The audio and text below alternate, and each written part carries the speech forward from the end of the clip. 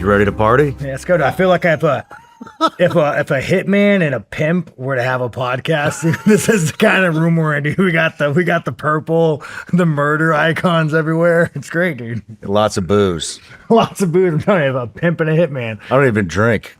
No, but it's dope, man. I got the tour, dude. Oh, this guy murdered him. This guy killed him. I'm like, oh yeah, dude. It's real fucking cool in here. I feel right at home.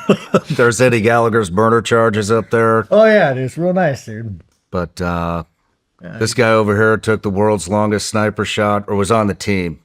Oh man, you got to get one of Tim Kennedy's grenades in here. Well, nobody could find him. Actually, I fuck with Tim Kennedy. But yeah, no, this place is dope, man. Yeah, you've been out here fucking crushing it, doing all the right things. You just had Candace Owens on. Bro, that's a crazy That went nuts. Yeah, that's a crazy bitch right there, dude.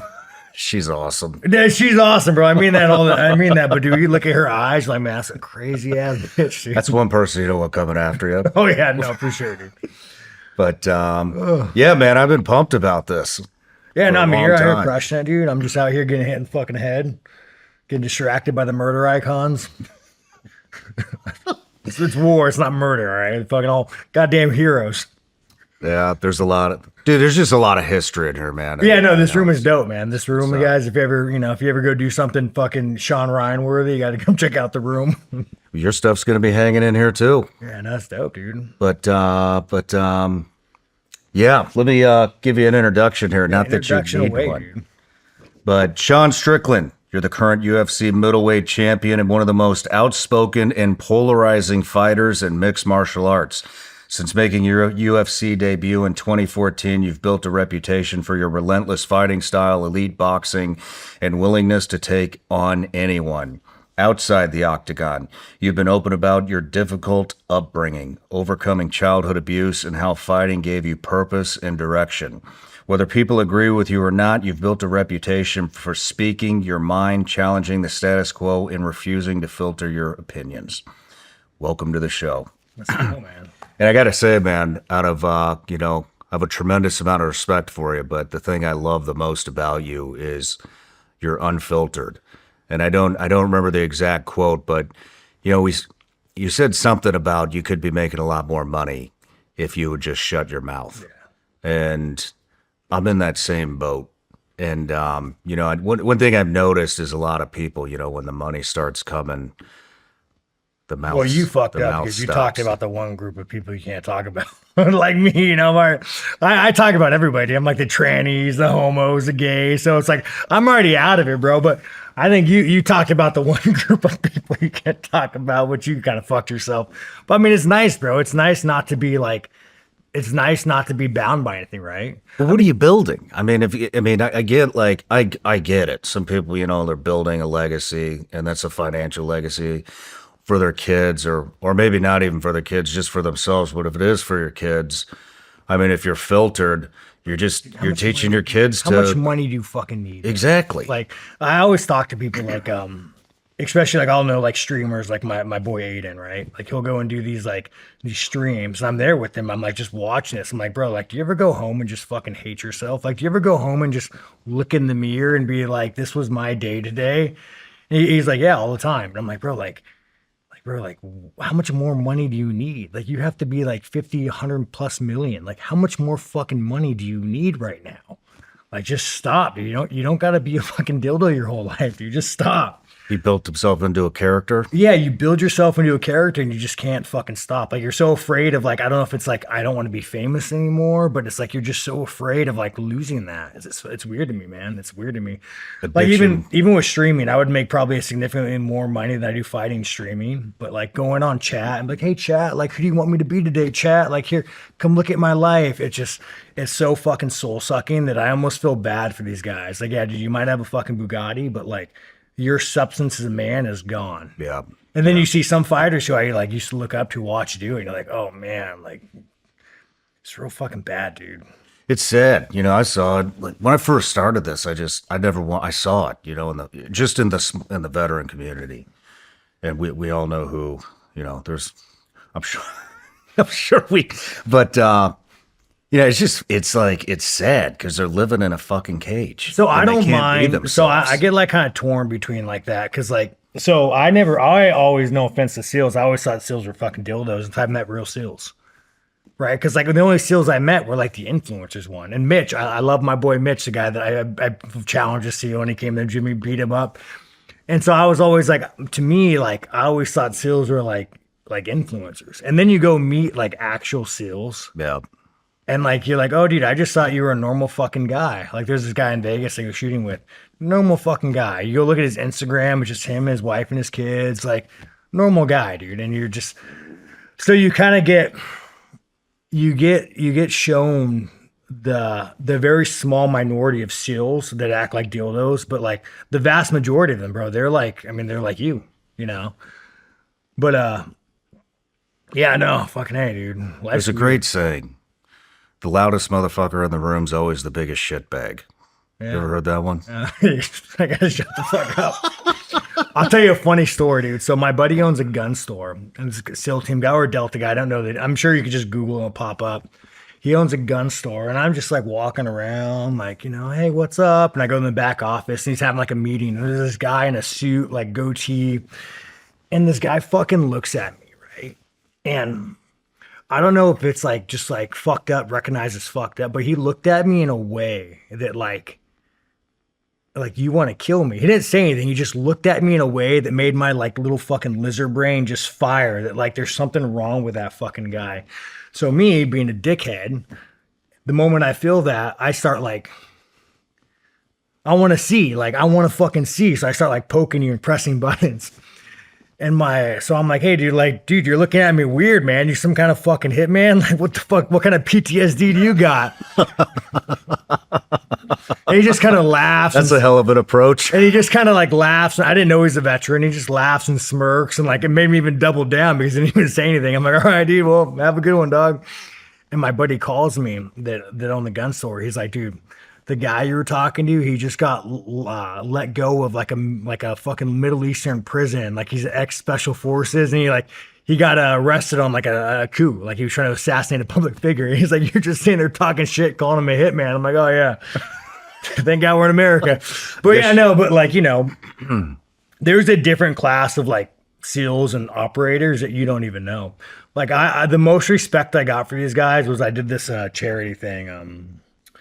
It was like a Green Beret. You go and like, you know, you just go shoot. You know, I shot a lot of Green Berets. Maybe you guys have practiced a little bit more. But it was a competition. But they invited me to go, and I was like, man, I don't really have much connection to the military, you know? Like I like the military, respect them, but I don't really know much about, like, I don't have a connection. I don't have family in the military, like, but I'll go. Getting to know these guys, man, like life-changing. Like you meet these guys and they're just going away. They leave their family for like, you know, months at a time in some fucked up part of the world. And they don't do it. Like they'll never be famous. They'll never really be rich. And they're just doing it because they love the respect of their brothers. Meeting these guys, though, you're like, man, you guys are real men. Like, you guys are like the last men on this planet. Yeah. You're quiet. You shut the fuck up. You go and you pursue this ridiculously hard path that nobody could do. You don't do it for likes. You don't do it for fame. Like, you just do it for the respect of your peers. Like, to me, like, the Green Berets, the operators, they're one of the last men and, like, bastions of masculinity on this planet. I don't disagree with you. Masculinity is just disappearing. You know? It was a trip to me because I couldn't like fathom that. Like I was talking to a guy that wanted to go Delta, and he was telling me some of the things he had to do and like the selection process. And I was like, man, I just couldn't fathom doing that and breaking your body and all this shit. And you'll make, I don't know how much Delta guys make. I mean, what does a fucking Delta guy make? I don't know. It's been a long time since I've been. Well, they just say 200,000, 300,000. Like I would not even say that. I would say, I mean, when I was in as a low level enlisted SEAL, it was 65 grand maybe. That's what I'm saying, dude. And like, and these guys, like, they're pursuing this anonymity. Like they'll never be famous. They'll never be known. It's like they're gonna go be in fucked up parts of the world doing fucked up things, and like, you're just gonna die. Like me as like a white trash kid that wanted to be a fighter, I just couldn't imagine dedicating your life to something and getting really no payoff besides like the respect and dignity of like your peer group and like your own image. So like you meet these guys like, man, that's just, I can't even fucking wrap my head around that kind of like sacrifice and your reward. Well, it's not even, I mean, I agree with you, but you know, nobody goes into it. Well, I don't know about now, you know what I mean, with all the social platforms and shit, but nobody goes into it for that. You know what I mean? If they go into it because you're drawn to, I mean, not unlike yourself, you're drawn to you're drawn to the sport of it. How old were you when you enlisted? I was 17. And now you went straight SEALs, or were you like? Yeah, I went straight to SEALs.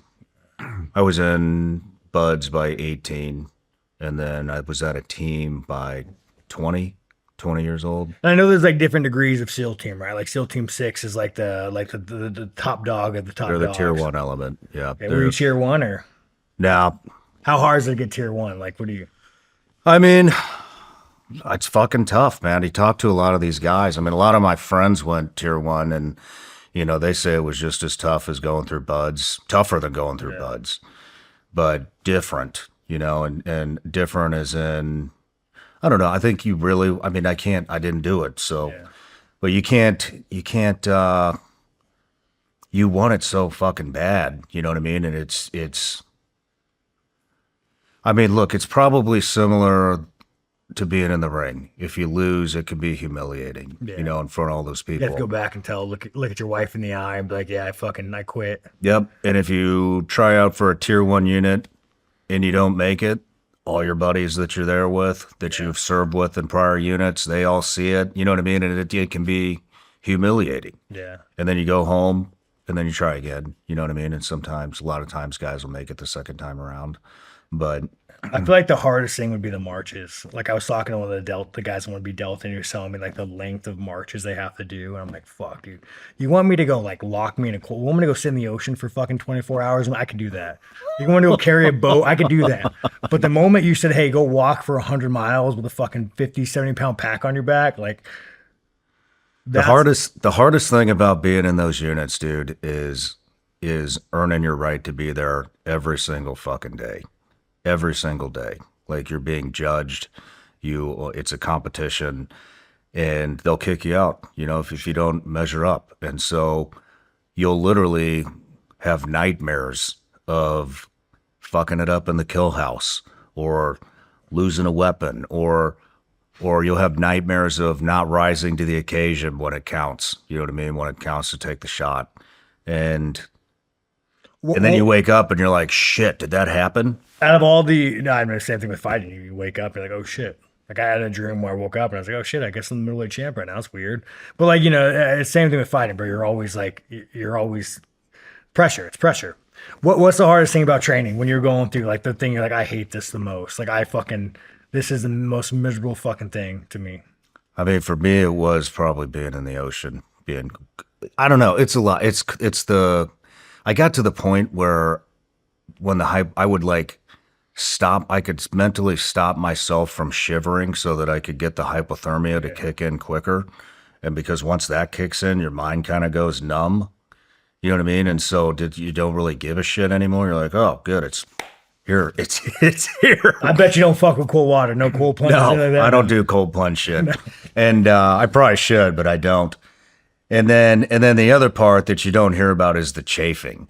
So, like, I don't know if they still do this, but you'll go on a 4-mile run or a 12-mile run or whatever, and you'll get out of the water and you'll still have your wetsuit on. And they'll be like, I mean, this is the shit you don't see on TV. They'll say, all right, everybody take a handful of sand, put it under your armpits, put it down your junk, put a handful of sand down your ass crack.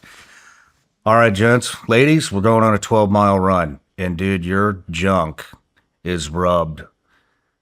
Like, you could take whatever STD you can think of, and this shit there's no skin on it, dude. There's no skin on your sack. There's no skin under your arms. There's no skin in your ass crack. Do you think the training is just as hard now as when you were in, harder or the same? I don't know. You know, I think it's changed a lot, but from what I understand, and I don't really keep in contact much with the community at all. the end product is just as capable. Yeah. You know, and a lot of shit's changed, you know, since I think it should evolve. You know what I mean? I think that, look, there's a lot of broke dicks when I was in because they overdid. Yeah, dude, I think maybe that, but like when you look at the military as a whole, like I kind of wish we'd regress a little bit, be a little bit tougher. Like you look at some of these fucking like I don't even know how they do it. There'll be like a drill sergeant with a fucking iPhone recording like some two fucking liberals like limp dick women fighting. Like, bro, like what are you doing? Like how the fuck do you have an iPhone recording like shouldn't you be like teaching these fucking people, smacking them, making them run? Have you seen those these days where it's like, dude, how do you fucking even do? And then you post it. Like, there's no like chain of command that says, hey, don't film your recruits being like fucking pussies. Yeah, I don't know, man. The military standard is fucking weird. I actually wanted to join the military when I was a kid. Really? No, I did. So like, fighting sucked, dude. Like, I mean, you're so poor. Like when you're a fighter, you're so fucking poor. Like you're like, even when in the UFC, dude, the UFC guys, they're signing guys at like, I think they're signing guys like 10 and 10. This what does that mean? 10 and 10. So like 10 to show, 10 to win. So you get 20 grand for a fight. 20 grand. So then you pay off your manager, you pay off, you know, you pay taxes. Like, dude, if you lose, you'd be making like 7 grand. So shit. And now you go and get fucking, say, go get injured and get locked out. Like the UFC is fucking brutal. Like the UFC is so fucking predatory. This is why you see a lot of foreigners excel. Because, you know, guys in Brazil that live in the fucking favelas, like, dude, 10 grand to them, bro, that's fucking life changing. Yeah. I have buddies that go and like live in like, you know, Dagestan or like Brazil, and they go back and they live like a fucking king. I'm like, bro, you can't even pay rent for a couple months here. So like the UFC, bro, it's like, it's so fucking predatory pay. Like, I'm happy. I make good money, but, like, the only very top guys are making money. As you guys know, once upon a time, I was a Navy SEAL. And then I contracted for CIA. We were hunting ISIS, Taliban, terrorist organizations, stuff like that. China was there. Russia was there. The Iranians were there. And everybody's kind of collecting on each other. One thing I learned is how important encryption and protecting your data is. That experience has just always made me extremely paranoid about what's being sucked out of my phone, what information are people getting. I wanted something that could protect everybody. And so we turned it into an application. We call it the Glacier app. It's the simplest app on the market, just a couple of buttons, your phone's protected, you got yourself a burner number, or 5 or more. You hit connect, done. You're protected. This is like the real James Bond shit. MI6, CIA level stuff. Most of the VPN companies that are advertised on podcasts, they're owned by Chinese companies. They're owned by Pakistani companies. They're owned by Israeli companies. I'm pretty sure we've all figured out by now that those companies and those nations do not have our best interest. So what do you think they're doing with all that information that they're sucking out of your phone? I don't know, but I'll bet you could come up with some stuff. Ladies and gents, theglacierApp.com, or just go on the App Store and look up the Glacier app. Take your privacy back. Download Glacier today.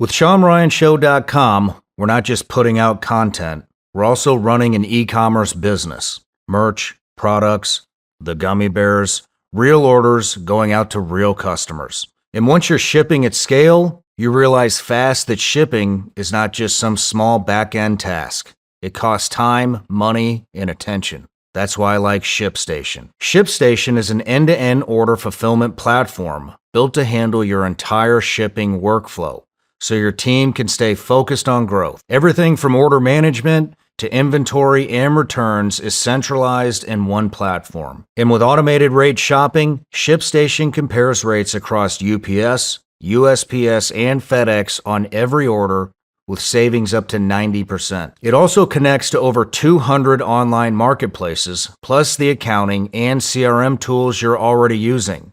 So you're not rebuilding everything or adding more chaos to the business. You're simplifying shipping, saving time, and staying in control. Over 1 million businesses have leveled up their shipping with ShipStation. The sooner you switch, the sooner you start saving time and money. Get started with ShipStation today and get 60 days free It's ShipStation.com with code SRS. That's ShipStation.com, code SRS. ShipStation.com, code SRS. Taxes and fees apply. I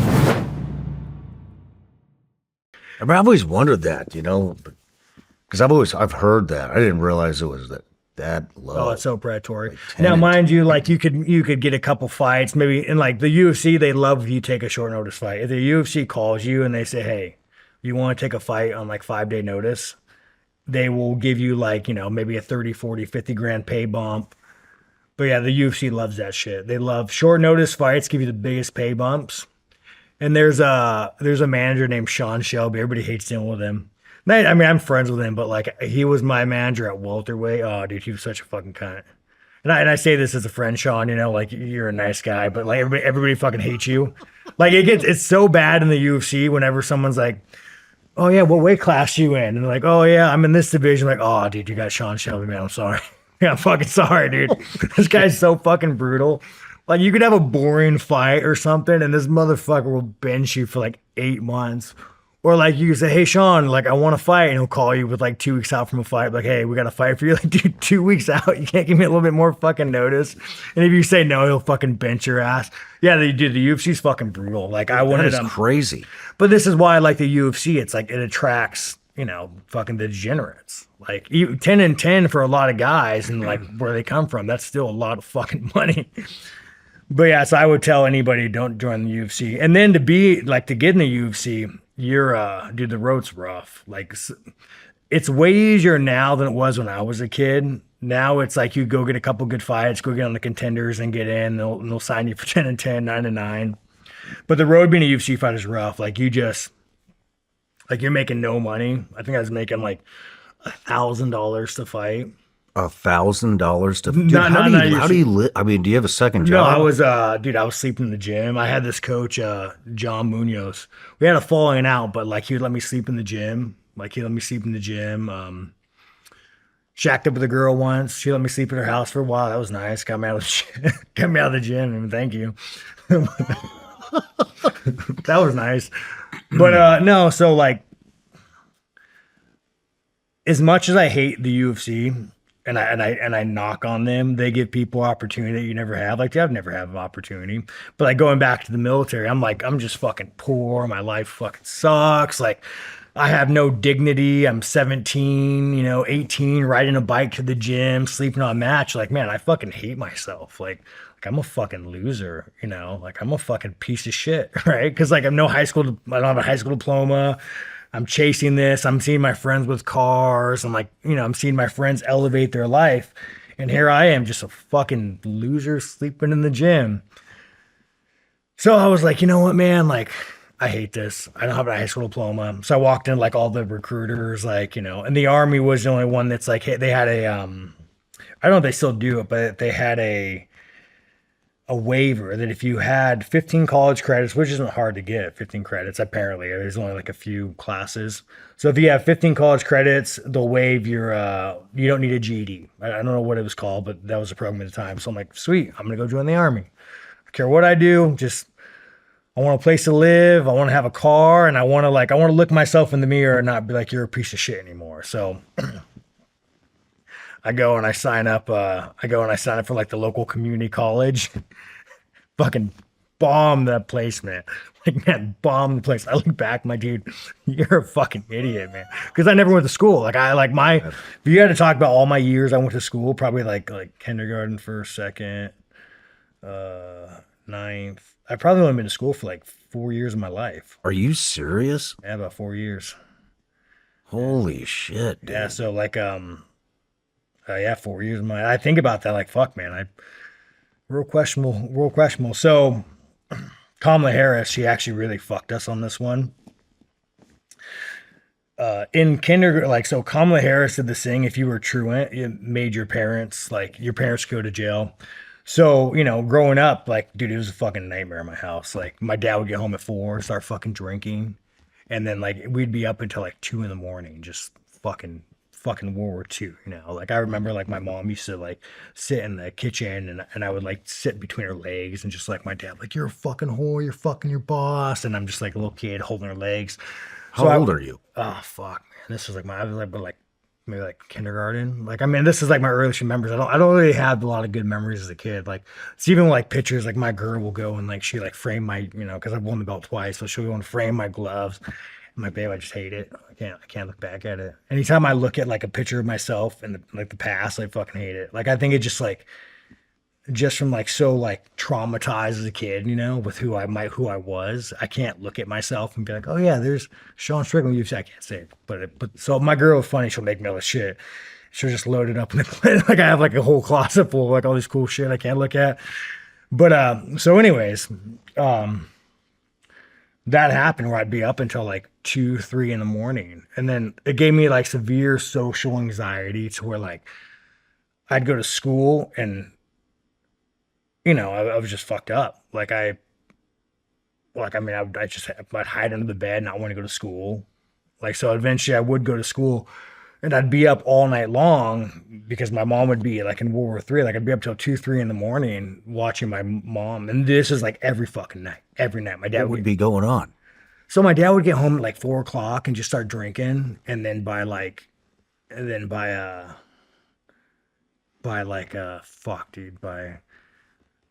I don't know, like 9 o'clock, dude, just World War III. Every now and then he would yell at you and be like, get your ass upstairs, like, because I would like try to protect my mom, like, go upstairs. So you'd go upstairs and like you're just sitting there like, fucking crying your brains out, listening to your mom, like, oh, I hope my mom doesn't die tonight. I hope my mom doesn't die tonight. Actually, I remember one time, like, you say you hope your mom doesn't die tonight? Yeah, like, because you're just like, you're laying in bed, like hearing your dad, like, I'll fucking kill you, like. I mean, I remember my dad, earliest memories telling my dad that, like, if you cheat on me again, I'll cut you and burn you and put your body in acid and bury you in the backyard. So, like, all night long, you're just, like, you're hearing this shit, right? So, like, it's just, anyways. So, I remember people asked if I'm religious, Are you religious, man? I am. So I remember like laying in bed once and like, being a kid crying, no pillow sheets, right? I know sheets on my fucking bed. And like I know like pillow sheets, like when you have like a dirty, nasty, brown, fucked up pillow that with no fucking case on it, it's like waxy. So I remember just like crying my fucking eyes out when I was in this pillow, and I'm like, dude, there's no God. Like, right? Like if there's a God, like how the fuck is there a God? And these are my earliest memories. Like, why would God do this to me? Do you ever think about that still? Yeah, and then like I remember like wanting to die before I knew what it was. Now with kids are so like suicide's a thing, but like when you're a little kid, you don't know what suicide is. But I remember laying in bed like, man, I just like, why am I here? Like I want this to like gone. So like yeah, so laying in bed all night long, just not sleeping. So I'd go to school and I would just sleep all day long. Just, lay on my desk and just sleep all through school. So kindergarten happened, and then I don't know if my mom was working at the time, but then first grade happened, and then she started working. So now I had to go and like I'm up all night long, and I have to get myself up. I have to get myself up and then walk to school. So you're telling me like first grade, I did it. I walked to school. I showed up like late every day. I remember like when 9/11 happened, like I was fucking sleeping. It was on the West Coast. Like it happened at like, over what time it happened, 10 a.m. I was fucking sleeping. I remember I walked into like out my third grade class. And, like everyone's like watching. I'm just like, hey, what's up, guys? I just waking up, like what's going on? So, yeah, so I just would sleep all day long. And then once I hit like third, fourth grade, I started ditching, and I was like, dude, I don't have to go to school anymore. Like, what the fuck? I'd walk to school, like, I'm not going to go. So I just not fucking go. It's funny. I had this one teacher, and it makes me laugh, dude, because like I had this one teacher that took my desk from me because she got so mad I was sleeping. So like she literally was like, Shawn, you can't stop sleeping in class. I'm taking your desk from you and make you stand. So I'm just like, mind you, I'm a fucking hoodlum as a kid. I'm like, fuck you, bitch. I'll just sleep on the fucking floor. So I literally just like slept on the floor. And like she took my desk, everybody else had a desk. I'm just in the back of the classroom just sleeping on the floor. And mind you, she doesn't know I'm sleeping because I'm in a fucking World War III at my house, right? So it's like, it's just kind of funny how like society just nevertheless, hey, Shawn, why can't you stay awake in class? Well, shit, man. So, and then going into fourth grade, they did this, Kamala Harris did this thing that if kids were truant in school, they'd prosecute the parents. So, I started ditching, like I want to go to school. So my mom had a choice, like either she's going to get charged or homeschool me. So now I'm homeschooled from fourth grade, fifth, sixth. I went back in middle school, but now mind you, I went back in middle school and I'm fucked up, right? Like I've only been socialized, like I was like fucking dude. I have fucking friends. So I was like socialized from, kind of socialized for 2 years. That's not socialized, man. And dude, mind you, at my house, that's just humiliated. Oh yeah, mind you, dude. Like, and I mean, I was watching fucking porn when I was like in fucking second grade. Like we had like a literally a porn box in my fucking that like my brother had watched. My sister's funny, dude. My dad, like back in the day, you kids don't know this shit, but they had like the TV with the built-in VCR. So my dad would always take my sister's VCR, and she had to be like, she's probably like 6 years older than me, so she's like middle school, and be like, "Oh, Dad, you left your fucking porn in the VCR," as she's like goes to watch a fucking Disney movie, and there's like some fucking dumb porn tape. So like we were just around that. Like it was just normal. We were just around that shit, It was like very like just, yeah, there's a porn box. Oh, Dad left the fucking porn in the VCR. Like, So I'm just painting this picture of like me being this unsocialized, like just not socialized. And then my grandfather was like kind of like my hero, which is like a military guy or ex-military. He may only did a few years. I don't know if he like probably got kicked out. But to paint a picture of my grandfather, he's like this 6'7", big white guy, South, like the most racist motherfucker you will ever meet, like cleaning a fucking gun on the fucking porch, dude. Like I don't want to drop the hard ER, but on the fucking, oh, get these fucking off my lawn. I mean, that was him. So me being this like piece of shit bullied kid by like everybody, my brother, my sisters, like I was the youngest in this like brutal fucking food chain. So I just got like, I got the worst of it. So like me, I had this big white strong man who had guns. And like, I was like, man, this is like, he's the only male role model in my life. And all he would talk about, racist, fucking blacks, fucking Mexicans, racist. So it's just like, I assume that identity. Like there's this movie, American History X. Oh yeah, I know it. I mean, that was like who I wanted to be. Red laces, swastika. Like that was like, man, that's who I want to be. Like that's the kind of guy I want to fucking be. So 7th grade comes around and, I'm full on fucking eat the pudding, I'm like a super just real fucking racist, Yeah, like so I'll give you an example. One of actually my good friends, this was my 7th grade. This was now he's actually a good friend of my boy Josh. But his sister used to sit behind me in class, and I think I said something like, "Hey, like leave me the fuck alone. I'm gonna give you a basketball, like leave me the fuck alone." So he goes and like tells like her big old black brother Josh, 7th grade. I'm like, how old are you in 7th grade? What, 12 maybe? Yeah, like 12, right? So I'm at lunch, and this guy comes up to me, and he goes, "Hey man, like you said some racist shit to my sister." And I look at him, I say, "Hey, you fucking, hard ER. Like, why don't I go give you a fucking rope and you could go fucking hang yourself in a tree?" Like, I'm like 11, 12 years old saying shit like this. So, I mean, I'm using this to paint a picture. Later in life, we actually became like, as I started training, he started training, and I kind of grew out of it. We became like really close friends. And, I mean, like, hey, sorry, man. So that happens. And then I got kicked out of school in middle school for a hate crime. I don't know what I fucking did. I probably like was just spouting off some shit. They put me in a class where they isolate you. They put you in you go in at 11, you go in at like 10 a.m. and they let you out at 1 a.m. and they do it to keep you away from them. So I was in that for a while. And then I went And then I told my mom, like, I can't do this. So she homeschooled me because I was ditching again because Kamala. So I was ditching. Now I'm homeschooled again for 8th grade. Real quick, is anybody at the school, is anybody outside of your family asking you what the hell is going on in the home life? No, man. No, they're just disciplining you. No, my sister's a school psychologist, and like, you really, like, what do? You know, you can't, like, you can involve yourself as much as you can, but what are you gonna do? You can't really change anybody's lives. Yeah. So now I'm back in school in 9th grade, and I love football. I love football. Like, you know, football is like my dream. I love it. It's the only time I could fucking hit somebody. But I couldn't keep a GPA. I've only done, like, I mean, I could probably barely read and write at this time, you know? So I couldn't keep a GPA. I couldn't keep a fucking 2.0 if my life depended on it. So then, like, I got kicked out of school. Or no, then I once football was a thing, dude, I just gave no fucks. I got kicked out of school again for a hate crime. I think a Jewish kid was running for class or office. And I was like, dude, like, I think I said, like, the last thing we need is another fucking kike running for power. And mind you, I'm in fucking, I don't even know what that means. Like, I don't even know what that fucking means, dude. I'm in 9th grade. Yeah, I'm 9th grade. I don't know what the fuck that means.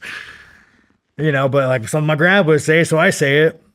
So then I go to these, like, just shitty gang school with all these fucking, like, which probably not help my racism at all. Yeah, Orange Grove. It's like this is shitty. I mean, there's guys like fucking smoking crack in the bathroom. Like, mind you, I'm like the only white kid here, so I'm like getting fucked up. I'm fighting these little fucking degenerates, you know, like it's making me worse. And this is like why institutions usually make people worse. Where like people are like, oh, put them in jail, lock them up. Like, no, you're just making them worse. Like, you're just fucking making them worse. So I tell my mom, like, I can't be here. Like, I'm like the token racist white kid, you know, I'm getting fights. So I don't tell my mom. She just knows. So she homeschools me again. What does homeschool look like? It's just fucking nothing, dude. Just nothing? Just nothing, dude. I don't want, you know. So she homeschools me. Yeah, like nothing. She homeschools me again. Just because it's like, you know, I go back, and then like finally, like I go back to school again at like 10th grade. I do another fucking hate crime. I get fucking kicked out. I think I got a fight with a bunch of black guys, like jumped me in the locker room, and I got fucked because I was white. I was like, what are you talking about? They're like, well, you said fucking. I was like, well, I mean, what do you think? I still got my ass kicked by like 5 black guys. What are you talking about? So I got kicked out again for a hate crime. And then I'm in this shitty school. I transferred to a continuation school to get my credits to graduate. I'm like I don't know if I'm like sophomore, junior. I think I might have been going to my junior year. And then I was like, oh, fuck. And then so during all this, I'm just really pissed off, angry. I start training now. Like, my mom brings me to a gym. I start training. I fucking love it, dude. I love, like, training to me was the only time in my life I've ever been happy. I tell a story, but I remember walking a gym. I'd be like fucking 14 years old, 15 years old. And I just got the shit kicked out of me. Like, the utter shit kicked out of me by like 19, 20-year-olds. Beat the fuck out of me. Only time in my life I've ever been happy. Really? Like the only time in my life I've ever been happy was like leaving out a fucking bloody nose. I'm all fucked up. And I'm like, I love this. Like, I don't know what this is, but I'm happy. So during my sophomore year, I think the sophomore, junior, senior, I'm training now. I'm at this continuation school. I grow my hair out super long. And that's where Tarzan came from, because like I was so like, you know, like I wasn't racist, I was angry. And once I started training, I really was like, man, I'm not racist. I'm just fucking pissed off and angry. I'm just super fucking angry. So like going back to like the shame I felt on myself, I wanted to get away from like Shawn, the little kid, and I wanted to like recreate my identity. So I grew my hair out long. And I mean, they used to call me, like, my nickname in training was Hate, like Shawn the Hate Strickland, just because like everything in me was just hate. Fucking hate the color of the wall, fucking hate you, hate this, hate him. Like everything with me was just like, the only thing I felt was just hate for everything. So I grew my hair out really fucking long. I started training, just ate the pudding of training, loved it. Every day after training, I'd skip school to go train. And I remember talking to one of my teachers about like graduating. I was like, fuck this. Like, I want to be a fighter. And I just like left school. I was like, I never came back. I just went full-time fighting from like 15 to about, I think, 18 or 19. You started at 15? Yeah, so around 15. So then I'm about 18, 19 years old, going through like fighting lower circuits. I turned as a professional fighter at 17. So I'm like just going through the circuits, just fighting, taking fights. But I'm making no money. I'm a piece of shit, dude. Like I'm a fucking piece of shit. I hate myself. I hate myself even more now because now it's like, now I'm becoming a fucking man and I'm even worse off. So, Why do you hate yourself? it's just like you have no money, dude. You have no self. I have no fucking GED. I have no fucking money. I'm riding a bike everywhere I go. I'm just a fucking loser. And mind you, I had no social skills. So like there was no like, oh, like everybody else is out going to parties and getting laid and like partying. I had no social skills. Like I didn't have that. I remember one time something really stuck with me. I mean, I have a few things that stuck with me. Like seventh grade, I think my math teacher, history teacher, Miss Wadges, she looked at me and she's like, Shawn, they build prisons for people like you. Absolutely right, 100%. Like after I look back, I'm like, yeah, you're 1,000% right. Like without fighting, the best thing you could have done for me is put me in a cage and said, don't come out. But through fighting, I kind of like found myself. But I had this football coach, fucking dick of a guy. All my buddies were like going out to a movie or something, and I was like, dude, what the fuck? You don't invite me and my coach. 100% right. My coach walks up to me, he's like, dude, why would they invite you? You're a fucking asshole. Like you're a fucking dick, dude. Nobody likes you. And me, like in hindsight, I'm like, yeah, you're 100% right. Like 100% right. So I have these like little moments in my life that you just remember that like an adult told me, never a kid, like an adult, somebody in authority told me. I'm like, yeah, man, like. You're definitely on. You're definitely onto something. So I'm training now. I'm 18. You had nobody. You had nobody. Oh yeah, no. I was like, It was a positive influence on you. Everybody just. Well, no, I did. So like, I had like all my positive influences were like my grandfather, like the guys, like I looked up the American History X guys. I said positive influence. Yeah, but no positive. I know positive. Like nobody to like really. The gyms helped me because like there were people that were like me that the gyms help because there are a lot of people that and I fit in. I would go and like the only positive influence I got was from the gym. Like you'd go fight people and like like you have like a brotherhood in the gym. I'm sure it's probably very similar to military. Just obviously you're not fucking killing people, so it's probably not as strong. But like you're with these people every day. You're fighting them. That really changed my life. Training and getting the anger out. Like it if it wasn't for fighting, dude. Like I always say, like, oh, I want to be a serial killer. I'd fucking would have just murdered somebody on the street and been locked up. I would have been institutionalized for the rest of my life. Like it wouldn't have been like there would be no romantic story behind it. I would have just been pissed off, fucking done a horrific act, and then been institutionalized for the rest of my life. I would have got out. I would have done another horrific act, and then I would just be institutionalized for the rest of my life. That was like my path if it wasn't for fighting, just a long line of institutionalization. But so now I'm like 18 years old. My life fucking sucks. I'm just no self-respect, no fucking dignity. And then I go to a recruiter and I'm like, guys, my life sucks, dude. Like it sucks. I'll do anything. I'll do anything. Just give me a uniform, give me a place. Like, let me look in the mirror and be like, dude, you're not a loser. Like, and I think that's a lot of like, I'm sure a lot of people want that. Like they want the uniform, they want the respect of it. Just to like, you're not that guy anymore. You're that guy. You're the fucking, the guy on the wall. So I sign up for college to go get my 15 credits, bomb the placement. So I probably had to even do more than I needed to.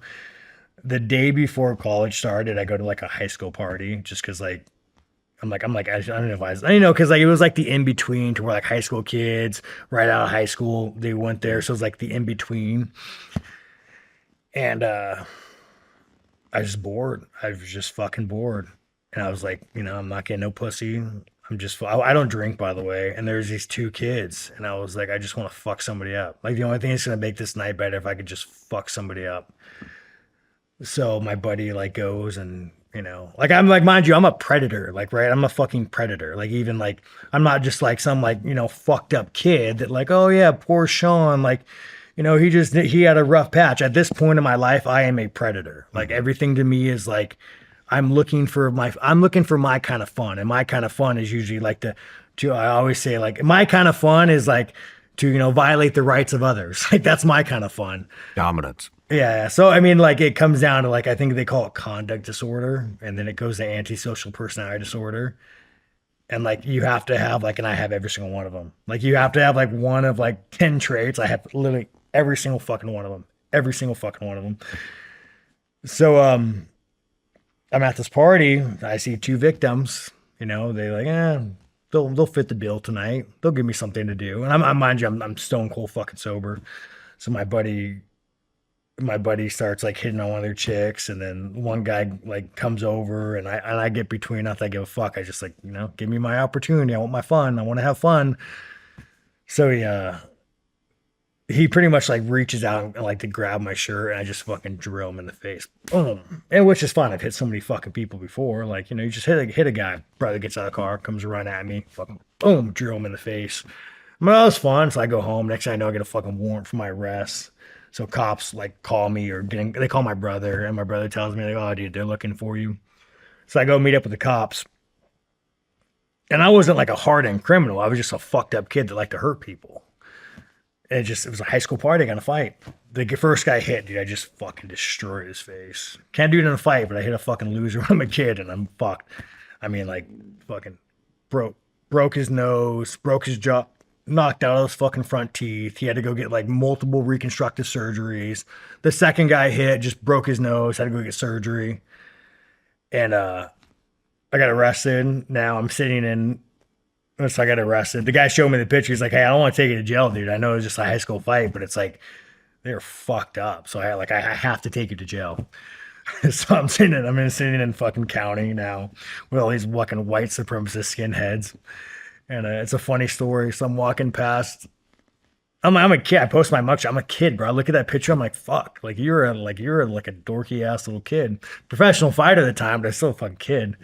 So I'm walking past like the black cell, and they segregate in Riverside County, dude. And you have like, it's like, you have like 10, 15 big old fucking black guys hanging on the cell, like just like talking shit as you walk by. And I'm like, oh fuck. So I get to the segregation cell, and all these white guys come up to you. And I was only in for like a day and a half. I wasn't in very long. So they get to the white cell. And I remember them like telling me like, hey, Shawn, like they go, they make your bed. They show you what, because like when you get arrested, they give you this they get a little box, and they give you the lowdown. Like, hey, you can't shower the black guy. You can't fucking shit what we eat. Like, and they give you the lowdown. At the very end of it, I was like, you know, guys, I'm not really racist. So it's like, how does that work? And they're like, well, here's the thing, Shawn, you're either with us or you're not. And then I remember walking past that cell with all the black guys talking shit to me. And I was like, I'm in, brother. Like, I'm in, dude. I'm in the club, dude. When do I get my tattoo? Let's get a swastika. So, just shows you like institutionalized, right? But I remember the thing, like, you don't have a choice. Yeah. But I remember the thing though, when I was in there, how much I admired these people. Mind you, these guys are fucking shitbags. One guy in there was for attempted murder, like. But like I looked at these people, like I mean, I'm sure you would look at like a Navy SEAL or like someone you look at a hero. I looked at these shitbag people, like man, you like I Spider. I talked to him for a little bit. I was like, you're who I want to be. Like you're kind of who I want to be. Like I admire this. What was it about them that you admired? Just like community. I mean, they were cool and they're really nice to me, you know, they're fucking really cool to me, which is probably like something I don't get often. But yeah, they just the tattoos, they're just fucking shit bad. They're savages. Like they would do like, it's just like, I don't know, man. I always say like, did you have a pretty good upbringing? I did. I had a pretty good upbringing. So, I had a like, great upbringing. So whenever you go through like, and I'm sure you've experienced a lot of like PTSD, but I don't know how like, I don't know what PTSD feels like as an adult, right? So like I never like, I don't know what it's like to be normal and then watching your buddy's head get blown off. Like I don't know what that's like. I don't know what kind of that does to the brain, you know? It does less to the brain than what happened to you. It's not some people, dude. To some people, like I mean, I've met some people that like after they went to like Iraq and like they were like usually IEDs. See those, Shawn, but a lot of like like I had an abnormal childhood for the industry that I was in. Yeah. You know, and a lot of But the it probably guys that helps go you in because you're there, adjusted. You're emotionally secure. you're an oddball. I mean, a lot of the guys that go and have a bad, you know, their childhood's like you, and I didn't even fucking know that, man. I mean, my best friend in the SEAL teams was dropped off on a doorstep in a car seat, Yeah. you know, like shit like that, but or like what you're talking about, and I didn't even know this until I started this, Yeah. and like you see all this stuff in here, like a lot of these guys have been molested as kids, they've been sexual abuse, like very That's common. similar to your situation. I have one guy in here, Steve, a friend of mine. I mean, they're put cigarettes out. Yeah. His stepdad was putting cigarettes out on his dick, and you go to like I did therapy for like 3.5 years after I left CIA, and they kept going. They kept going to childhood. They kept going to my childhood. There's just there's nothing there. Like I had a great childhood. You know, I feel guilty about it after. But no, talking. but that's good though because it makes you like more emotionally secure. Like my wife, great childhood, as perfect as you get, and that's the only reason why we're together. Because every time I'm with a woman like me, it's like we're two fucked up people together. But my wife is like so together that she could like. Now, mind you, I'm not me. Like, you know, usually if you have a wife, guys, you got to really learn how to just like repress everything. Just fuck, don't be yourself. Just fucking be completely different. Go hang out with your boys. But yeah, I always wonder though, because I met some soldiers or like my buddies that were like, usually the IEDs will get them. Like if they had a friend die in like Iraq or Afghanistan for the IED, those guys are usually ones that fucked up. They feel like survivor's guilt. Mm-hmm. I mean, I'm not diminishing it. I'm just saying that when you go through it, you know, and you start to unpack everything, it all starts with the childhood trauma stuff, man. Well, I mean, didn't it? That forms who you become, and that forms everything. Well, didn't Mattis say something? Somebody asked him about PTSD. He's like, "Do some people either get it or they don't?" It's like if you're prone to it, you're gonna get it. I don't know the quote, but he said some quote about PTSD. Who said that? General Mattis about like he's like it's either you get it. Like some people get it, some people don't. Everybody gets it, dude. Yeah. That dude's full of shit if he's saying that. Everybody fucking deals with it. Well, I think it's like the ones toughest motherfuckers. but I think it's the ones that like bury themselves in the bottle. You know, it's like there's some guys that like bury themselves in the bottle. That's everybody. Yeah. He's an officer. He's a general. Yeah. You know what I mean? Yeah, I guess he doesn't really fucking know, right? He's just a guy. So He's the one that says the orders. I don't know his whole background, but he's a fucking 4-star general. Yeah. You know what I mean? So, I mean, he's pretty far removed. But I know some guys that battlefield. survive in it. Like I know some guys that are doing contracting work, like even with like a, you know, I don't want to get into any details, but like there's a big current thing going on right now, and they're over there. Mm-hmm. But they love it. They fucking. You get addicted to it, man. They fucking I mean, love just it. like you're talking about. I mean, that's where you excel at fighting. You're going to parties and you get addicted to fucking whooping people's ass, right? Even You get addicted. He's like, dude, I stabbed a guy. Here's a knife, dude. I fucking killed her. Like you get addicted to it. You get addicted to the adrenaline. You get addicted to the killing. Some guys have killed so many people that I mean, it gets boring. It's like, oh, I've not killed anybody with a water bottle before. You know what I mean? Let's see how that is. I'm going to knife this guy in the neck. I'm going to knife him in the crotch. I'm going to, you know, try to rip his liver out. I'm going to hit him in the femoral down here. And it becomes like, how many different ways can I gut a dude? yeah, well, he's telling me a story about, you know, the place that we can't talk. I don't want to get in. I don't really know if I'm fucking violating or I don't want to get in trouble, but he was like telling me that like they had to go and refrain someone from just smoking civilians. Where like he would just like their contracted work, and he would just fucking shoot. He would just fucking shoot people, and like we had to stop. Like you can't just go fucking shoot people. Like you just can't go like some people, man. Some people are just like they're just. But you know what it is? You're religious. I'm not. But it's like. I wasn't. But like I could use like metaphor, like theology, like. everybody starts off with like a soul, like a really good like soul, right? And every time you do a bad deed, you kind of erode that part of you. Like every time you push the envelope of something horrible to do, you kind of like you erode that, and you kind of take it away from you. So I think with people with PTSD, especially with when you have a victim mentality, I would actively try to erode my goodness, right? Because like being good never got me anything. Being good got me like I was fucked up. I was a victim. Like that was like I was sad. I was fucking scared. I would cry. Like being good, that good little soul that you have that you're born with. And I'm not religious, but like I picture be like, like a little glowing fucking ball inside you, that good little soul that you have when you're a kid. It's so innocent. It's so innocent. And then as life and adults and the cigarettes and like as you become an adult and like these fucked up people like to just touch your soul a little bit, and they make you feel like such a victim that we're like, you want to talk about like the antisocial degenerates, like the conduct disorder. You start realizing that like it's bad. Like this good thing you have in you that like you care about women, you care about like the victim, like it doesn't get you anywhere. Just like it only puts you in a bad place. So like you start growing up and you just start like carving away and just chipping away at it. Like I don't want this anymore. It's not good. Like I don't want to be sad. I don't want to be a fucking victim. Like I don't want this anymore. Take it out of me. Take it the fuck out of me. So you start like doing things to just like scar yourself, like whether it be like you commit a hate crime or like you violate the rights of others or like you kill a fucking animal. You just start doing these, and like it starts after a while, like it feels good, and then you start pushing the envelope of like, well, I want to know what this, like you said with a bottle, I want to kill somebody with a bottle. Like you start pushing the envelope of like, what bad deed can I do to like start making me feel something?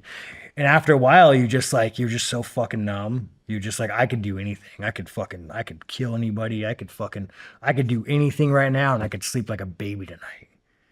But that's what you want, right? That's what that is what your mind is telling you to do. Like you got to be a hard man. Like you're in a different world, dude. Like you got to be able to do any horrible act and go to bed fine. And it feels good after a while. You're like, oh man, dude, I'm like, whether you're sleeping with random women, whether you're like violating the rights of others, like after a while, you're good. I'm good. I don't know. I feel fine. So I think that's like, talking about like PTSD and like you're talking about like, what could I kill a man with as a bottle? You just start chipping away at that like little goodness inside you. And once it's gone, dude, life is nice. It's worse because you're miserable, right? You're fucking miserable and like you hate life, but it's a misery you like. I wouldn't say it's nice. I mean, it all gets fucking boring, like. But like I said, I had a great childhood, but it's boring. But no, it's boring now because it's like you're Shawn Ryan, the podcast where the family. Nah, that's not what I'm talking about. I got so fucked up, and I hated being in this country because I couldn't get as dark as I needed to be, and so I packed up my shit and I moved to Colombia, South America, and I lived down in Medellin for like 5 years. But the part of you misses that, right? No, you don't miss it at all. Not anymore. You got the family, the kids? Yeah, I got a family, I got kids, but down there, dude, I just felt empty. Yeah. I was like, this is like, what am I just felt empty. Like there was no good. Like no good. It was, dude, I mean, yeah, was it a good time for a while? Yeah, it was a good time for probably about 2 or 3 years. Yeah. And then at some point you're just like, dude, and then it was like, how many more like women am I going to bring in here? Yeah. Like shit's as weird as it can possibly get now. Like, yeah. Like everything you can imagine, I've done. Yeah. No. Then I started like getting into, I got into coke, and I was like, how deep into this network can I infiltrate? Yeah. And I started infiltrating cocaine networks and figuring out how it works and like fucking slapping dudes around down there, hoping I would get killed. Yeah. Hoping like just, I would bring a calculator down there because have you been down to South America at all? If you go down there as a white boy, it's a sin for them not to rip you off. Yeah. And so I would go to I would go buy I guess not tons of coke. I'm not like Now, were you doing in an this for apartment, work, or like- are you just trying to party? both. Okay. No, not work. It wasn't work. It was. I mean, it was. Yeah, it was like intermittent. feeding. Yeah. Dude, it was feeding my adrenaline. Work was Middle East. This was.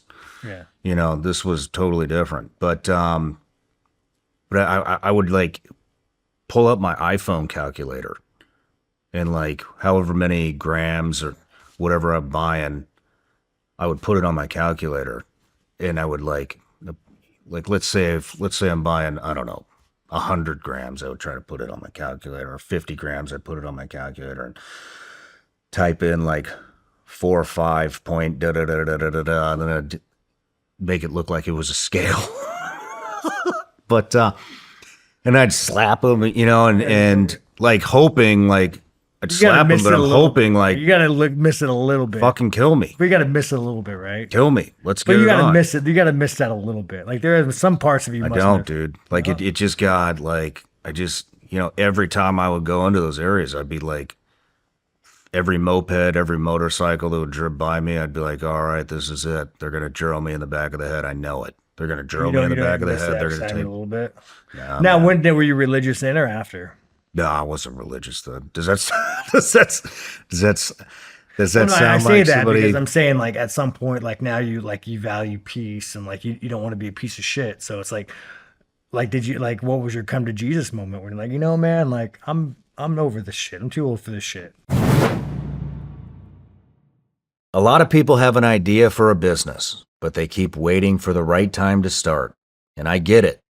We did the same thing before building the Shawn Ryan Show store. You want the product, the timing, and the plan to be perfect.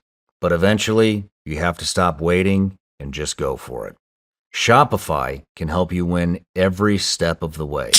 Shopify gives you the tools to take an idea and turn it into a real storefront without piecing everything together yourself. And when someone is ready to buy, Shopify Checkout helps make that process fast and simple. Their details can already be saved, so when they come back, it's one tap and they're done. That matters when you're trying to grow. You don't want to spend your time fighting the back end of the business. You want to focus on the product, the customer, and actually building something. And look, summer gets busy. Travel plans, family, everything gets in the way, but the excuses are always going to be there. If you've been waiting for the perfect moment to start, this is your sign to stop waiting and make it real. With Shopify, nothing stands between your idea and a real business, so go make it one. If you're ready to stop putting off your business and start hearing, then you're ready for Shopify. Start your free trial at shopify.com/SRS today. You heard that right. Start your free trial today at shopify.com/SRS. That's shopify.com/SRS. Well, I went down. I mean, it took. I was calling my parents and telling them I'm going to die down there. You know, and I remember, like I said, I had a good upbringing. I have a good relationship with my parents, but the SEAL teams and the contracting stuff at CIA like fucked me up. And I just became addicted to adrenaline. So I would go down there and like, you can do whatever you want. You can do whatever you want. And I mean, I was making maybe like 250,000 a year contracting back then, which was great. More money than I've ever fucking made. Yeah. And especially back then in the, whatever, 2000, like, and yeah, a lot of fucking money. Yeah. And so I could buy my way out of any trouble that I got in. Yeah. You know, the cops would arrest me. I'd wind up in jail. On the way to jail, I'd just pay them off. Like, hey, let's stop at this ATM. I'll give you a couple $1,000s, and taught myself Spanish. I totally immersed myself into that like lifestyle. And I OD'd a couple times, and I remember thinking, like, I remember waking up and dude, it was crazy, like down there. Like, it was fucking crazy. I used to hang out at these clubs. They'd have cocaine. What about you losing your identity? Has that been hard? Like, because that was your identity for so long, and now you're kind of like the podcast. But nobody knew it, dude. Yeah, nobody knew it. It was just girls and strippers and hookers and drug dealers and like, and then I would come back to the States. Nobody knew what the fuck I was doing. Yeah. You know what I mean? Some people did, but yeah, you're not locked. You're not locked into. I was just like, I'm gonna die down here. Like, what does my life even fucking mean? I know. And I got run out of there by their version of the feds, and kind of, I can't say escape and evasion, but I got out because I got tipped off that they were on me. Now you weren't down there working; you were just down there partying, or a little bit of both. Oh, you're just down there partying. Yeah. Oh yeah, you're one of those guys. You're one of those kind of savages. Yeah. Oh, no, it was not like, it wasn't work. It wasn't. I wasn't. I'll tell you what, guys. If you've ever been to Colombia and everyone's fucking mean to you, it's because fucking people like this. When you go to Colombia, I mean, it was just, I just like, that's just like you're talking about, man. You would show up to a high school party and crack dudes in the face. Like, I would show up to the most dangerous neighborhoods in Colombia and weasel my way in and like be partying with these fuckers at 2, 3, 4, 5, 6 in the morning, going 3 or 4 or 5 days straight. You know, I mean, I remember like partying in places you'd look up and you could see like the water. You know, it was like those created like tin roofs. Yeah. You know what I mean? And the tin wouldn't even be matched up, so you could see the sun rays coming in. Yeah. It was just disgusting, man. It was disgusting. Yeah, well, I could see why. Yeah, I could see why you wouldn't miss that, you know. But like maybe like the CIA contracting work. But do you miss that? No, I don't miss any of it anymore, man. Oh shit. I mean, my life's totally different now. You know, I don't like. But I imagine that's hard for a lot of vets, right, to let go of that. Like, yeah, but you have to be willing to let it go. Yeah. You know what I mean? Like now, but I mean, my adrenaline gets fed in different ways now, you know, so, and I have to watch myself and be aware of what the fuck I'm doing. But like I mean, we were talking about being unfiltered at the beginning. That can give you, white here where that can give you an adrenaline rush. So fucking white here where you live, dude. It's so it's when you're calling out the most powerful people in the world on a platform. Dude, you're becoming that guy, bro. You're one of the most powerful guys now. Your voice. I mean, you like, is it crazy? Where like your voice could change elections now? Well, they didn't change it for the better. Yeah. But I got fucking scum on that one. But yeah, so, you know what I'm saying though. So I mean, but I'm aware of that part of me, you know, and I got to reel myself in still to this day. Like, you know, I'm like, are you doing this because it's actually like the righteous thing to do, or are you doing this because you're like chasing that adrenaline rush? Because I'll do it and then it gets released and then I'm like, there it is. I can feel it. And then I get fucking paranoid and, you know. I don't like to travel without my wife because if the longer I'm without her, like the more I like falling back into who I am. It's like, she like, dude, my wife grounds me. It's like, if it wasn't for her, I'd be in such like, even being who I am now, you would have a very different version of who I am now. Like you would have a fucking completely different fucking version. But even like when I travel with my wife, so I was out training in Florida, like it just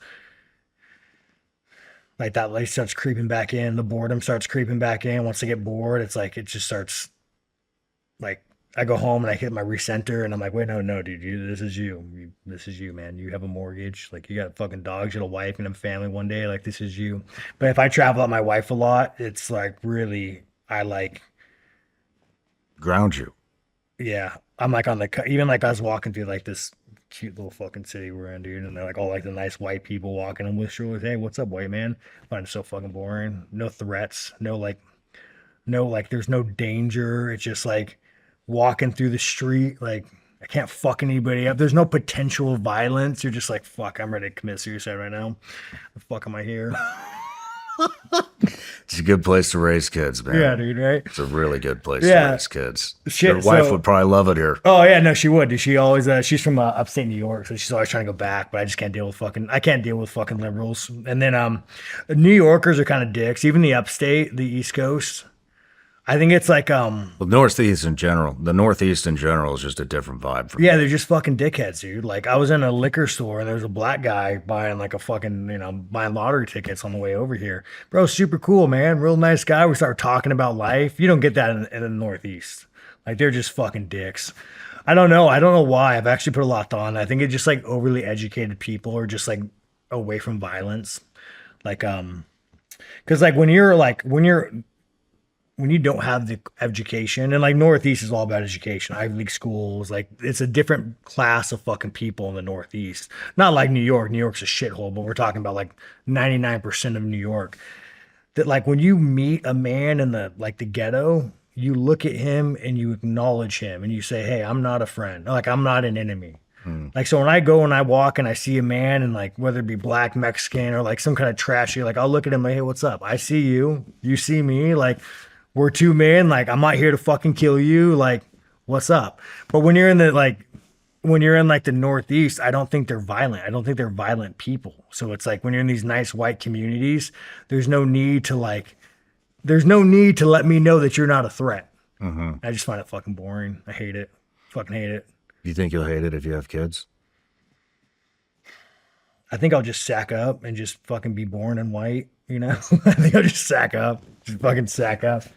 Because I know what I want to do, like same as you. Like, well, like you're different now, but like what I want to do is not good for me. It's not good for who I am.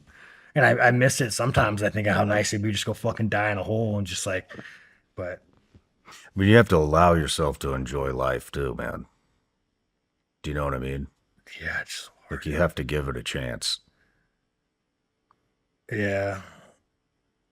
I don't know, man. I just find it so fucking boring. Like even if I'm if I'm like watching a fucking sunset, if I'm like getting a cup of coffee, like That's because your mind's racing. You can't sit with yourself. I'm just so violent, you know? It's like, and this is why I train so much. Like I'm so fucking violent. Like what's going through your head?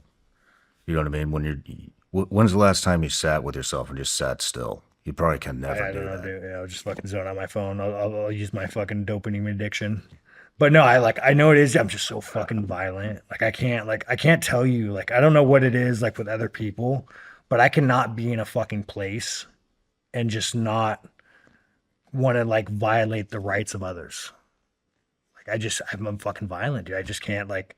It's all I want to do. It's like if I'm inside, I want to feel like I'm sure, like like when you hit someone on a glove on, dude, it's like a different kind of thud. Like it just like you could feel it on your knuckles. Like it's all like I'm just violent. I can't stop thinking about it. But not violent. Do you think about like why you're like that? Just conditioning, you know. It's like just conditioning. Like Dude, it's because that's where you feel at home. Your whole life's been like that. and I find it boring. And so, like, human beings will always revert.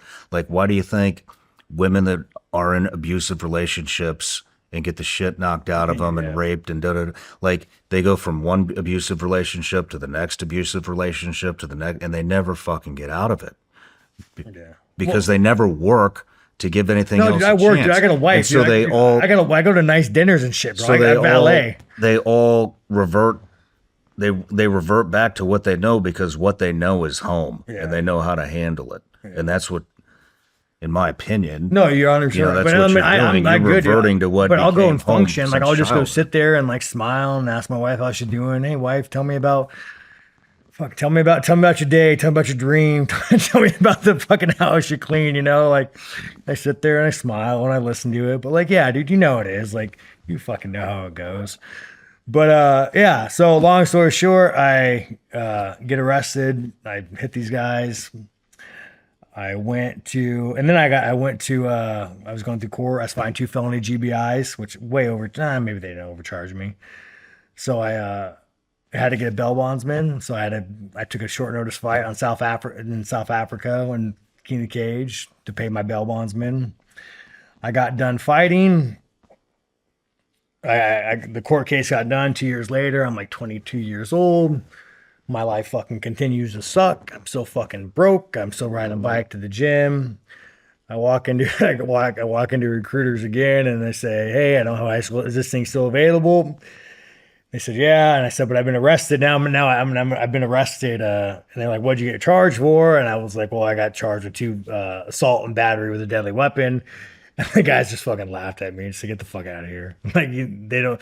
Military's real complicated with like assault charges. It's kind of a big no-no apparently. So they just laugh, which is weird because like you want people like, but then I realized they don't want people like me because like people like me are liabilities.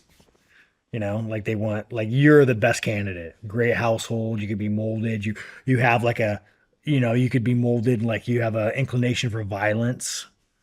Like you're the best candidate for the military. Not me, dude. I'm like the guy that goes like fucking I'm like the guy that does some horrible act. I'm like, oh yeah, this is the fucking guy. He did this horrible act. Now he's in fucking jail because he's a fucking retard. But so yeah, after that, then I was like, well, I guess I'm a fighter now. And then I got signed to UFC, and then the rest is history. Just kept fighting, and the rest is history. Dude, how long was your dad in the picture? So my dad was in the picture for me and my mom had like a pretty close relationship. Now, not so much. I still love my mom, but I kind of look back, like now when I talk to her, it just kind of puts me in a bad fucking mood. I still love my mom, but I don't blame her. You know, it's like we're all just products of our, you know, the sins of our father, as you would say. He was in the picture for. He was in the picture till I was about 17. My mom, I woke up, obviously, was trained full-time fighter at the time. My mom was trying to go for work. My dad, like, had her locked up in the bedroom and, you know, saying, hey, you're banging your boss. You can't leave. So I'm like 17 years old. I go walk in and I just beat the fuck out of him. My mom leaves. Is that the first time you did that? Yeah, first time I did that. It was like, it was the most depressing thing ever. You know, it's like, you're like, man, you really, he's like laying on the floor, bloody with a broken nose. I'm like, bro, you really like, you were my boogeyman all night, all my entire life, dude. You were the one that like fucking ruined my life, and you're just a pathetic fucking piece of shit. But he kind of changed. So for the younger guys, there was like an opioid epidemic. It's way less now, but like they were just giving it out, like during the Afghanistan time, right? They were just giving it out. They were just giving everybody out fucking opioids. So that was like the biggest change in my dad with the opioids. Like I remember I walked home and he's just like fucking snorting Vicodin on the kitchen counter.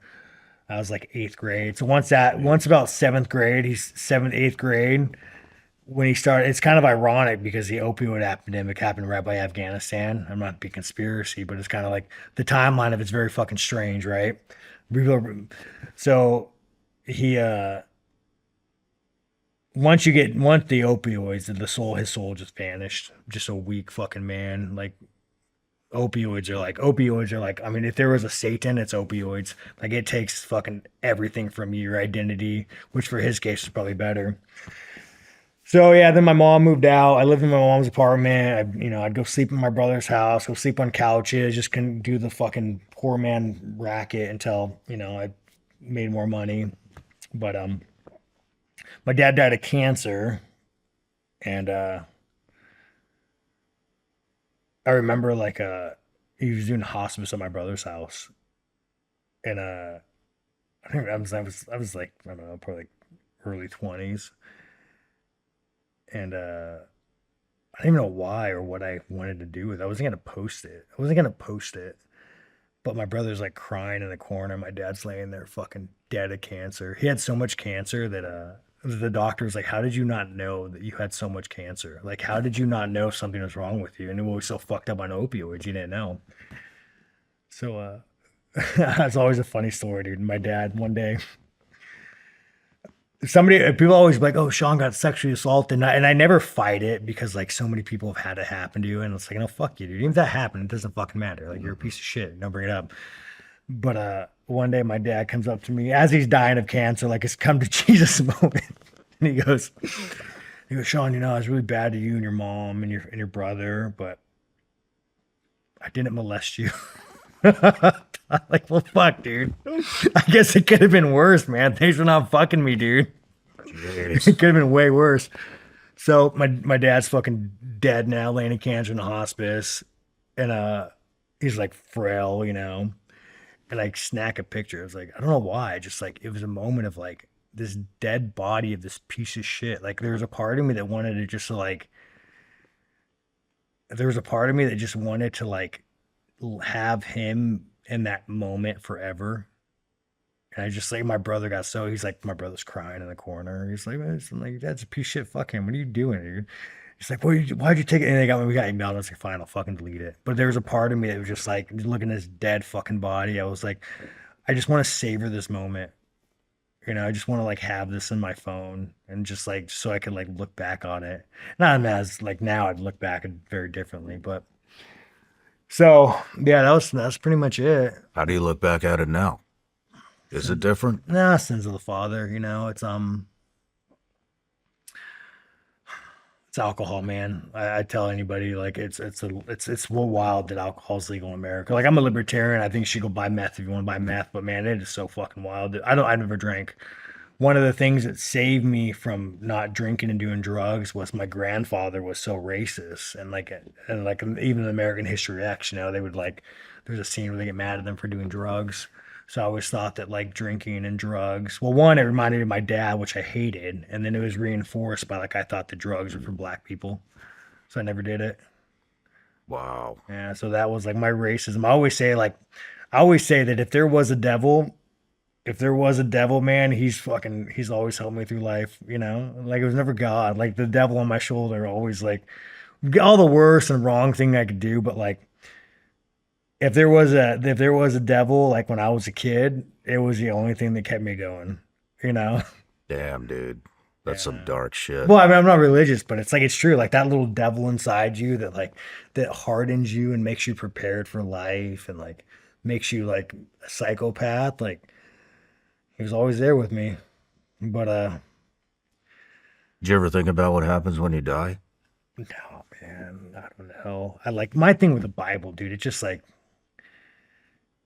just so hard for me to think that like this small little region figured it out, and like then you have the Jews had the original, and then the Christians came, and they're like, no, this is it, and then the Muslims came, like this is it. It's like, and they have the whole rest of the world.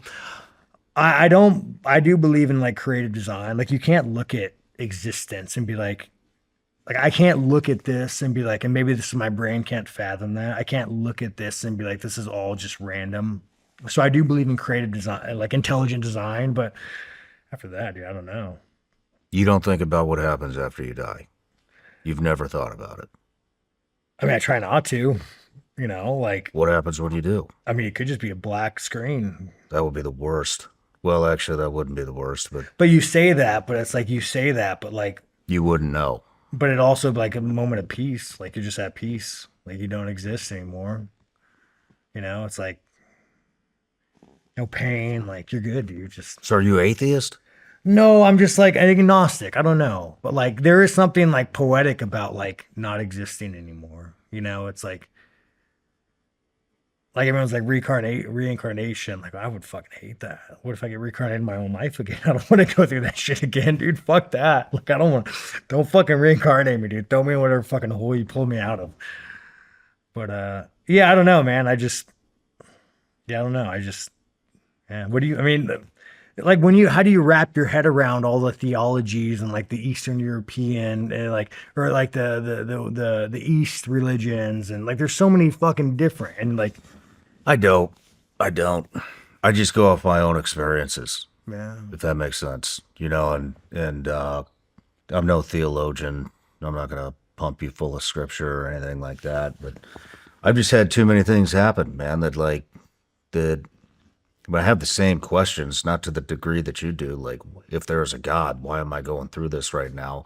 But I mean, I've seen shit, you know what I mean? And not in childhood, but in war, and like done things and experienced things. And I mean, I should be 10 times over by now. Like I tried to kill myself in my garage, and like I just reclined the seat back and left the car running and woke up in my room. Yeah. The whole house smelled like exhaust. I thought it was gasoline. I'm like, what the? How old were you? This? It was after the agency, so probably low to mid 30s. Yeah, you're just like I'm empty. Well, just like you're talking about, dude. Like I had nothing. Yeah, like you start thinking like nothing is better than what I have now. It's like. I just like if I don't I might be dead, but like I shouldn't be here. You know what I mean? Like I shouldn't be here. I went down there, and it got so hot because I closed the garage. I'd done the thing, dude, and it had melted a hole into the gas tank. How long were you thinking about it before you did it? I don't know. No, I'm saying how long was I thinking about committing suicide? I mean, I'd always thought about it, but I never really like went very far. I wasn't like, this is how I'm going to do it. I was shit-faced at the Blue Martini in Boca Raton, Florida, blacked out drunk. Don't know how I got home. Don't remember doing it. Don't remember anything. And I mean, thank God it didn't happen. Yeah. But like it's always been in the back of your mind for a while, and you finally fucked up enough to do the deed. Yeah, I did the thing. Yeah. And I'm still here. You know, now I've had like a lot of stuff happen, dude. I mean, yeah, you get fucking shot at and bombs bomb. Yeah, of course, bro. Not that. That's not like this. That's not like this to me. That was combat. This was something woke my ass up that I don't remember.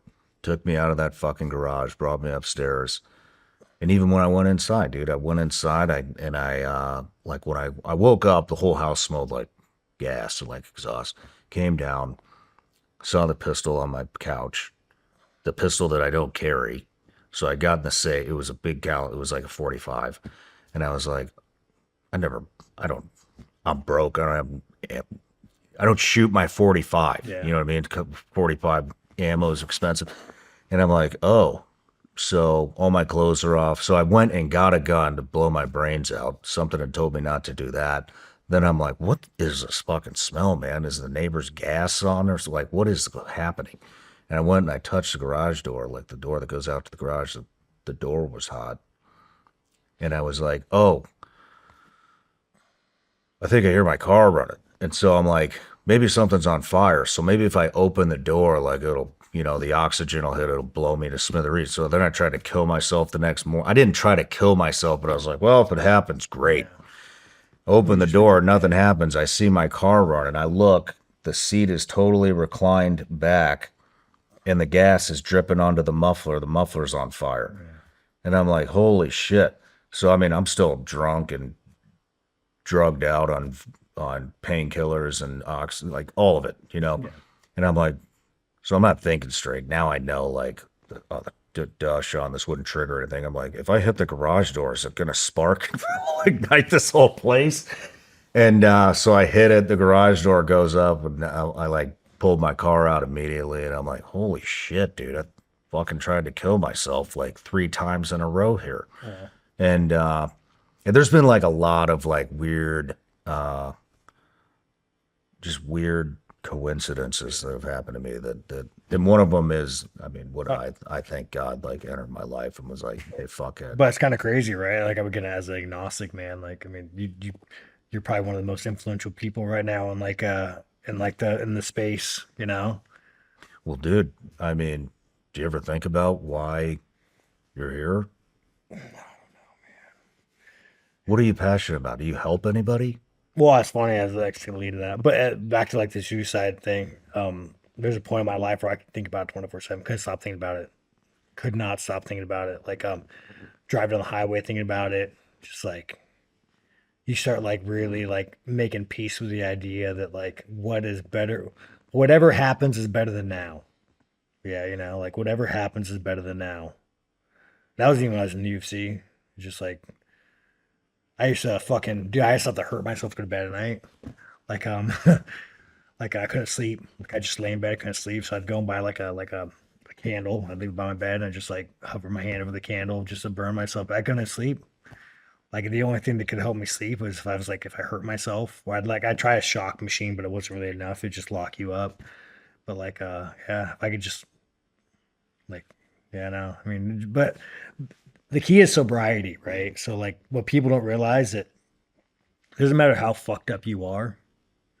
Sobriety is like what keeps you from going over the edge. Because like think about you said I was fucking partying, I got home. Sobriety is like when you're fucked up and you start lowering that inhibition wall. If I drank, dude, I'd be the fucking dead or in prison. Because like once that inhibition, that's what drinking does, it lowers your inhibition. And so now you're just like, oh, I'm down to do anything. I mean, I can't even own a revolver. Like just like I have one little 22 revolver that I don't fuck with because I can't stop. Every time I pick it up, I can't stop thinking about killing myself. So I was you should probably get rid of that. Well, I mean, it's like duct tape. It's all fuck. It's like a little shitty one. So it's funny. Like when I was younger, dude, I had the girl save my life. Staying inside every fucking night at 38. I'm just fucking spinning it. And I'm like, in my brain, I'm just talking to her, I'm a fucking girl named Jackie. Saved my life, Jackie. Thank you. I'm spinning it. I put a round in it. I'm just like talking to her, and I'm just like hyper fixating on like playing Russian roulette. I'm like spinning it. And I put it in, and I'm like, I still even this day, dude, it gives me fucking chills. It gives me fucking chills. So I like I put the round in it, I spin it, I'm just like talking to her. I was like, dude, I should do it. And she's like, Shawn, no, don't do it. And I was like, no, I mean, like, what are the odds? Like 1 in 6. Like 1 in 6. Like, that's good odds. I take those odds. Right? So I put the gun in my head, and I'm like sitting there. And I don't have it cocked yet. It was a double action, but I know it was a double single action revolver. And then I'm working myself up to it. I'm fucking do it. You fucking pussy. Even though I'm having a conversation with her, like in my heart, like I have every bit of like adrenaline and dopamine just being fucking saturated in my brain right now, and I fucking love it, right? Because it's like, you're going to say you're addicted to adrenaline. Like you just have these like chemicals just saturating your fucking brain, and I cock it back, dude, and she starts fucking crying and grabs the gun out of my hand. Says, Shawn, don't you fucking ever do. If you do, I'll leave you. And I'm like, let's just see what would happen. Open it up. I was about to shoot myself in the fucking head. Shit, dude. Shit. Yeah, literally saved my life, dude. Saved my fucking life. But like, I don't know why when I'm around revolvers, I can't stop thinking about it. I dwell on it. Like I'm around revolvers, it's like a game I never finished. So if I have a revolver, I just like, it's a game I never finish. Like there's a part of me that just I want one pull. I just want one fucking pull, just one pull. I just want to see what it feels like. But that's right in the line. I mean, dude, I had a death wish for a long time. Like we just talked about Colombia. I 100. You get it, bro. But being like, I wanted to die down there. I didn't want to die. I always thought it would be great. Yeah, if I die in combat, it's this adrenaline. Will be amazing. This will be great. Yeah, adrenaline. Like I think what it is when you go through so much trauma, and like regardless of the fact of how well adjusted you are, when you're living at such a high baseline, everything else is just like it's not enough. Like when you're just going through life, like I'm a fucking dead body, right? I'm a human meat bag just existing in fucking this earth right now. Like I would do anything to like feel that pull the trigger. Like it makes you want to cry because I love it. Like I would do anything. I just want to feel that. Like I want to feel that again, But yeah, again, the same thing with you. It's like you're at such a high baseline that like you at level. It's so fucking, you're just existing. But going back to like purpose, when I'm done fighting, that's what I want to do. Like when you help people, it's a different kind of feeling. Like when you actually, not like these stupid fucking influencers, like here's a bag of money, homeless man. Like that's not helping people. Like you're doing this for like, when you do a good deed and nobody knows about it, dude, it like that little soul we were talking about earlier that you chipped away at, that you fucking snuffed out.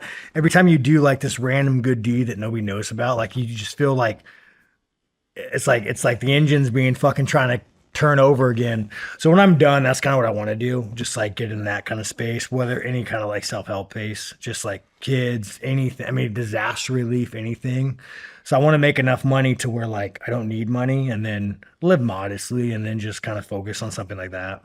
Just because it's the only thing that like makes me feel like I fucking, it's the only thing that makes me feel like I'm not going to want to eat a bullet when I'm done. Well, it's funny you mentioned that because I mean, we're talking about God and you know what I mean, agnostic and all these things. And I mean, in why would God allow, you to go through that as a kid?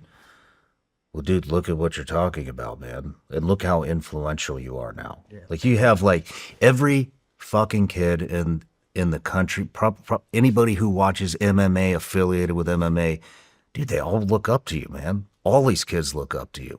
Well, and we just went over. The sad thing is, like, hear me out though. And we just went over how many kids experience this shit and they have nobody to look up to. And you're the fucking guy, man. I think it's 1 in 4. You're the guy who made it out of that. Look at what you made out of yourself. Yeah. And so whenever you do decide to get involved, hopefully, you know, I mean, with whatever you want to do, but let's say you go down that avenue and you start, dude, you're a huge influence to kids that are going through that, and they fucking see you, dude. And then they know there's a way out. Yeah. Whereas you didn't know there was a way out, man. Yeah. Well, now these kids can look at you and they can say, holy shit, like that dude went through that. Maybe it was worse than what I went through. And if he went through that, then I can fucking get out of this. Yeah. And that's how God works, dude. That's how he works. You make a good, but you know, man, like, I don't know about God or that. I just know that like when you help somebody, feels good, doesn't it? Dude, it's a different kind of peace that you don't get from sex, from violence. Like it's like it's a feeling that you get that feels real. Like every time you have like sex or violence, it's a drug. It's a fucking drug.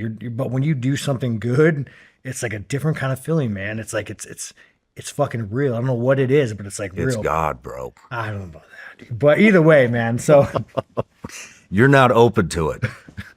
You got to be open to it, to feel it, to let it in. Yeah, but I mean, my thing is though, like the whole like Christian God, you know, like I'm not saying it's not a God and there isn't a God, but like it's so hard for me to buy into like the Bible, dude. Like, and then like the old fucking Testament, the fucking Quran, like fucking the fucking Judaism, like, you know, like, oh yeah, cut the foreskin off. Don't eat fucking pork, dude. Send the fucking she-bears. Like, have you dove into it? Or are you just reading shit online? You really dove in. I will say, dude, if I had to pick religion, I am like, and I say this, I'm not like, I'll talk about God and Christ. I am like, I think that America is like a religion of Christ. Not only is it a religion of Christ, like Christianity built America, like different sects of Christianity, but like the New Testament Christ, like everything, like one of the greatest figures of America. Like it is a beacon of around America. And I think that one of the biggest issues we have is we're going away from that. Me, someone who grew up in an atheist, like one of the biggest issues, like we're losing our heritage, like Christianity, Christmas, the New Testament, like that's the heritage of America. And it's just like, no. But I also like, I think that they're actively trying to like erode America from within, like the illegal immigration. Like it's kind of funny. So I wore ICE hat. I'm like super pro ICE. The only one thing Trump fucking did right. And I was talking to somebody at the PI, and you know, she's super liberal, very sweet woman. And I was like, well, let me tell you about illegal immigration. Like there's two coins of that. Me, as a white man who invests money, I love it. Like I love, like as a Republican white man who invests and like plan to make a living off investments, I love illegal immigration. Why do I love illegal immigration? Like, I honestly, you're right. I should probably vote fucking Democrat. I'll make more money. They come here. They must work.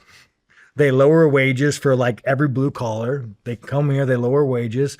They must be housed. I need tax write-offs. I have to go buy some, this year. I got to buy a couple duplexes. So guess what? I need people to rent them. They're going to make the cost of housing go up. More people need housings now. So I'm going to make more money. Guess what? These people come here, they got to buy shit. They got to buy apples. They got to buy cell phones. They need fucking fuel. They need to buy some of America's biggest companies. Well, guess what? I own some of America's biggest companies. I make a fuck ton of money with illegal immigration. But what doesn't help is your kids. Your kids now, they're competing with people that would do more for less. They're competing with people that want to live next to you. They're saturating the workforce. Like illegal immigration is making your life significantly harder. And you've been like sold this bill of like, no, but like Republicans, and mind you, George Bush was like, Republicans are the biggest fucking advocates of illegal immigration. Like you make more money. You make more money. It's like, this is why there's such this massive wealth transferring, because you just make more money with illegals. So anyways, you go and you explain this, like you are making your life for your children significantly harder by voting for open borders. But like the liberal, they just can't grasp it. They just can't, like, they're so programmed to think that like Trump is bad, like enforcement of borders are bad. Like you just can't separate them. But I think it's also been like an active like campaign to do it, you know? Well, it started off with embracing Christianity, and now we're talking about illegal immigration. But I mean, I don't disagree with you. I think they're trying to erase it because it's a value system that they want destroyed. I think that's what all the alien shit is. But also, too, like, I mean, I hope your audience is aware, like, illegal immigration is only good for rich people. If you are blue collar, if you are like the average working man, illegal immigration is a way to devalue your life. And if you're rich, you only make money off of it. It's a way to transfer wealth from bottom to top. I see what you're saying. I mean, I've never really thought of it that way, but even legal immigration, you know what I mean? The H-1B visas and all that kind of stuff, which I'm not against. Yeah, but back to Christianity. I don't know, man. Because I think that, we should steal the best in class from everyone and bring them here. Yeah. But when you know what I mean, with H-1B visa, when you bring really smart tech people from India in, I mean, that destroys the chances of people here. Yeah, I mean, within reason, it should be balanced. Within reason, you should take the best in the world. But back to Christianity, like in vets and training. Sorry, guys, get a little fucking ADHD, the CTE. I gotta go do the what's the drug? The Abigaine. I gotta start doing Abigaine, right? No, but this is why, like, training with vets, I tell them, you guys gotta train.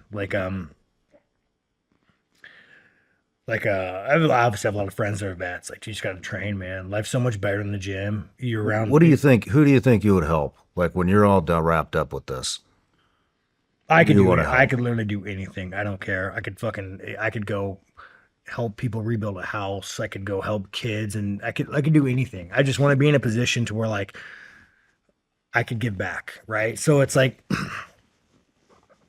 I just don't find, like, say I were to go start a brand or a company or something, and I don't find enjoyment in that. Like, I don't want to go sell fucking an energy drink. I don't want to go, like, sell nicotine. I mean, I might do that, but it's like, I just do it for fun of it.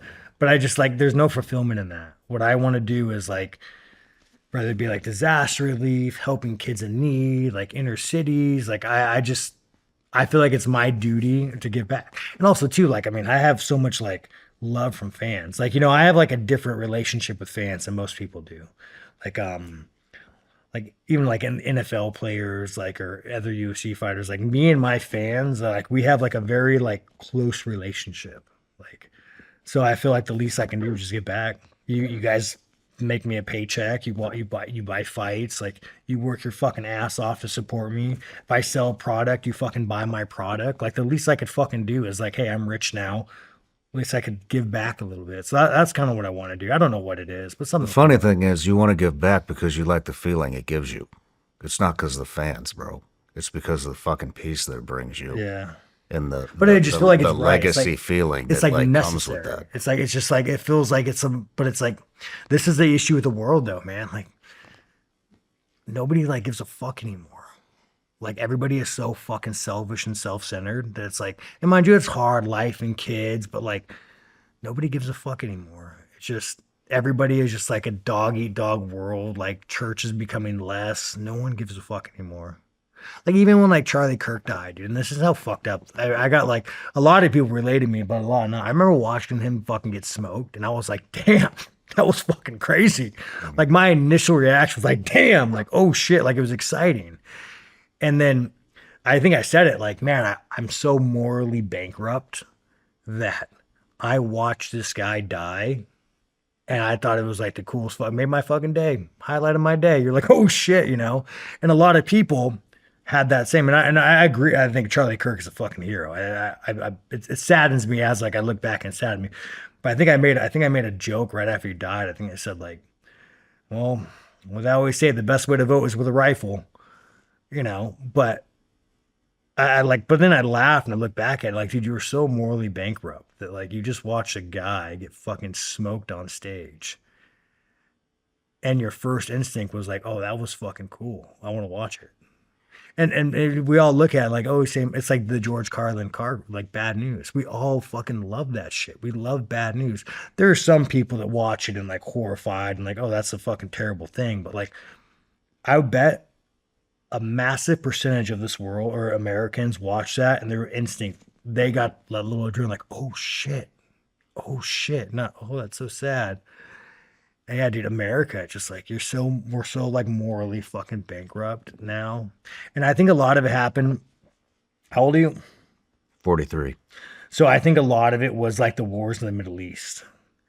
And you see a lot of it with like, and I will like, I don't want to be the guy like video games caused it, but when video games intertwined with the military, it created a very different breed of people, right? So like you're older than me, so you probably seen it, but you didn't experience it. Like video games intertwined with the military, and you had like, I mean, like Call of Duty, where like all day long you're fucking a little kid and you're just fucking shooting people. Grand Theft Auto, and everyone's like, oh, like you can't blame video games. Like, how do you think it is when little kids now are spending fucking 5 hours of their day shooting people in the fucking head, playing Grand Theft Auto, beating up hookers? Like, there's been like a psyop to slowly fuck people up and desensitize people. Like, Americans are so fucking corrupt and morally bankrupt now. It's like, I don't even know how you fix it. It's everything, man. But that's that's how evil works. It's Hollywood. It's the LGBTQ agenda and kids. And how Hollywood portrayed that, and how you can't have a legitimate acting career in Hollywood unless you're willing to do a homosexual scene or a lesbian scene, or promote those type of initiatives. It's social media. It's watching people, that personally would never go for this shit, and then the next week they're promoting it, and then the next week they're the host of a big show. I had it's like, I wonder how that happened. Yeah. But I mean, it's the thing is, it's the porn industry. I had OnlyFans. I had OnlyFans hit me up to sponsor me. I told them to go fuck themselves. It's all this stuff. I considered it, but I was like, I don't give a fuck how much money. No amount of money in the world you can offer me that I would fucking do that. You could offer me fucking $10, $50 million. I'd say OnlyFans offered you a sponsorship. Yeah, and I said, there's no amount of money in the world you could offer me where I'd say yes. And like that's what I fucking love about you, man. You're like, you just, you stay true to what you believe in. I got a weird one. I got a gambling company that wants to sponsor me, and like a lot of money too, where I'm conflicted, but then I'm always like, but then a part of me where I'm like, dude, they fucking like sports gambling is the UFC. People gamble, but part of me feels like it's wrong, but I'm like, it's part of the UFC. Yeah, fuck, I might do it. But I mean, when you watch Charlie Kirk get smoked, do you remember your like gut reaction? My gut reaction was... Have you met him? No, I never met him. My gut reaction was, he's not going to survive that. Yeah. But like, I'm saying, when you watch it, were you like, oh shit? Or were you just like, what was your emotional state, your baseline? Was it like a... Pissed. I was pissed. My initial thought was, there's no way he's going to survive that. Seen people get shot in the neck. That obviously, hit the jugular. And then my other reaction was, who did it? I immediately started thinking like, who did this? Yeah, it was Who's crazy, responsible man. Like the amount of influence he had over people was fucking wild. I remember like weeks after, I mean, people were finding God. Like it was a different. Yeah, I was watching from like a very like neutral perspective. Like I was watching it from like a very neutral standpoint, and like a part of me was like, this is fucking crazy. Like I kind of question the sanity of Americans. And I say that like, again, I love Charlie. Everything Charlie says, even towards the end with Israel, like the only thing that he fucked me off on was like in the beginning when he was a super Zionist. But as he started moving away from being a Zionist, it's like, man, dude, me and you, everything you say, I agree with now. But like watching people's reactions to me was kind of fucking nuts. Like, I mean, motherfuckers were finding God. Like people started changing their whole identity around Charlie. They like his reels were everywhere. I'm like, dude, I just like, I don't know. I just couldn't wrap my head around it. I was like, it's just so strange to me that like people are that influential, like that people could be influenced so much. I think what's going on, man, because there's a huge revival happening in Christianity right now. Massive. Yeah. Oh, dude, I advocate for Christianity all the time. I tell people when I fight, I talk about Christianity. If you could wake up tomorrow and become a Christian, I wish you the best, and like we need more of that. Well, what's happening is there's just nothing that makes sense in the world anymore. Like, how do you make sense of anything that's going on with this administration? How do you make sense of anything that's going on with the last administration? I got banned from the White House, dude. I know. I mean, it's like, what? And honestly, though, we'll go into that, but that's what the only thing that makes sense is what's in the book. I don't blame them for banning me, because some asshole would have put a fucking camera in front of my face, and me, I would have been like that little voice pop in my head, guys, I'm just here. I'm not fucking kids. Like, I'm just fucking here watching fights. So I think it's absolutely absurd that you got banned from Trump's 80th birthday party. I mean, America's 250 that was celebrated on Trump's 80th birthday party 20 days before America's 250. Yeah, so what a fucking bunch of bullshit. After the fight, it's actually on video. I was like, Hunter, dude, like, I wanna go to the fight. He's like, yeah, we'll get it done. I'm like, sweet, man, let's go. Because, like, to me, I could, like, separate politics and people. Like I've met Trump. He's a nice fucking guy. He's sincere with his actions. He asks you a question, and, you know, maybe it's just years of, like, being Trump. But, like, if you meet him, you will like him. He is a nice fucking guy. He will ask you questions sincerely. Again, you've met Trump, dude. I mean, did you get that take? That's a very charismatic guy. Yeah. Yeah, I did like him. I don't anymore. But even me, like, I just understand, like, I don't really hate people. Like, I don't hate people in a sense. Like, so, like, after Charlie died, like you said, I want to find that guy, whoever did that. And, like, you had this thing of, like, hate, like, and it's so natural, right? You're seeing this beloved guy, a family guy, die, but, like, maybe it's because I'm so, like, disconnected to things. Like, I just don't have it in me. Like, I mean, I get to go do a horrible act and, like, not hate, but it's like, so what I mean by that, about, like, hating people, my buddy, so I was online. Maybe it's because I'm so disconnected. I just don't, dude. I just don't, like, there's nobody I've met as of now that I hate or I dislike. Like, you take some weird fucking tranny that, like, cuts his dick off, and like I think you're fucking mentally ill. I think you're fucked up. I think that you are an enemy of America. I think that you are a bad guy for America, but I don't hate you. Dude, a lot of them grew up like you. Yeah. I brought one on here. Like, because I wanted to understand. I brought Chris Beck. Did he retransition back? Yeah. And so I brought him on because, I mean, obviously he's been ostracized from the SEAL teams, but I was like, I've always been kind of infatuated. Like, how can somebody, like, do this to themselves? Like, how does it work? Like, what's going on mentally? What's the psychology behind this shit? And he grew up like you did. And he was the whipping boy of the family. He got sexually molested. Got the shit beat out of him every single fucking day. Became a SEAL, left the SEAL teams, riding with the Hells Angels, trying to get, like, totally fucking baked on coke and every other drug you can think of. And he wanted to get better. He started going to therapy. Does he believe in Christ now? Is he Christian now? He is. Yeah. And people need when he brought it up in therapy, once I told you, it always goes back to childhood, right? And he had mentioned in the therapy section in the therapy session that when he was a kid, he would go up to the attic and put on his sister's dress and he was, like, really secretive about it. He didn't want anybody to see. He'd put on the dress and look at himself in the mirror. And the psychologist or psychiatrist, whichever it was, convinced him that he wanted to be a woman. No shit. And had him write the book, The Warrior Princess. And while he was baked out on coke and all the other drugs, had him sign the rights to the book over to her. And he didn't want to go through with the book. And she was like, tough shit, buddy. You signed the rights over. I own it. And released it. And when he came on the show, he's like, dude, I never wanted to be a woman. He's like, I never wanted to change. He goes, when I was a kid, he goes, this all got sunk in my head.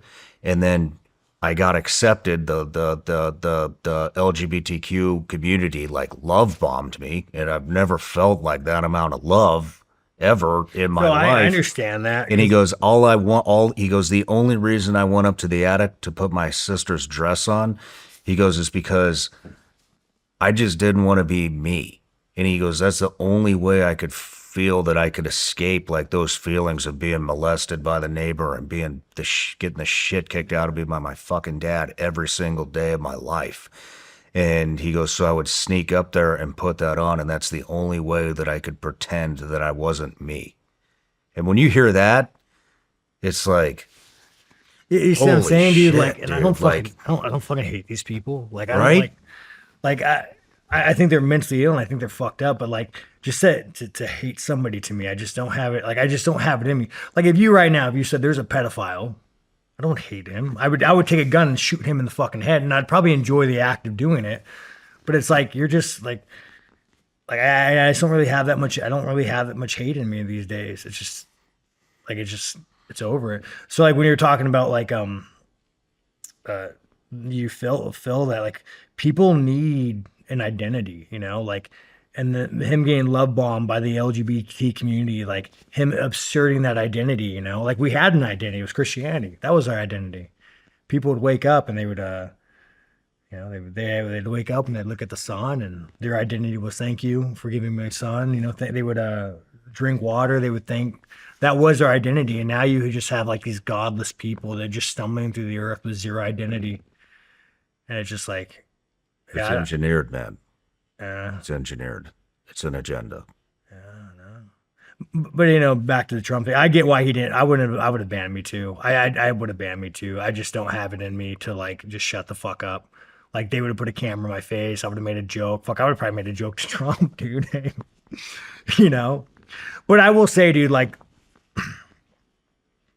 it is kind of crazy, dude, how mainstream how unpopular Trump is. Because I'll go to places like, when I'm in Florida, I met a Texas guy, like, when we're talking about like hardcore Republicans, and even these guys are like, I can't do any more with Trump. I feel fucking betrayed. And like Trump, to me, everyone's like I was talking to this like really wealthy guy about like Iran, and he was like, fuck it, whatever, I don't care. I'm like, dude, you don't care because like you're fucking you're a multi-millionaire. But I was like, dude, you got to think about like every other American in Florida, Texas, that are making like, what is the average? Like, I think it's like $50,000-$60,000. So you take somebody making $60,000, and now you add 4% inflation, a metric fuck ton of gas. You're adding thousands of dollars a year to their life. Like, you are like crushing families. Like, not me and you. We don't give a fuck. No, I know, gas could be $100 a a gallon. We don't give a fuck. But it's like the people that have voted you, that rallied around you, like, you actively just fucking spit in their fucking face for what, dude? And like, when have you been to a Trump rally? No. Oh, dude, it's fucking nuts. No. So like, when you're at a Trump rally, you're like, oh, I could definitely see how Hitler happened. Like, I'm not fucking joking to you, dude. When you go to a Trump rally, it makes you question the sanity of everybody. Like, Trump's up there talking about like, we're going to throw people in jail for burning the flag. And I'm like, dude, I don't like, I mean, again, you shouldn't do it, but it's like, you know, there is a fucking constitution. I'm looking at Vivek, and Vivek is just like fucking like rubbing his head. And he gets out and leaves the Trump rally. And I'm like, fuck. And everybody else is just fucking full send.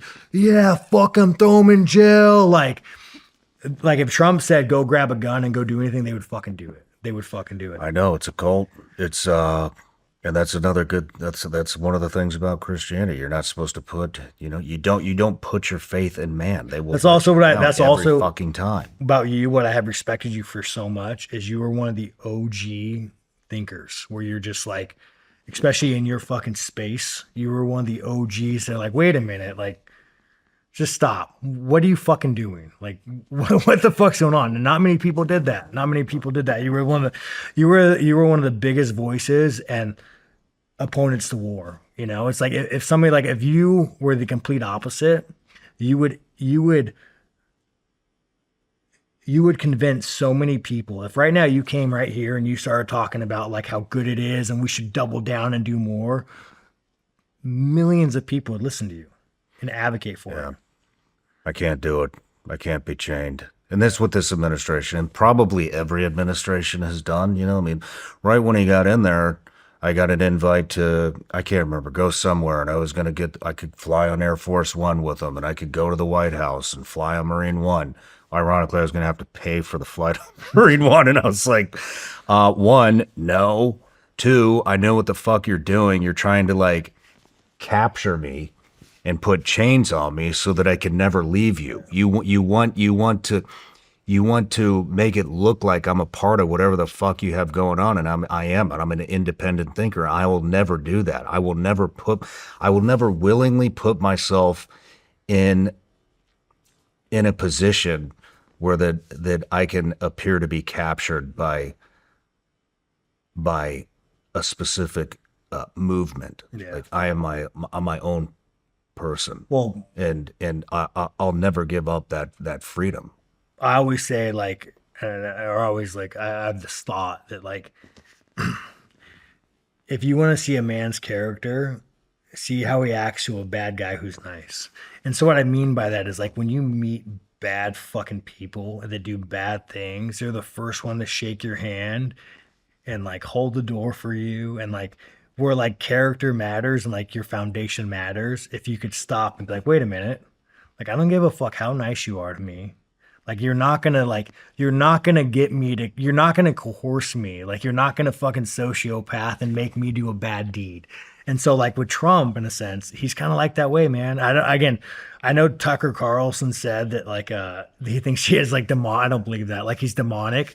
But when you meet him, he's so charismatic and he's so nice that you're like, you almost could overlook. If you don't have a strong will and a strong character, you could you could just get sucked in, and then like, and you just become part of the machine. It's so hard when you meet charismatic people like that are just so fucking good at getting you to lower your guard and be accepted. And I mean, again, go to a Trump rally, but yeah. So I don't blame Trump for getting me, but man, they were so weird. Even me, but like I get so much hate now from going back to the Navy SEAL thing. Like, you know, when I was like pro MAGA, dude, I had so much more love from people. Where like, and I don't give a fuck.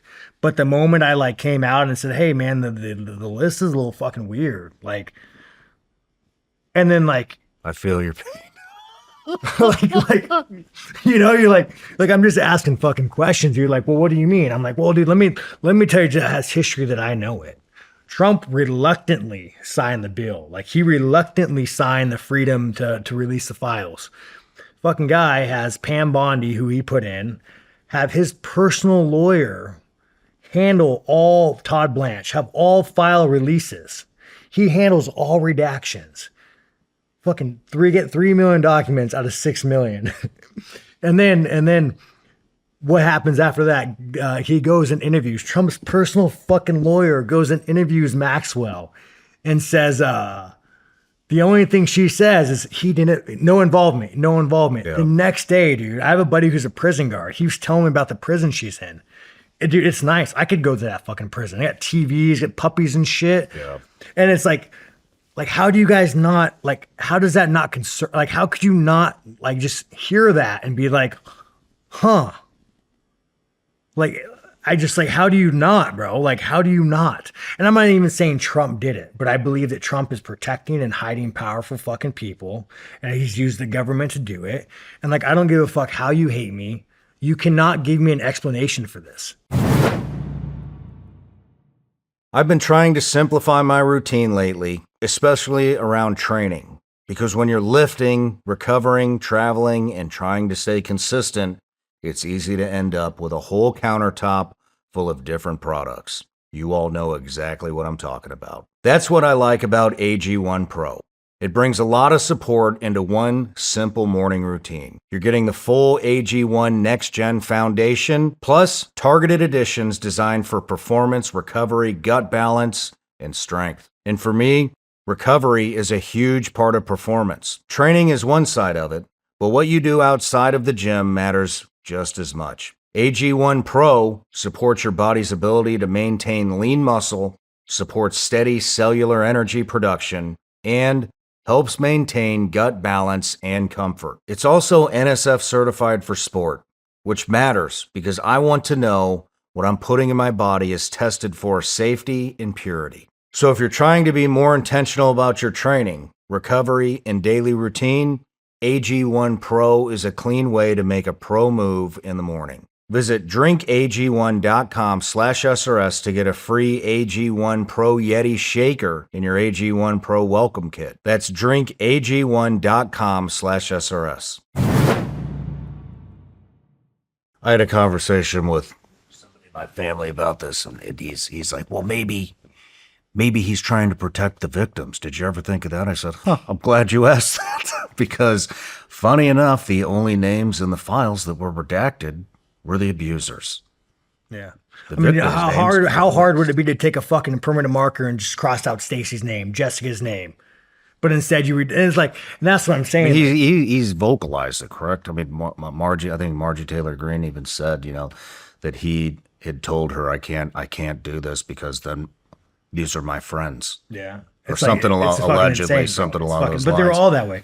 Do you, I got to ask you, bro, do you believe in the Charlie Kirk? Do you accept the narrative that the 30-06? No. You don't? No. But I'm not. You don't know the answer, but you say. I don't know the answer. So that's where I'm at. I think anything I say would be. Yeah, I think it's strange. I think it's strange. Like I went hog hunting, last weekend, and like you're watching these fucking like AK rounds just rip through hogs, rip through them. I mean, like 200-pound hogs, just boom. I think it's strange, but it's like, to me, it's just so like I could not fathom getting like so much manipulation of information to get the gay tranny guy to agree, to get him to agree, to get, like, I can't wrap my head around that level of conspiracy.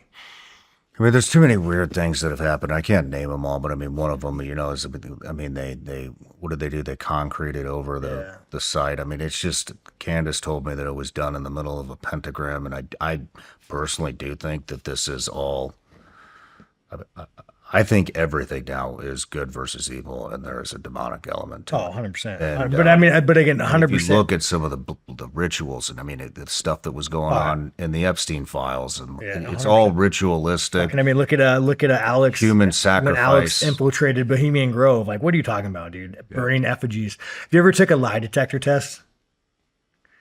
No, you haven't took a lie detector test? Oh, okay, dude. I hate Kash Patel so much.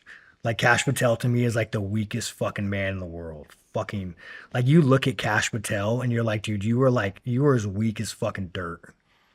I cannot stand him. So funny enough, I'm curious your take on this. And this is like, so there's this manager, Ali Abaziz, fucking whatever the fuck, one of the biggest managers in the UFC, spoke at Trump rallies. Like, manages everybody. Let me tell you this guy's fucking backstory. And by the way, he's best friends with Kash Patel. Best fucking friends with Kash Patel. So I started thinking about this because all these UFC fighters went and hung out with a bunch of FBI agents. I'm like, dude, why the fuck you didn't call me, guys? Like, I love law enforcement. Like why didn't you call me? And I started looking at Ali and all these pictures. One of the biggest managers in the UFC. This is his accolades. After 9/11, it's all in a book. There's a book. It won like the fucking some like fancy award in New York, some liberal fucking award. So it's like, it's a very credible book. He gets arrested after 9/11 with a bunch of passports or like IDs or fake documentation. He's locked up on felony charges of like falsifying information. And this happened like weeks after 9/11. This is what I know. Don't fucking sue me. This is what I know. And this is what the book says. So he's in a Colorado lockup. And then he gets approached by the FBI. They called him, they even have his number. Like, this is all factual, what I'm saying. They had his informant number. They have him as a high paid informant, like spying on like, I don't know what organizations, but like some like Muslim Brotherhood, something like, and he's traveling here and there. And he gets out. They give him a lie detector test because they suspect him lying. His nickname was the Dolphin because he would talk so much. They suspect him for lying. So they give him a lie detector test and he fails. And they let him go. He can't, if he leaves the country, they won't let him back in. Like, I mean, he is like by all information known, this motherfucker is a snitch terrorist. That like, if you when you look at all pieces of information, and he goes and is best friends with fucking Cash Patel, and I'm sure he goes to Cash Patel like, hey brother, let me, you want to go meet Khabib? You want to go meet Justin Gaethje? Yeah, go meet Justin Gaethje. And it's like you just look at these things, you're like, man, dude, like, the fuck, you guys, like, what the fuck, dude? It's par for the course, man. But like, so the country is not well. Yeah. The president's kids are buying private islands with bunkers. Now, if the country was doing well, why would the president's kids be doing that? I mean, there's so many. I get painted as like I'm taking money from Qatar or something. Yeah. I'm sorry. I'm not the one that took a $400 million jet from Qatar. Maybe you should fucking look. Excuse me? Kind of funny, back to love, dude. Israel, like, loved me at one point. So, like, Israel, I mean, like, I would get messages from Israel, like, because they fucking love me. So after October 7th, because I've been, like, really eating the fucking Zionist propaganda most of my life. And it took kind of October 7th to, like, and I'm no fan. Like, I'm not like the Muslim, like, all the Muslim guys I know are generally really fucking cool. Like, I train with, because, you know, in fighting, you train with a lot of them. They're generally really cool. They don't want to come bring fucking Sharia law. They just want to train, get a fucking paycheck, and go back to fucking Dagestan, where the fuck they're from. And, like, they're generally cool fucking people. So, like, my experience with Muslims isn't like the propaganda that they feed me. Like, I'm assuming that there are a lot of radical fucking Muslims that, like, want to go blow up shit. I'm assuming that is the case. But, like, my experience, I train with them. Hey brother, how you doing? They go back home to their family, and that's my experience, right? I'm sure you might have a different experience. That's my experience. No, man, I used to hate him. I mean, I used to hate him because of what I did. But, you know, that flag right there was given to me by a really good friend of mine who's Muslim, and he's a U.S. Or American Afghan citizen. Mm-hmm. And he was Army intelligence, and he's really tied to the resistance that's going on over there right now. Do you know about that? No. So so the Taliban has basically assassinated all of our partners, and I mean, shot them in the back. Yeah, we really did them dirty. And so the resistance is kind of like, you know, the free party. You know what I mean? They want free Afghanistan. And so he goes over there and he brought that flag back. He uncovered this thing. They'll tell you about it in a minute, but he brought that flag back. He recovered it from the Taliban burning it in Afghanistan.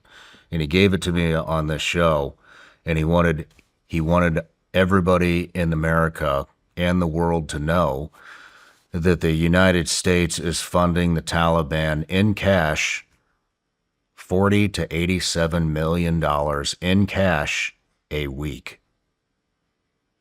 And so when you think about that, and you think about the Iran war, and what's the narrative on the Iran war? Oh, they've been our enemies for 47 years, and they've been killing our people, and they equipped the Iraqi insurgents with EFPs and all this, and they did. Yeah. They did do that. But don't feed me that fucking line of bullshit about we're going after our enemies when your administration is sending $40 to $87 million a fucking week to the Taliban, who we were directly fighting. For like what, fucking 20 years? So don't paint me that bullshit. You know, and that works on the majority of the country because they don't know what's really going on. But don't tell me about this. They've been our enemy for 47 years, and you give a shit about our enemy when you're fucking paying our real enemy right there. Yeah. It's everything that they are telling us is a fucking lie. Because I grew up in the 90s, and after 9/11, I mean, again, you've experienced, you were fucking, you know, like, you lived it. But Muslim to me was like the fucking boogeyman. The Muslim is bad. The Muslim's fucking bad. Like, and we're so propagandized. So after October 7th, I was like full saying, like, Muslim bad, Hamas bad, dude, go in there, get your fucking people back. Like, and like the Israelis loved it because they're like, yeah, Shawn's saying go to fucking war, go get your people back. And I stand by that, although I think Israel knew about October 7th. Like, I mean, you're talking about I think it's Has that been proven? Yeah. I mean, you're talking about a country that has a smaller border than fucking New Jersey that is like literally a prison. And you're telling me that like you didn't know, like you gave people pagers and you put them all over the terrorist organization. You didn't see these people buying paragliders, tractors, welding shit. You fucking knew. You fucking knew. And then you look at their response. It wasn't like a response of like, we're going to go get our people back. They go like the satellite images. Like it's almost like they needed it to happen so that they can do everything that they're doing right now. And this is where like, and this is where is kind of like 9/11. Yeah, fuck, dude. And this is where like, and this is where Israel and me like, and now people in Israel fucking hate me. Like, it's funny. You're loved by them, then you're hated, because it's like, dude, you made me realize like Israel deprogrammed me. Because I'm watching what you guys did to Gaza, and we're not seeing like, I don't see, when I see a dead body, I don't see a fucking jihadist with an AK. I'm seeing a little girl being pulled out of a fucking building. I see map images of this like piece of land that like is now a demolition site. Like you are committing on a very small scale a genocide. You are, or like when they lost me, there was like one of our fucking Zionist leaders. I think maybe it was like Tucker or something, or like he's in an interview. And he said, well, what would you do if, what did we do to Hitler? Like, what would we do to the Nazis? Referring to like, we're having a proportional response to what they're doing. I'm like, well, what you wouldn't do, you wouldn't go over there and fucking murder kids. Like, we didn't go to fucking World War II. We didn't go fucking murder kids. We liberated them and we rebuilt Germany to one of the most fucking successful countries in the region. That's what we did after World War II. We didn't go flatten everybody and fucking murder kids. So like, don't give me that crazy shit. So like during this course of like, I really deprogrammed myself from Israel, the Israeli propaganda. And I don't think, like, I'm not a Candace Owens. Like, I don't think there's like a secret, like tiny hat room where guys are sitting around a table. Like, we're going to overthrow America. We're going to do this and do that. What people make a mistake on, conspiracies don't, like, patterns don't always equal conspiracies. There can be a pattern, but just because there's a pattern doesn't mean there's like some, like, you know, there's, just because there's a pattern doesn't mean there's some like puppeteer pulling the strings. Like, I want to say this right, and I don't want to seem like, I'm not anti-Semitic. I don't give a fuck if you're a Jew. I don't know, like, everybody says like, oh, Jews this, Jews this. Most Jews I know agree with me. Like my boy Aiden Ross, he would sit here with us, Jewish guy. He's like one of the owners of Kick. He would sit here and agree with everything they're saying. Like most Jewish people I know, when we have these conversations, they're like, yeah, dude, you're right. I'm not a fucking Zionist. I'm just born a fucking Jew, you know? But like, if you look at, and I'm kind of going deep in a rabbit hole, and I want people to like to understand this, because you have people like Candace Owens, and I know she's your friend, but like Candace Owens doesn't do anybody a service. So like Candace Owens, she's so over the top that she's used as a weapon against like thought, because you have these, she says all this crazy shit like Charlie Kirk's a time traveler, like blah, blah, blah, blah. And every now and then she'll sprinkle in truth to what she says. But really all she does is like belittle the movement and water the movement down of what it is. What it is, when you want to talk about like the Jewish propaganda or the Israeli propaganda, it is very fucking simple. It is very fucking simple. They only care about Israel. They want Israel to be this nation. There's no force behind them saying that we're going to destroy America. What they advocate for, due to the Holocaust, due to them not really having a country, they advocate for things that they believe are right for the world that actively destroy America. So what I mean by that is like you have George Soros.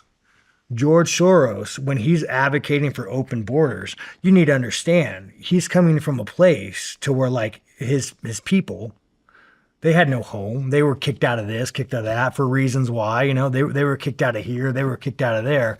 So like when George Soros advocates for this, he is advocating from a place of like, I think this is good for the world. We should have open borders. You should be able to migrate, which is ironic because fucking Israel's a fucking prison. Go migrate to Israel. Let me know how that goes. but what is good for you is not good for us. But it's like they're not doing it and like a hatred. Or you take like people often talk about like Nazi Germany, the like one of the early founders of like transgenderism is, you guys could all fact check me on this, but it was a Jew guy. He was a homosexual doctor. And I think that it's also like I think it's also like a curse of intelligence, right? Like Jewish people have on average have higher IQs. They're more intelligent. So like generally sometimes like when you're overly intelligent, you start breaking norms, right? So like when you're really intelligent and you could like fathom like the intricacies of the world, and like you start breaking down norms. Well, like, why is gender a male and a female? Like, why is it not on a spectrum? Like, you know what I'm saying? Because you could start really, and like, say you're not religious, you could start making cases for like, well, humanity in 1,000 years, would it not be better if there was no gender? And you could start making these like cases and orchestrating a world that you want to be in. And this is where you need to get into the Old Testament. But I'm saying we're coming from a place. A lot of this stuff is in there where they talk about a genderless God. This shit is all like happened. I will say, let me tell you one thing, dude. I do find it really odd, the correlation between the like Bible and like what it is now, right? So back to like the Jews promoting this ideology that like Hitler hated. So Hitler goes and expels these people. But I don't think that the George Soros, like the Jewish elite. The issue is you have such a small population with such a mass amount of wealth that has way too much power. Like you're such a small population, you shouldn't have this much control over like millions of people. If you make up like 3% of the world, why do you have so much of a voice? I mean, I'm not saying like no persecution, but like you're acting and financing things that people don't agree with. But like going back to, people like, why does the Israel lobby, George Soros, why are they, one of the first movements of communists, like 5 people were like, one of the main people of like the communist movement were like were Jewish, not Israeli, Jewish. So what you have is people like Candace Owens going and saying there's like this Jewish elite around a table pulling strings trying to destroy America, when that's not the case. You have hyper intelligent people, hyper wealthy people doing what they believe is the right thing to do. The thing they believe is the right thing to do is to have open borders, to have a fluid gender. This is why they go to Hollywood and they push it. There's no evil strings. This is what they believe in their heart is the right thing to do. And usually if you're hyper intelligent, you're more liberal. That's just how it works. I don't know, man. I'm going to disagree with you on that one. Because one, with Candace, I think Candace is I love Candace on the right track with a lot of things. There's a lot of things that I'm unsure of that she says. And okay, let me ask you, why does Hollywood... Hold on. And I don't, like, you are kind of grouping all these Jewish people together. Well, I'm not, because I have a lot of Jewish friends. All Israelis together. And I don't believe that either. I believe that there is the people that are there under right now have an agenda. I think it's been there for a long time. And I think there is definitely 100%. Well, let me explain. Maybe not to destroy America. There's two but they have completely infiltrated American top politics through AIPAC, through Hollywood. I mean, through a lot of things. But why is Hollywood to push the Zionist agenda? But why is Hollywood to propagandize the United States with the Zionist agenda? And we've bought off on this for a long time. We've fought a lot of the wars for them. Those are our people. But yes and no. And so if you think about it, it's actually a genius plan because we are the proxy. Like, okay, just let's like unpack. Hamas is a proxy. We are the proxy. So, who's funding the majority of the war in Iran right now? Yeah, I get it. We are. Yeah. Who? But see what I'm saying? And this is coming from Zionist influence. I have questions. And so there are powerful people in all. I mean, and all these. Look who owns all the media companies. So now. okay, You know, let's unpack. I got the questions. Zionist agenda. I got questions. Let's unpack. So you say all wars, but again, let's remember, patterns don't always equal conspiracy. Sometimes there's patterns that just happen to align and they're together. So go back to the petrodollar. We had an agreement, when was it? Fucking the 50s under one president, that we would have a security pact to help, stabilize the region. So what happens? And I believe that this aligned with America. I mean, there was a speech about don't letting the military industrial complex get involved. I mean, how many politicians take money from the military industrial complex? 100% of them. 100% of them. So I think that, you have the U.S. agrees. We will stabilize the region, use our U.S. dollar. You buy oil with us, we'll make sure everything's fucking peachy keen. And you can verify. I mean, I'm sure you know more about this world than I do. So Saddam Hussein goes and does Saddam Hussein. He goes and invades Kuwait. He just got done a bloody war with Iran, goes and invades Kuwait. And then now the U.S. is like, they're looking at this opportunity of like, okay, we got to go. This is our job. You use our petrodollar. We need to do this.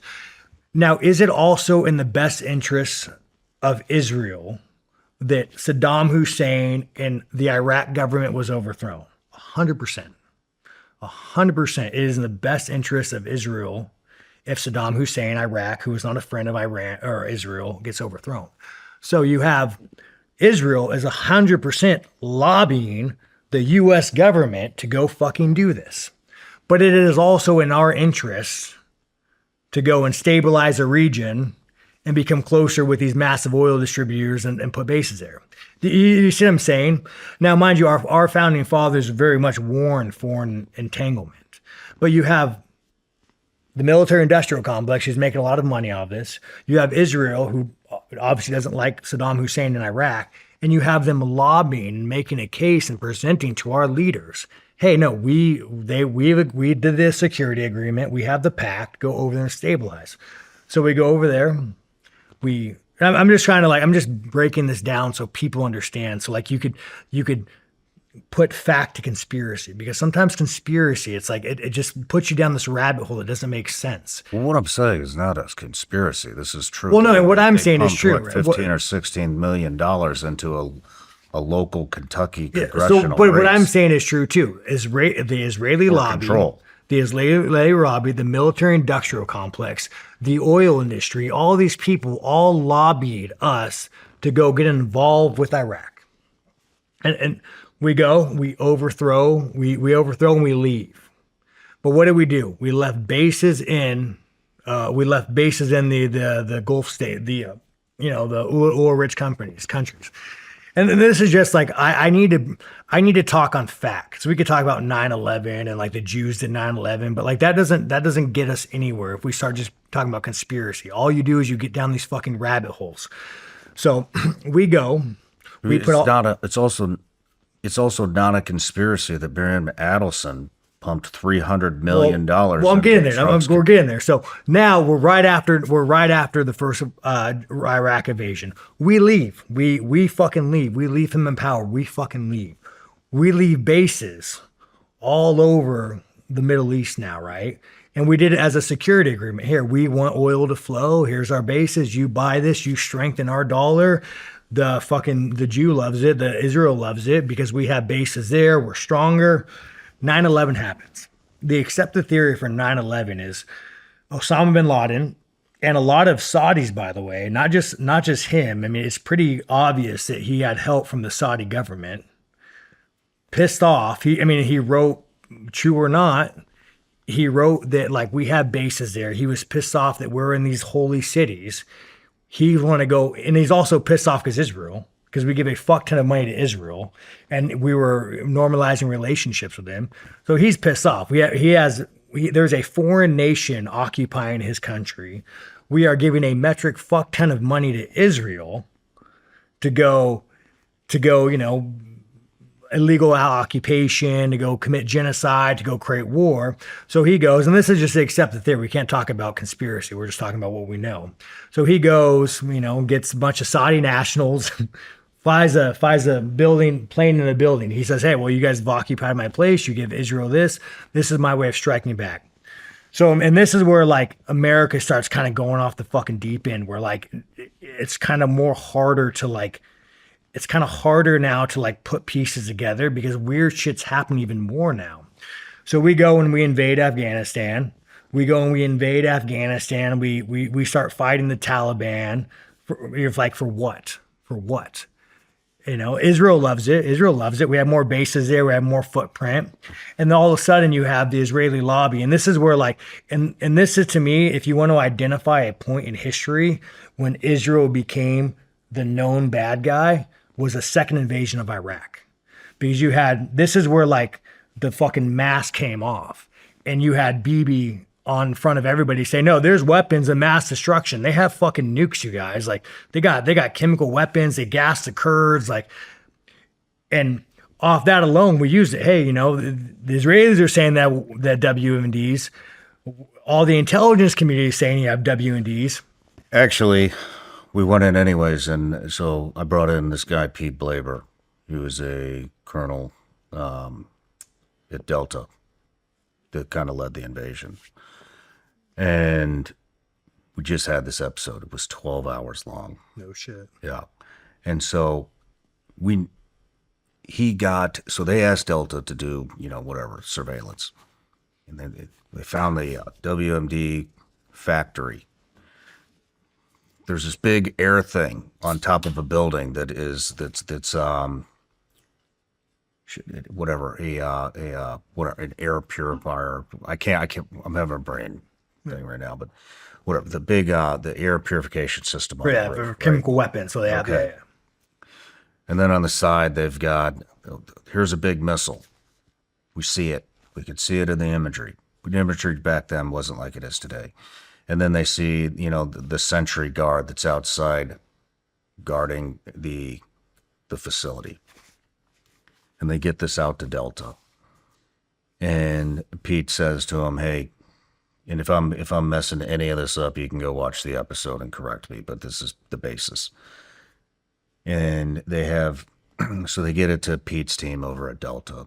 And Pete tells whoever sent it, the current administration, hey, we don't want to know anything of what you guys think this is. We're going to analyze it ourselves and we'll get you. We don't want to be influenced with what you have to say.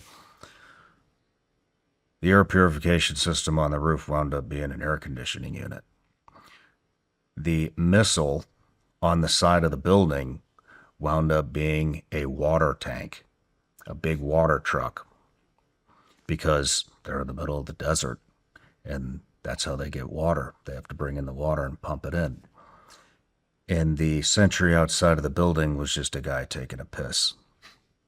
And then they sent that intelligence back, totally disregarded it, and a couple of days later, Colin Powell is going over the exact same imagery and saying that we're going to go invade Iraq. So, again, same thing with the Gulf of Tonkin incident. You have an Israeli lobby, you have a military-industrial complex, and you have rich businessmen that push this.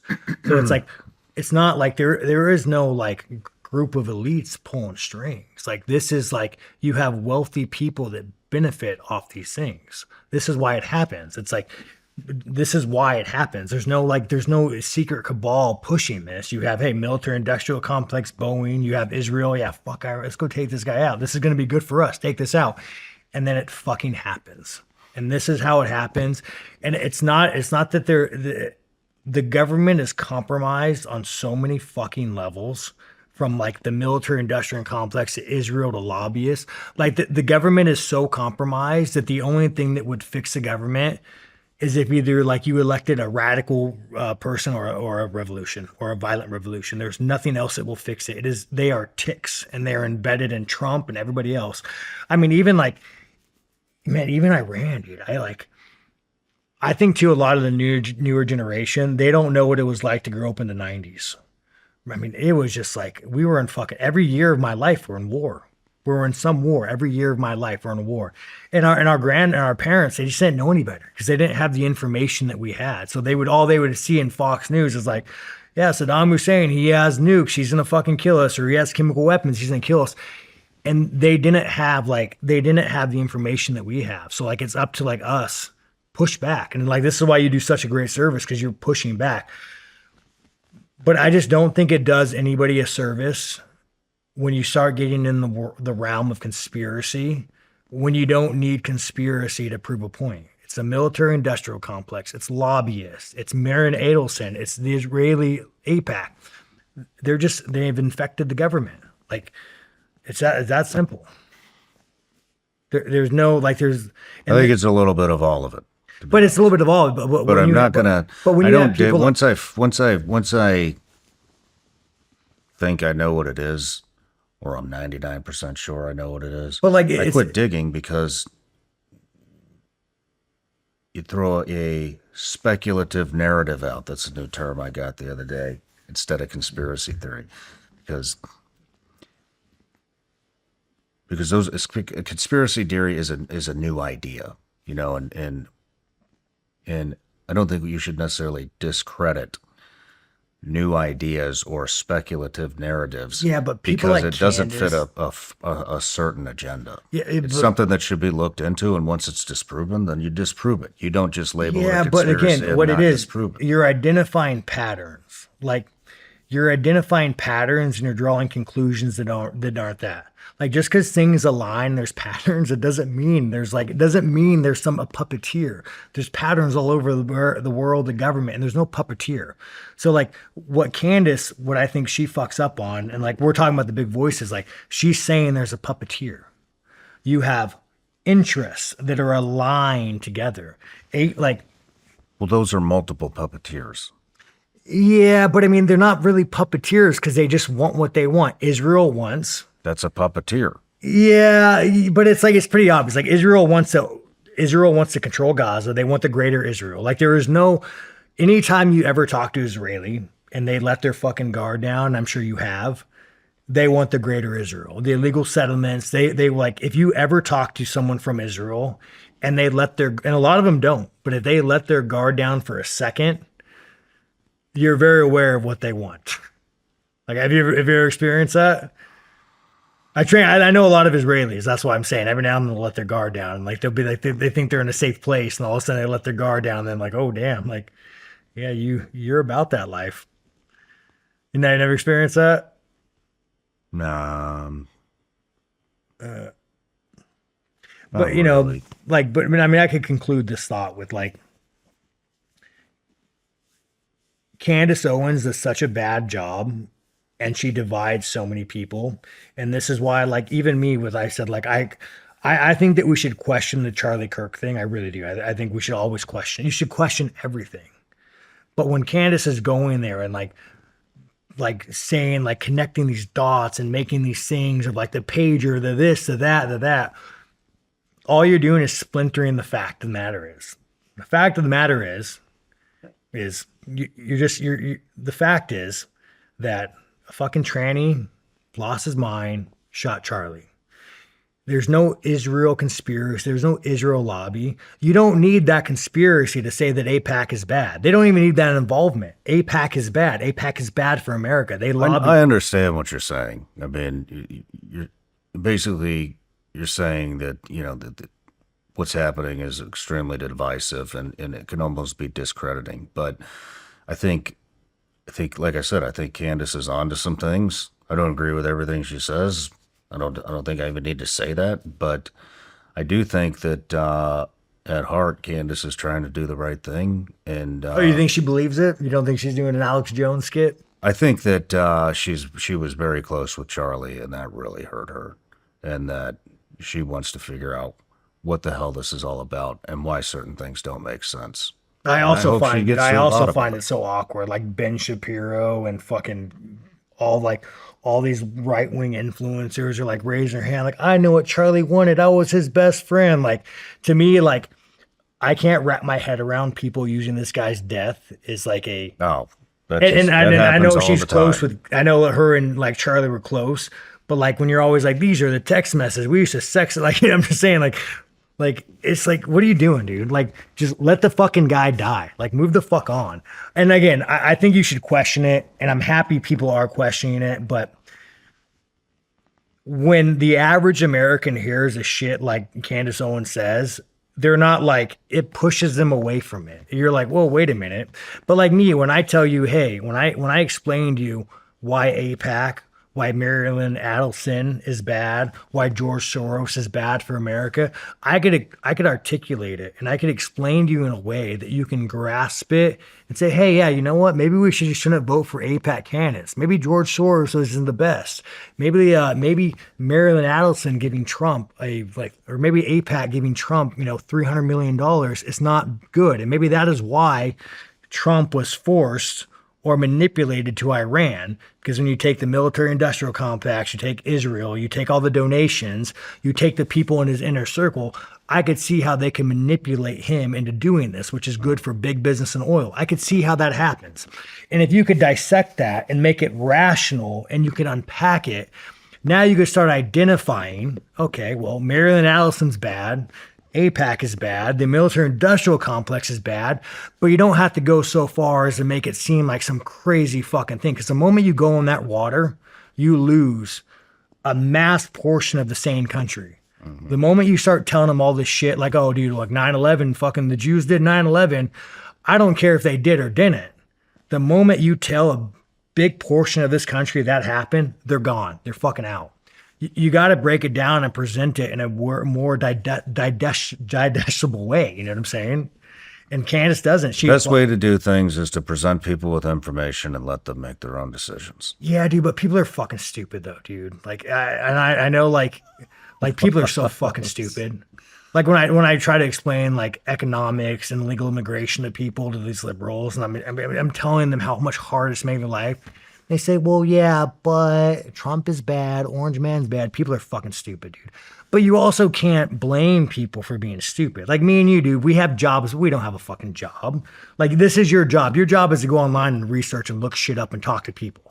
You think the guy doing an average 8-hour job, doing construction, going home to his fucking wife, she's working to 2 kids, you think that motherfucker's going on Reddit forums and looking at YouTube and trying to figure out, he doesn't. Just trying to get through the day. They're trying to get through the fucking day. Like, when you go talk to real rednecks, they don't give a fuck about anything, dude. They just like, dude, I just got done work and I want to go hunt. Yeah. Like, I don't give a fuck about this. I'm sick of I don't want my oil. Like the orange man said that I would have a better way of life. I fucking voted for him. So when I say people are stupid, I'm saying you cannot be informed. They're being misled. And be a normal person. So when you have people like Candace go and have these like fucking, and dude, Candace, by the way, she fucking crushes. She looks at you all fucking stone-eyed, dude, all fucking wide-eyed. She's like, let me tell you.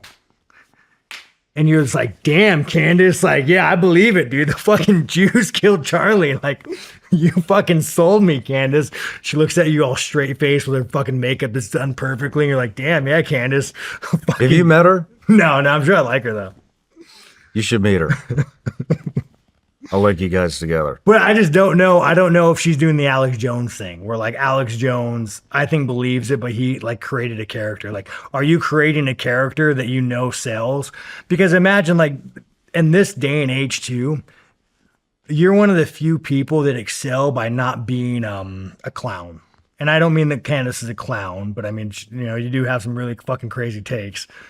But like, imagine if Candace just prevented, she's appealing to those fucking radical conspiracy theorist incels and say they're only like a fraction of the percent of America. But if you could have $1 from a fraction of the percent of America, you've made a fuck ton of money. So you're appealing to these kind of like, oh yeah, dude, I'm on the Reddit. Like, you're appealing to these, and you're just like, and I just find it like you're making money, but it's like, it's wrong. It's not wrong. It's just like, maybe she does believe it. I don't know, dude. Maybe she does.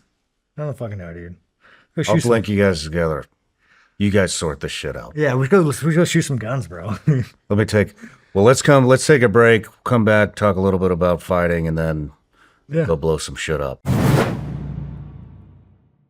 If you've listened to this show for a while, you know I'm a big believer in functional mushrooms and adaptogens. So mud water made sense to me right away because it gives you that morning ritual without the full caffeine hit. Their original blend is made with cacao, chai, turmeric, and functional mushrooms. It's got about 1/7 the caffeine of coffee, so you get focus and energy without feeling jittery or dealing with that crash later. And what I like about the starter kit is it actually gives you everything you need to start the routine. You get a full-size tin of your chosen blend, plus a rechargeable frother, free gifts, and free shipping. The OG blend is where a lot of people start because it has that chai and chocolate flavor, but they also have coffee, matcha, and turmeric blends if you want something different. For me, mud water is just a cleaner way to start the morning. It feels steady, it tastes good, and it fits right into the kind of routine I already want to be building. Ready to make the switch to cleaner energy? Go to mudwater.com/SRS and grab the starter kit. Use code SRS and you'll get 43% off. The frother alone is worth it. That's right. Up to 43% off with code SRS at mudwtr.com. After your purchase, they'll ask how you found them. Please show your support and let them know we sent you.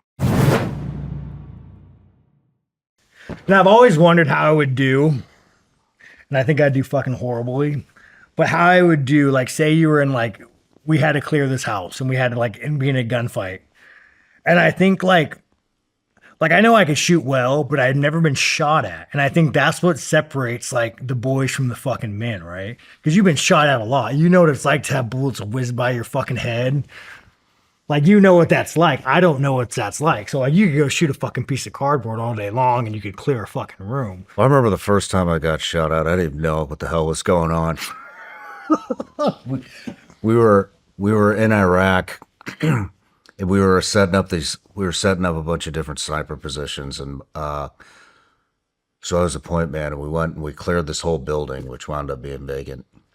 And then me and my buddy went up to the rooftop to get a vantage point. This is like 2-3 o'clock in the morning, and we're on nods, and we're up there like I used to chew tobacco. I used to chew, dip. Yeah. So we're up there having a dip, just talking about how we can't wait for it all to go down. And we're just shooting the shit. And we're like, tactics would go, it was a dumbass thing. We're just standing there on a fucking rooftop so anybody could see our silhouette. But there was no moon. So I guess you wouldn't really see a silhouette. Anyways, whatever. We shouldn't have been doing that. And I remember we're sitting there talking and I thought there was a billboard above me, and it sounded like somebody was taking like a yardstick and smacking the billboard, like it was like psh, like that, like a snap. Oh, the round hitting the round. And I'm like, what the hell? I'm like, what the hell is that noise? Who's smacking the billboard above us? And we look up, and there's no fucking billboard. There's no billboard. I'm like, holy shit, we're getting fucking whizzing by, or is that cracking the side of the building? That's the crack. When it goes over your head, that's the crack you hear. You just hear the snap like a psh. Have you ever been in like a gunfight? Like, I always say like what separates the SEALs is like they create conditions to win. Like if you look at every time a SEAL, like any at least a publicized SEAL operations, they created the condition to win. Like the Osama bin Laden raid, like they created the perfect condition. If you've ever been in a gunfight where like a legitimate like you're on one side of a legitimate, like I'm looking at you, you have a gun, I have a gun, and you're in a gunfight. I've never been in a situation where I've been point blank distance to somebody and they had a gun and I had a gun. Yeah. Well, like not point blank, but you know what I'm saying? Like, I'm about to get into like you see a cop shootout where you're like, I could see this motherfucker, he's shooting at me, I'm hitting reload, returning fire at him. Yeah. Like maybe like a 30, 40 yard engagement. Yeah. I don't think we shot anybody. Especially on that deployment, everybody was within 50 yards. No shit. Yeah. Yeah, I remember one time it was rural Iraq, and we were like ghillied up in the bushes and shit in this town that was like, I don't know, 150 yards south of us was black. it was a black site or black town, which means no U.S. personnel could go in, fly over, do any of that. And they were basically, what these guys were doing was they would come out and they would blow up all the main supply routes, the MSR routes. And these poor Army guys just kept getting killed. I mean, it was like every week, more and more of them were getting killed, and they couldn't figure out how to take care of it. So they brought us in, and we did like an assessment and some surveillance, and we'd set up all these hide sites along this MSR road, main supply route, and ghillied up. And we were so well hidden. We had goats, like local goat herders. Their goats were coming up and like eating the hay that we had put into our ghillie suits. And we spent, I don't know, 24 hours there. I think every time we went out, we got the guys within 24 hours. And so here's the road. And so we were set up kind of on the side of the road. There was 3 or 4 sites, where snipers were. And then we have like, kind of like a command element. They call it the C2 element back here. That's kind of, they're in charge of they're like the command element. And they had a goat herder, or not goat herders. They had a line of 5 guys walk right behind them with AKs and bombs. They were going to shovels, AKs, bombs. And they're like, oh shit, like here they come. And they're like walked right over the top of my buddies. Like no shit. Right behind them, walked right over the top of them. Here's the road. They start digging on the road.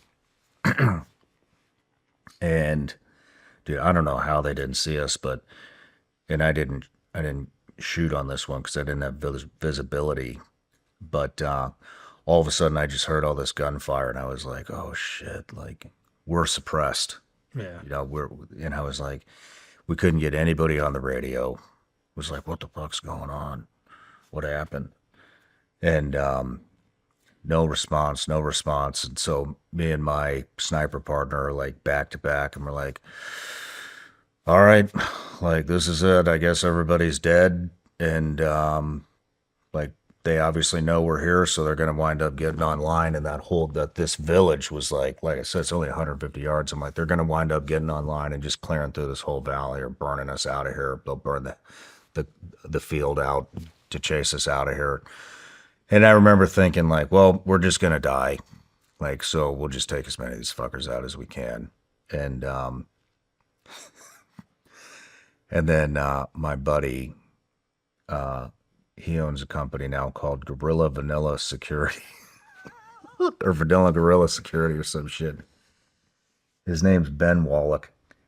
And, he comes over the radio and he just goes, holy shit, we just killed the fuck out of those guys. And I was like, that was like the best fucking feeling in the world.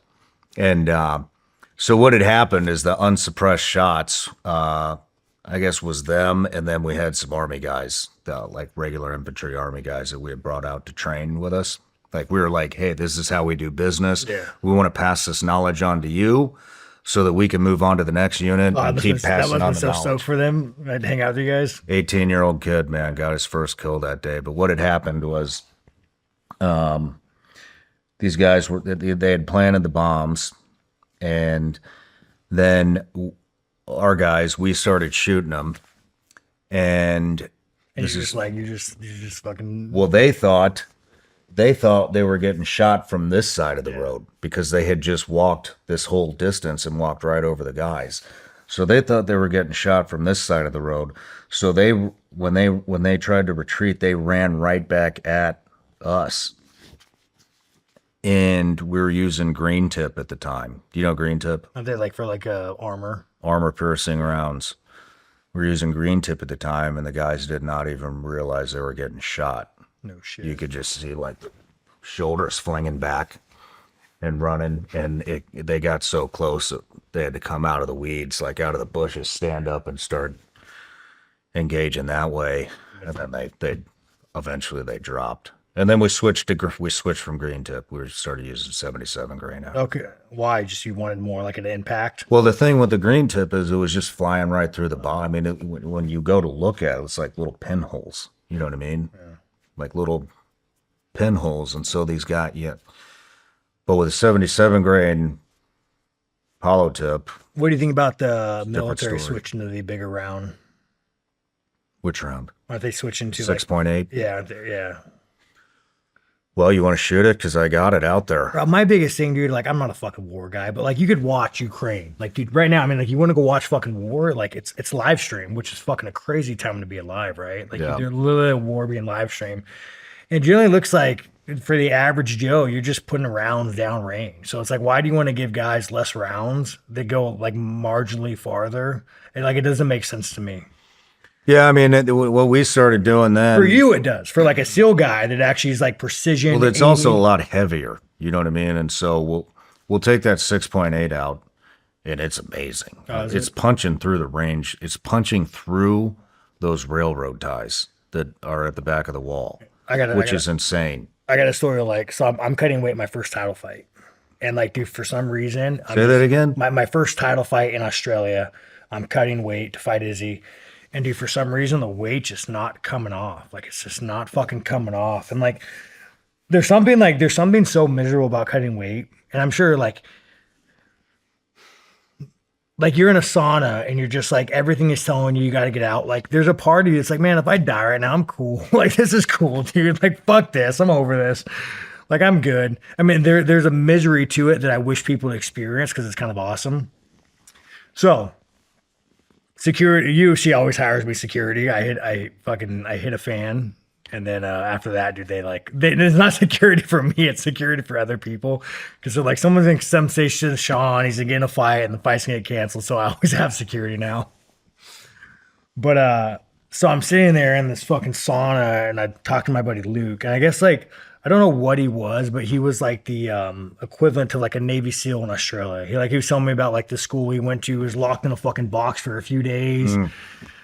Like, you know. SAS guy. Yeah, he's something like that. So anyways, Luke, one of the coolest guys. You want to talk about somebody who has like a deep fucking passion for murder.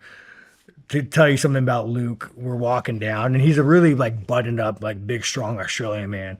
Didn't really smile, didn't really joke. And he was talking to a story about how like his buddy didn't murder somebody. And it was the only time I seen him show expression of disappointment that like he had an opportunity to murder like a bad guy and he didn't do it. And like Luke was like, fucking pussy. And I was like, all right, Luke. So anyways, I'm in a sauna. I'm cutting fucking weight. I'm miserable. And I say, hey, Luke, what's something miserable you've done? Like, you know, like talk to us, Luke. I want to know about you, man. Like, tell me something miserable. Like, tell me the most miserable you've been in life. And I was expecting, like, when I said that question, I was wanting him to say, like, oh, well, one time, you know, I was locked in a box in training and, like, some fucking Asian bitch was, like, smacking my ass with a fucking, you know, I heard that story later, was smacking me with a whip. No, that wasn't the story I got. He was like, well, Shawn, let me tell you. I was in Afghanistan once. And I'm like, oh, fuck, dude. So that's not the story I wanted to hear. And he goes, we were driving and our convoy got hit with an RPG and I'm wearing my translator all over me. I'm just covered in him. He goes, we get out because we're in mobile and we have to hike like 5 kilometers. Oh, fuck that is, you know, freedom math. And he goes, and as we're hiking, we're laying in a ditch, taking fire, and I'm covered in the blood of my translator. And I remember laying there holding my gun as like we're in this firefight that I'm okay to like, today's the day I'm going to die, but I'm at peace with it. Like I am so miserable. This is so bad that like, if I die here, like I'm okay with this. And now like me and all these fighters, dude, we're sitting there just cutting weight, like fucking speechless as this guy's telling us this, like, and he said it like, I'm saying it as a joke, but he's saying like, I mean, he's like bearing his soul in this story and we're all cutting weight, like, just like jaws open, like, yeah, dude, like, what do I say to that? Like, I'm a fucking pussy. Like, I get it, dude. All right. Point proven. Zip up the fucking sauna, dude. I'm going to shut the fuck up now. I'm a fucking pussy. Like, point proven. But like, when you hear some stories that people gone through, oh my God, dude. Yeah. But even like the Ukraine war, like you're watching that. There's a video online of a guy getting in a knife fight. Did you see that? It's No. literally like two guys GoPro a knife fight, and like the last thing as he dies is like kind of like you did good, and like I mean it's fucking wild. Like the Ukraine war being televised or being live streamed. I mean, I can't wrap my head around that. Like you can go on YouTube right now and you can watch firefights, battle, tank maneuvers, drone footage. It's like we live in such a fucking crazy world that like I hope it vilifies war even more, but who knows? But yeah, man. So anyways, long story short, I was saying I really like to get in a gunfight, but hopefully against a SEAL because I think I'd be a little bitch about it, you know? Because you watch cops every now and then, do a cop will get in a gunfight. And like a legitimate gunfight where like the guy's getting fire and he's returning fire and he'll fucking put his mag up and he'll hit his reload and he'll rack. And then you watch some guy. I mean, dude, the thing is, like, I mean, look, I don't know if you'll rise to the occasion or not. I would think you would, considering what you Dude, do you for a watch living. some guys that like they're like stumbling. But you mean when you're fighting? I mean, when you're in a fight and you're getting your ass beat, is there do you hit a point where you're you like, don't even think about it. where you're like, well, I'm fucking in this now, and so there's no getting out of this. So, like, When you know just when gotta you're in a fight, there's only one choice. You when you're in either a keep fight- going or you don't, and I'll you tell you have what. to make a mental decision. You have to. I'm going to keep going or I'm not, and. But how do you like the urge to flinch, dude? When you get around, fucking like how do you fight that urge? Like It slows down.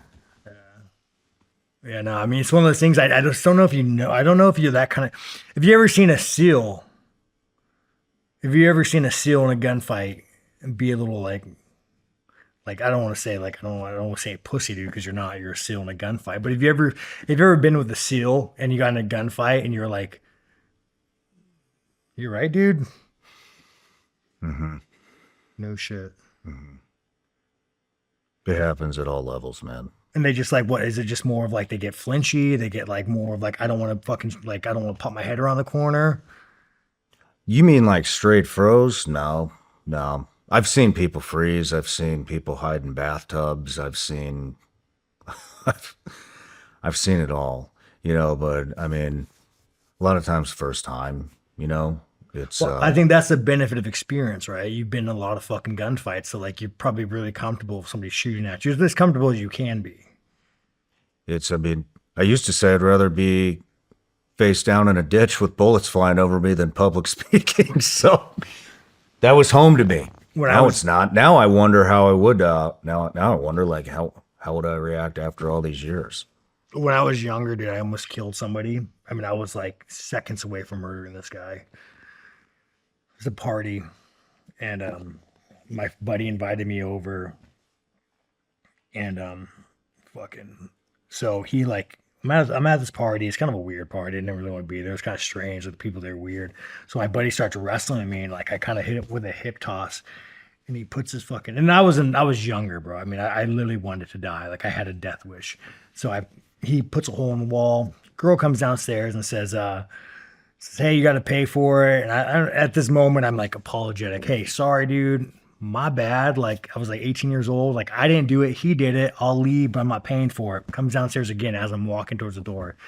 Says, "Hey, you know what? My boyfriend says you have to." But she said it in a way of like fear and threatening. Like she was fearful, but she also was like threatening me.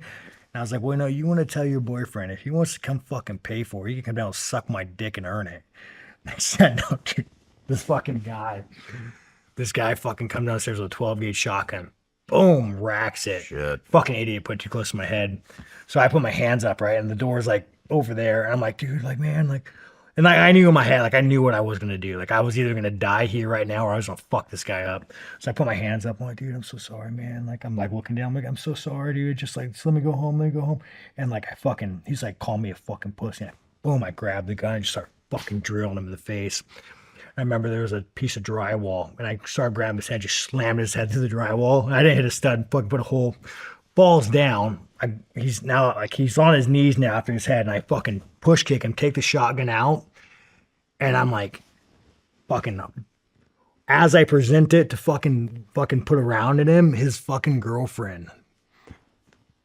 Thank fucking God, because I'm not beating that case. I'm not beating that charge. Girlfriend jumps on top of him and starts begging for his life. And I think about this girl all the time because, like, if it wasn't for her jumping on top and begging for his life, again, institutionalized. Shit, dude. Yeah. So it's like, it's kind of weird, dude. I mean, yeah. So going back to like gunfights, I think when you're in it and you're resigned to it and you're just real focused, like there's nothing you can't do or like overcome. Yeah. Oh, and to answer your question, when you're in a fight and you're getting the living shit kicked out of you and you know you're going to lose, you just tell yourself, one, I don't want to get finished, so I'm not going to be a bitch. And two, maybe I get lucky. The only thing you're thinking about is like, maybe I could get lucky. It only takes one. So you still have the will to fight. Yeah, like I know I'm not going to win. I know I've lost every round. Maybe I get lucky. Just put your hands up and maybe you get lucky. Have you gotten lucky? No, when I've got the shit kicked out of me, I just continue to get the shit kicked out of me. No, I just continue to get the shit kicked out of me. Yeah, no, never, dude. Yeah, no. What is your mindset when you walk into a fight? Actually, hold on. Before we move on, you know, Shawn, I'm a fan, and I need you to sign something, but it's probably not going to be the typical thing you sign. I love that you got kicked out of Trump's 80th birthday party. Oh, let's go, man. So I'm going to use the show as the certificate of authenticity. That's good. Actually, by the way, you know, I joke. These guys, they did detain me and they did trespass me, and I don't think they even charged me, but these guys, these marshals, saved my fucking life. Dude, when I saw that, I was like, holy shit. I'll bet those dudes loved doing that. Oh, dude, they saved my fucking life. So, like, what people don't understand is when you're in a crowd, like, I mean, I'm sure if you've done security and you've worked crowds, like, Thank you. you understand how people die. Let's go, dude. Yeah. And by the way, those marshals, so, like, if you guys are watching this, man, thank you. You guys saved my fucking life. They're watching. So, so dude, when you're in a crowd, the first time I was in a crowd and I've experienced this, I was at a UFC fan expo and I just thought it was like gay and lame. I didn't want to do it. So I walked in the crowd like, this is fucking gay. Dude. I want to go fight a fan or do something fun. And then like they start forming around you and you're like, everything just like, there's a wall of people around you. And I remember telling this guy, hey, dude, like back the fuck up. And like he had so much fear on his face because he couldn't back up because he's in this crowd of a wall of people. He's like, dude, I can't. And at that moment, you're like, oh man, I understand how people die in a crowd. So what happened is I was like, once I snuck in, I was like, you know, I'm going to try to be like real, like undercover. And then once I was made by the fans, like if I didn't jump in that ring, people would have died. You're talking about thousands of people would gather around you and they start pushing and pushing and pushing. And then you create this wall of fucking people. So when I jumped in the ring, it was like, this is the only place I could go where I'm not going to die. Wow. Because, right, it's elevated their sides. Yep. So I was like, well, at least I'm safe in this ring. And then once the marshals came to get me out, I mean, they were fighting people back. Like they were shoving people, checking people that like, if it wasn't for them, somebody could have died by me being there. And I mean, I feel like an asshole in the process, but I didn't even think about that. I was like, I'm just going to hide in and walk. But like crowds, man, so those marshals, dude, we're talking about these big corn-fed fucking people, dude. They were just checking fans, dragging people out. I'm shoving fans off me. Damn, so yeah, if it wasn't for them, dude, somebody would have died. They 100% saved someone's life that day. Shit. Yeah. Have you ever been in the middle of a crowd? Oh yeah. Bunch of times. Yeah, it's like it's just it's like that's the scariest shit. You take one, you can't identify. I mean, there's so many people. But for me, it's more like you take one person that weighs 150 pounds, 200 pounds. Now you add 1,000 of them pushing on each other. You create this wall. That's why people like get trampled and suffocate in crowds. Like you just fucking die. But yeah, those marshals, man, they fucking saved my life, dude. So anyways, that's awesome. Marshals, thank you guys. What happened there? I got to know the story, so when I frame this and put it in the studio. Yeah, so Trump, the UFC was like, hey, you know, I want to go to the fight. So I bought tickets. So my girl's family's up there. I had to go tell them something. So I already pre-planned the trip. It's like, you know, I'll just make a fucking detour. So I made a detour, and then Hunter called me and was like, hey, you know, you didn't get cleared, man. Sorry. Like the White House wouldn't clear you. And mind you, I of course they didn't fucking clear me. I was shocked when I was shocked when Hunter said I could go in the first place. But yeah, of course they're looking at my fucking tweets like, yeah, you're not gonna fucking clear me. They're not gonna let me go. So I wasn't surprised, right? But then I told the UFC, well, like, dude, at least let me go to the fan fest. Like, let me go to like to the gates and like go hang out with fans. Like, I'm already there. Like, let me go say what's up. And the UFC fucking boom. And I was like, hey, you know, like, why don't you guys just give me like some security so I could go say what's up, UFC? Nothing. And then even my manager reached out to him, was like, you know, Shawn's gonna sneak in and go, right? And like, can you give him security? Like, oh, sorry, we can't. Damn. So it's like they and I still was like, fuck it, I'm still gonna go anyways, you know. But yeah, no, the UFC, the Trump administration. I think I was just salty for the UFC because like Trump blacklisted me from the White House, but the UFC blacklisted me from the whole event. They didn't give me security. No shit. Yeah, they didn't give me security. They didn't give me passes. There was like a big fan event where all the fighters went. They didn't let me go. But they would have fucking known. I mean, I don't blame the UFC because I would have been up there with a microphone like, hey, guys, these fucking pedophiles, what are you fucking doing here? It's fucking Trump, dude. How many times is your name in the list? So I can't blame them, you know? Are you the one that said, why would I go fight for a bunch of pedophiles? Yeah, I think I said like something like that. Like, I mean, so everyone's like, well, why did you want to go? I'm like, dude, I could separate politics and fighting. Like, it's cool. It's at the fucking White House, man. It's a once in a lifetime event. Of course I'd fucking go. But I don't blame the UFC and I don't blame the White House because fucking Trump's a piece of shit. And I would have definitely have said that on live TV and they would have been a big shit show. So I don't blame anybody. Right on, man. I own it. I fucking own it. I love it. So what are you getting ready for? When are you going to fight again? Right now, so I have this AC joint separation. It's not bad, dude. I just need probably a couple more months just to let it heal up. Like, I mean, you'll see me rubbing it right now, just fucking throbbing. But dude, I don't know, man. It's all about money. You know, people talk about like, who's the fight? Who do you want to fight? I don't give a fuck. Just pay me well. I'll fucking fight anybody, dude. I'll go fight. I'll go to heavyweight if you pay me well. So fighting to me is really just a job, and I like the fans. Well, Paulie Market's got you as the favorite to still be middleweight champ at the end of 2026. You're leading the odds. How do you see the rest of 2026 playing out? How do I bet, dude? I should just fucking ride the bench in 2026. And what are you hoping for? No, I mean, dude, if my shoulder heals up, I'd fight. I like fighting, dude. I like even, you know, going back to like who I am as a person. I am better when I'm in camp. Like, so me being injured out of camp, I'm fucking, dude, I'm not doing well. Like, I'm not doing fucking well. Like, I was in Florida, I'm not doing well. Like, I'm not doing well. I'm trying to create enemies I don't have. I'm trying to pick fights that aren't there. Like, everybody's out to fucking get me right now. And I'm fully aware that, like, I'm in limbo because of my injury. So me being in limbo, I'm just like, I'm fucking just spiraling, you know? I'm just like trying to You don't do well in idle. Fuck no, dude. I need to have something to fight. I need to have some kind of misery. I need to have something like, I need to force myself to diet. I need to wake up every day and be like, I want this to be over. That's where I'm at my best. This, where I'm like, you know, whatever I want. I fucking hate this, dude. I like start twitching and shit. Start fucking twitching. Dude, I hope you start helping kids, man. You could have a lot of power for future generations. My girl hates it. She doesn't hate it, but like, I'm really fucking twitchy and I hide it so well in public, but like, I'm so fucking, do you have any twitches or like tics or anything like that? So like, sometimes like I think about thoughts a lot and like they make me feel uncomfortable and I don't think I know how to process emotion. So like, I'll also be sitting there having a conversation, like fucking like just like twitch. I'm like, what the fuck is wrong with you? I'm like, dude, I can't help it. I can't fucking help it. I try not to. I can't fucking help it. When does it come out the most?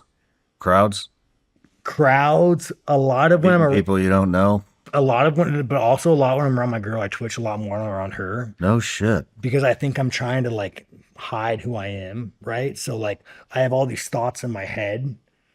They're like usually really fucked up thoughts. Like I've like real fucked up thoughts. So you like, think she doesn't know this? No, she knows it, but like it makes me so uncomfortable that like I think it just manifests itself in like a physical reaction because like I'm looking at my wife and they're so fucking uncomfortable and so fucked up that like I think it just manifests itself in in a way. I used to be able, like, I still do every now and then if I really have a bad thought. And I say bad thought, it could be anything, like a shameful thing I've done, a shameful thing I want to do. I used to just visualize. I say used to, I fucking do it all the time still. But every time I have a thought, you guys should try it, it might help you. Every time I have a thought I can't get out of my head, I visualize myself shooting myself in the head.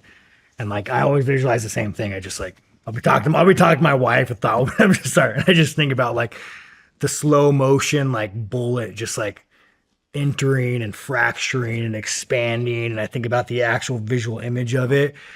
And it like, I just focus on that thought, dude. And like, it just blanks me out. Holy shit. And then if the thought's too big and I can't get it out, I'll even just like touch my head a little bit, just like, and I visually, once I put my finger on my head and I could like put my finger on the temple and I could actually like see the trajectory of the bullet coming out, and like it just blanks my mind right out. Whoa. But no, it just helps, dude. It just helps. Dude, that is dark. Well, I mean, it just helps because like you just like, it's such an extreme visual and mental image. It just, all whatever I'm thinking about now, and the moment I start focusing on that, it just takes everything away. Yeah. Do you think, how'd you meet your wife? No, funny enough, dude, we actually met. I mean, this was like Tinder? Yeah, Tinder 7 years ago. So Bullshit. Are you serious? But so I wasn't as famous back then, right? I was like, dude, did you really meet her on Tinder? Yeah, dude. I was just trying to get, but see, I was just trying to get laid, dude. No, I was just trying to get fucking laid. Like, I was trying to get laid. What was your profile pic? I don't know, dude. I think it was just me, like, I think it was me riding a horse or something, dude. And I was like, I tried to make myself look non-threatening, dude. I wanted to be fun, but non-threatening, right? That's what you want. No. This is me not being a psychopath. Yeah, no, you don't find out about after you're already trapped. So anyways. I like horses. Yeah, I like horses. Yeah, I'm a good guy. So anyways, I meet her, and I always laugh because if you go back to our first meeting and say, hey, like, you guys are going to be married one day, we would both look at each other and be like, are you fucking retarded? Like, what the fuck? So my girl, by the way, I had this old shitty Nissan fucked up truck, and she sees me, I'm sitting on my truck.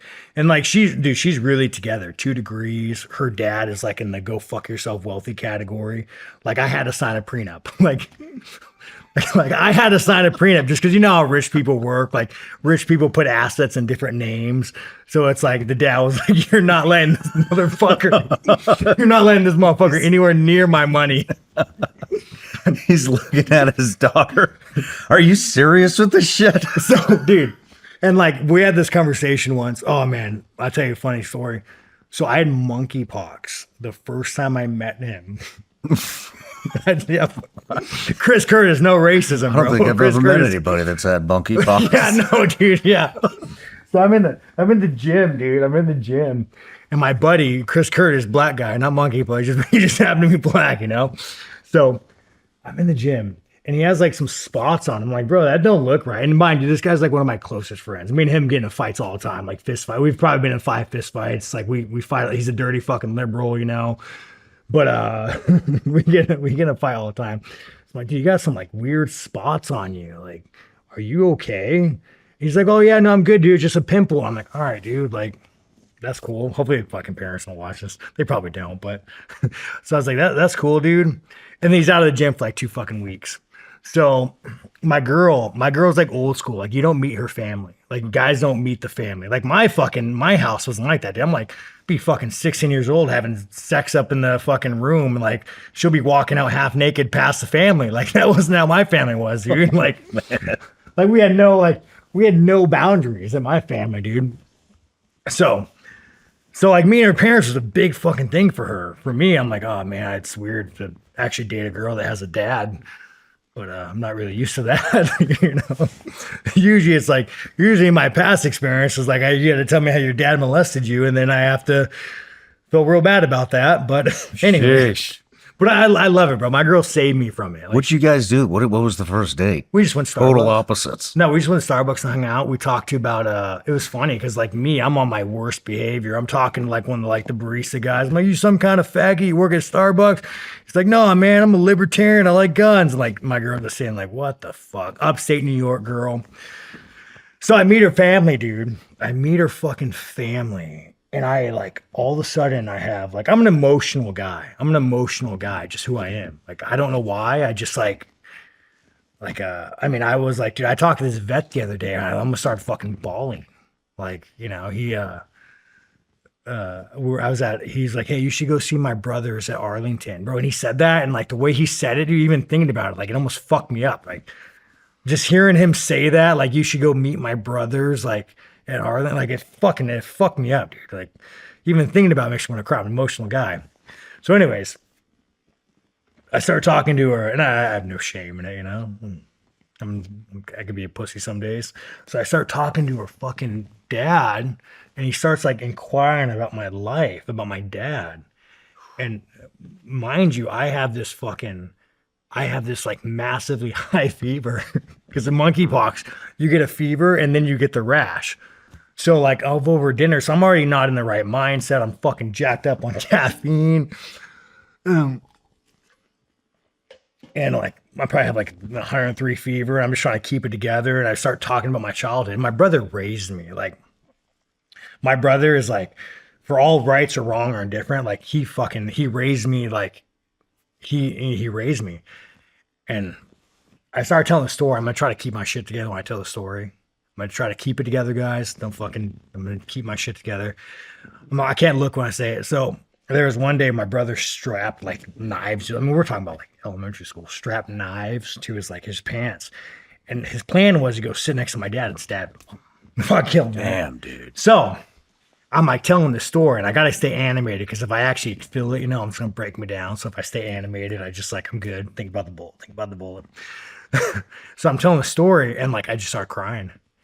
And mind you, I had a high fever, you know, but like I was like just trying to explain to him what it was like. And I just started first time my parents fucking crying, trying to keep my shit together because I was telling that story. And he asked me, like it was no unsolicited advice. I was just trying to explain. And I also had a really high fucking fever, like I was mildly delirious. So yeah, first time I met her parents, I had like a fucking breakdown. Not a breakdown, it was just more of just like, yeah, no, it's my brother raised me and I just need one sec. And then, yeah. So then I go home. What does he say to that? Dude, his life, they're like, my girl's family, I mean, the dad was the grandfather on the mom's side, beloved in the town. They have like soccer, they have like golf tournaments. He was a coach at like some good college. World War II vet, POW, Battle of the Bull, this parades in his honor. Her dad's business owner. He inherited the business. Like, you know what I'm saying? They have a long lineage of like success and stability. My lineage is like fucking mental illness and permanent disability.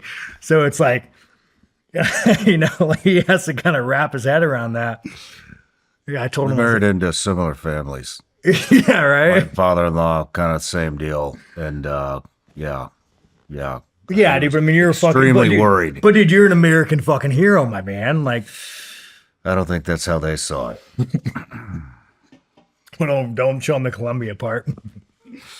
So, anyways, I have a breakdown, dude. I go home and like I wake up. I texted my girl. I'm like, dude, I had to leave. Sorry, I have a massive fever. I'm fucked up. I wake up, dude. I have legions all over my body from monkeypox. And I called Kurt. And I was like, you motherfucker, dude. You motherfucker. Damn. Do you get along with them? Oh, yeah. No, they're fucking great, dude. They're like, they're great. They're like, could not ask for like better fucking in-laws. Do you get along with your in-laws? I do. Yeah. It took a little bit. Yeah, I think they would still rather not be with the daughter. Like, I think if they could snap their fingers, they'd probably say no. But I mean, whatever, dude. It's funny. I say this story a lot, but after we got married, you know, we go meet him for breakfast, and which I don't blame him. We go meet him for breakfast, and he looks at me. We're saying our goodbyes, you know, and shakes my hand. He goes, Shawn, I didn't think you were going to be my son-in-law, but here we are. He just walks the fuck away. Holy shit. But dude, I know who I am, bro. Like, I mean, like I said, I grew up like, I mean, I fucking know who I am, dude. I'm fucking a high school dropout. The only reason why I'm not fucking institutionalized is because I hit people in the fucking head. Like, I'm a fucking loser. Like, and now everyone's like, oh, no, I am. Like, where I came from, like, I mean, girls are getting fucking, like, I remember being in fucking, like, junior high and chicks were getting fucking double teamed in my fucking living room. Like, that's who I came from, right? Like, we didn't have fucking, like, I mean, we didn't have clean towels, dude. We had like the communal fucking towel that after like fucking 3 weeks, it turned into this like moldy fucking mess. Now you're debating, do I take the sheet off my bed or do I use the moldy towel? I'm going to go take the sheet off the bed. But you know, the thing about my parents too, they were never like, we were very middle class. Like we were very, probably lower. They were like meat cutters. They worked at Albertsons together. But when you're white trash, you just spend fucking money. So by after you got all, you know, the beer, the alcohol, whatever the fuck else they're buying, you just were poor. But it's why like kids too need to start investing, man. So like, dude, I mean, I know you think that of yourself, but fuck, Shawn, I'm telling you, dude, like, you could have such an impact on today's youth. I cannot tell you, I am so fucking lucky. I'm so lucky, dude. Like if I go back and I look at all my life from like the fucking revolver to almost shooting the guy, and even so much other than that, like you want to talk about God? Like I am so lucky because if any one of these 1,000 events happened any other way, I would not be here today, or I'd be in a prison cage somewhere. Well, I'm glad you just said that. Yeah. My girl's dad, actually funny, one Christmas, the best gift he ever gave me. He gave me like a $500 check and he handed me a laptop. I'm like, oh, that's cool, man. I don't fucking need your money. Like, I don't want your money. He's like, no. And he opened up a Charles Schwab account and he's like, you're going to start investing. Like when my girl met me, I had $1 million under a bag in my bed. Like, what am I going to do with it, babe? It's a fucking... And she was like, are you fucking stupid? I'm like, I don't know. So now I started investing and like, it's one of those things. I think one of the things about like when you meet really wealthy people, they don't tell you it's so easy to make money in America, and they don't teach you that as a kid. So like, and I don't mean like, I'm not one of those like people that are like, oh, you're fucking stupid. Like I was trying to explain to my girl, I was like, babe, you're talking about investing the money. Like, do you think I ever gave a fuck about that? Like, do you think I really had the thought process of saying, hey, if I could put $100 now, in 10 years, it'll be 5,000, 10,000. Like, I didn't have that thought process. So, dude, my girl really changed my life. If it wasn't for her, I'd be in such a bad place. I'd probably be with some like fucking porn star, OnlyFans girl, just like just going deeper into a, because I mean, even like, I mean, I was a piece of shit. And like I got like my initial fame, it wasn't because I was a good guy. It was because like I let people know, like, dude, I'm a piece of shit and I love it. Like I don't do drugs. I do all my mistakes sober. This is who I am. Mm-hmm. And my girl really stopped and said like, you can't be a piece of shit if you want to be with me, which was fucking real hard. Is that the first time you've ever had exposure to a family like that? Oh God, yeah, dude, it's so fucking weird. And first time she's ever exposed to a family like me. It's so weird, man, when you think about like, honestly, like after seeing her family, I don't know if I'm kind of grateful for my family. Cause you know, dude, the really rich whites, bro, it's different. There's like these hierarchies and like, they love each other, but there's like separations from church and state. Like there's separation between like, I'm the dad, you're the daughter. Like it's a very like, it's not cold, you know, they love each other and they do everything for each other, but it's like a very cold environment, right? Like right, wrong, or indifferent, dude. I might have known who my mom was banging when I was in elementary school, but I knew, you know? Shit. So like, it was Christmas, dude. It was Christmas with the whites and like, the first Christmas I've ever been to with the whites, dude. And it was like, I remember sitting there like, what the fuck am I doing here? So like, they love food. White people love food, dude. Like when you saw the whites, like I always tell a story. They go and they buy these like really nice cheeses and shit. The whites love cheeses, you know? So they go and they buy like, you know, like a whole basket. Like this is like Gouda. This is like aged cheese. There's fucking mold on this cheese. And they like, cause it's like a Christmas thing. So like, if you guys ever want to make a white person happy, get them some cheese, apparently. So So anyways, the dad goes, well, hey daughter, do you know where your cheese knives are at? And she goes, oh dad, sorry, We just have regular knives. oh, I don't have a set. And dude, the dad, and she'll look back like that's not how it happened. And the dad looked at her like, How the fuck do you not have a cheese knife? I didn't have a cheese knife. I didn't know there was a fucking cheese knife, dude. Where's your security board? So I'm just sitting there witnessing all this. Like, the most upsetting thing about your guys' day is you don't have a fucking cheese knife. Like, I mean, what the fuck? So I'm just sitting there like watching this interaction, and I'm just like taking it all in and absorbing it and looking how the whites live. I always say there's whites and there's whites, bro. And like to her family's eyes, bro, I ain't a fucking white man. I'm not white. So later on, as the dinner progresses,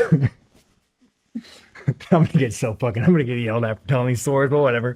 It's good, bro. It's a compliment to your family. I always tell her, like, babe, it's a compliment. I didn't grow up that way. Like, no, I was doing Christmas. I was probably trying to fucking have sex with a whore upstairs. Like, that was not like, it's good. So they're all like, they cook all day long, and they go and they buy like this nice organic grass-fed fucking prime rib. And then the backyard all day long, like poking and prodding this fucking piece of meat. Like, oh man, look how tender that is. It's been on for this long. And I'm just standing there like, this is the most boring white ass shit I've ever done. Like, we need to fight some fucking people over, dude.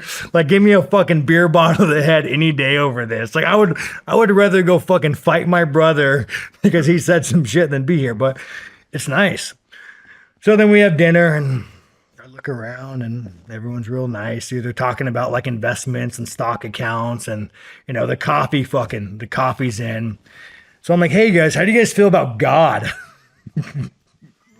Like, yeah, so like it's I saw the brother. I'm like, so do you partake? Do you believe? I mean, it is Christmas. Do you believe in baby Jesus? And the mom goes, yeah, you know, do you believe in Christ? And I'm just laughing because I'm like, they're so structured and so uninvolved in each other's lives that they don't even know like the belief system of their kids, because there's so many layers of structure in their lives. You are the father, you are the mother, you are a kid, which I think is good to have these like layers of, and like my girl loves her dad. She's a dad's girl. Like she should have been a tomboy, you know? So they start talking about it, and I'm just like absorbing all this, like, huh? Because the way I grew up, dude, like our Christmas dinner, dude, like, I mean, not as an adult, as a kid, my brother would be like, oh, I'm going to go fucking bang my girlfriend or this whore. I'm like, this is that Christmas dinner conversation, you know? So you watch this and you're just like, huh, this is how you guys live. It's really fucking boring. That's how I feel here in this town, by the way. I just walk around like, oh, fuck am I, dude? Where are the black people at? Give me some blacks. Give me my people. No, but, yeah, so you're with the whites. You know what it's like. This is a good town, man. What people care about here is God. Don't fuck with our kids. Oh, it's great. Everybody's nice to each other. Yeah, if we had more God-fearing rednecks, I always say rednecks are the only thing that will save the country. Like, we just need more fucking rednecks. And mind you guys, like rednecks, you be a black redneck, you could be a yellow redneck, I don't give a fuck. But like the mentality of a redneck, just hard-working, God-fearing people, it's like a dying breed, man. It makes you real sad. Do you think you'll have kids? Yeah, I want to have kids. I want to have kids. Me and my girl talking about it. She went and got tested. She's all good. We might do IVF. She doesn't need IVF, but I think you could pick a boy. And I know God's going to curse me with a girl, you know? What do you have, boy, girl? I have a boy and a girl. Yeah. Well, your first boy first. So the Schultz method, I think is what they call it. It works. What's the Schultz method? I'm going to butcher this. My wife, I just do what she says. Okay. But we really wanted a boy first. And once you start tracking the ovulation cycle, there's specific. So let me think. So the boy sperm, the male sperm is really fast, but it dies really quick. Got you. So whatever point during the ovulation cycle, it's you don't have sex until like the egg has dropped. Yeah. So you have to look this up. So I don't. So You I gotta don't find the mess you up. timing. It's the timing. Yeah. So it's the timing. So as soon as the egg drops, and they can like track all this stuff. Yeah. That's when you have sex. And then the male sperms swim to the top and they fertilize the egg, and the females are slower, right? Sure as shit, we had a boy. No shit. And then you did the Next opposite. one, we wanted a girl.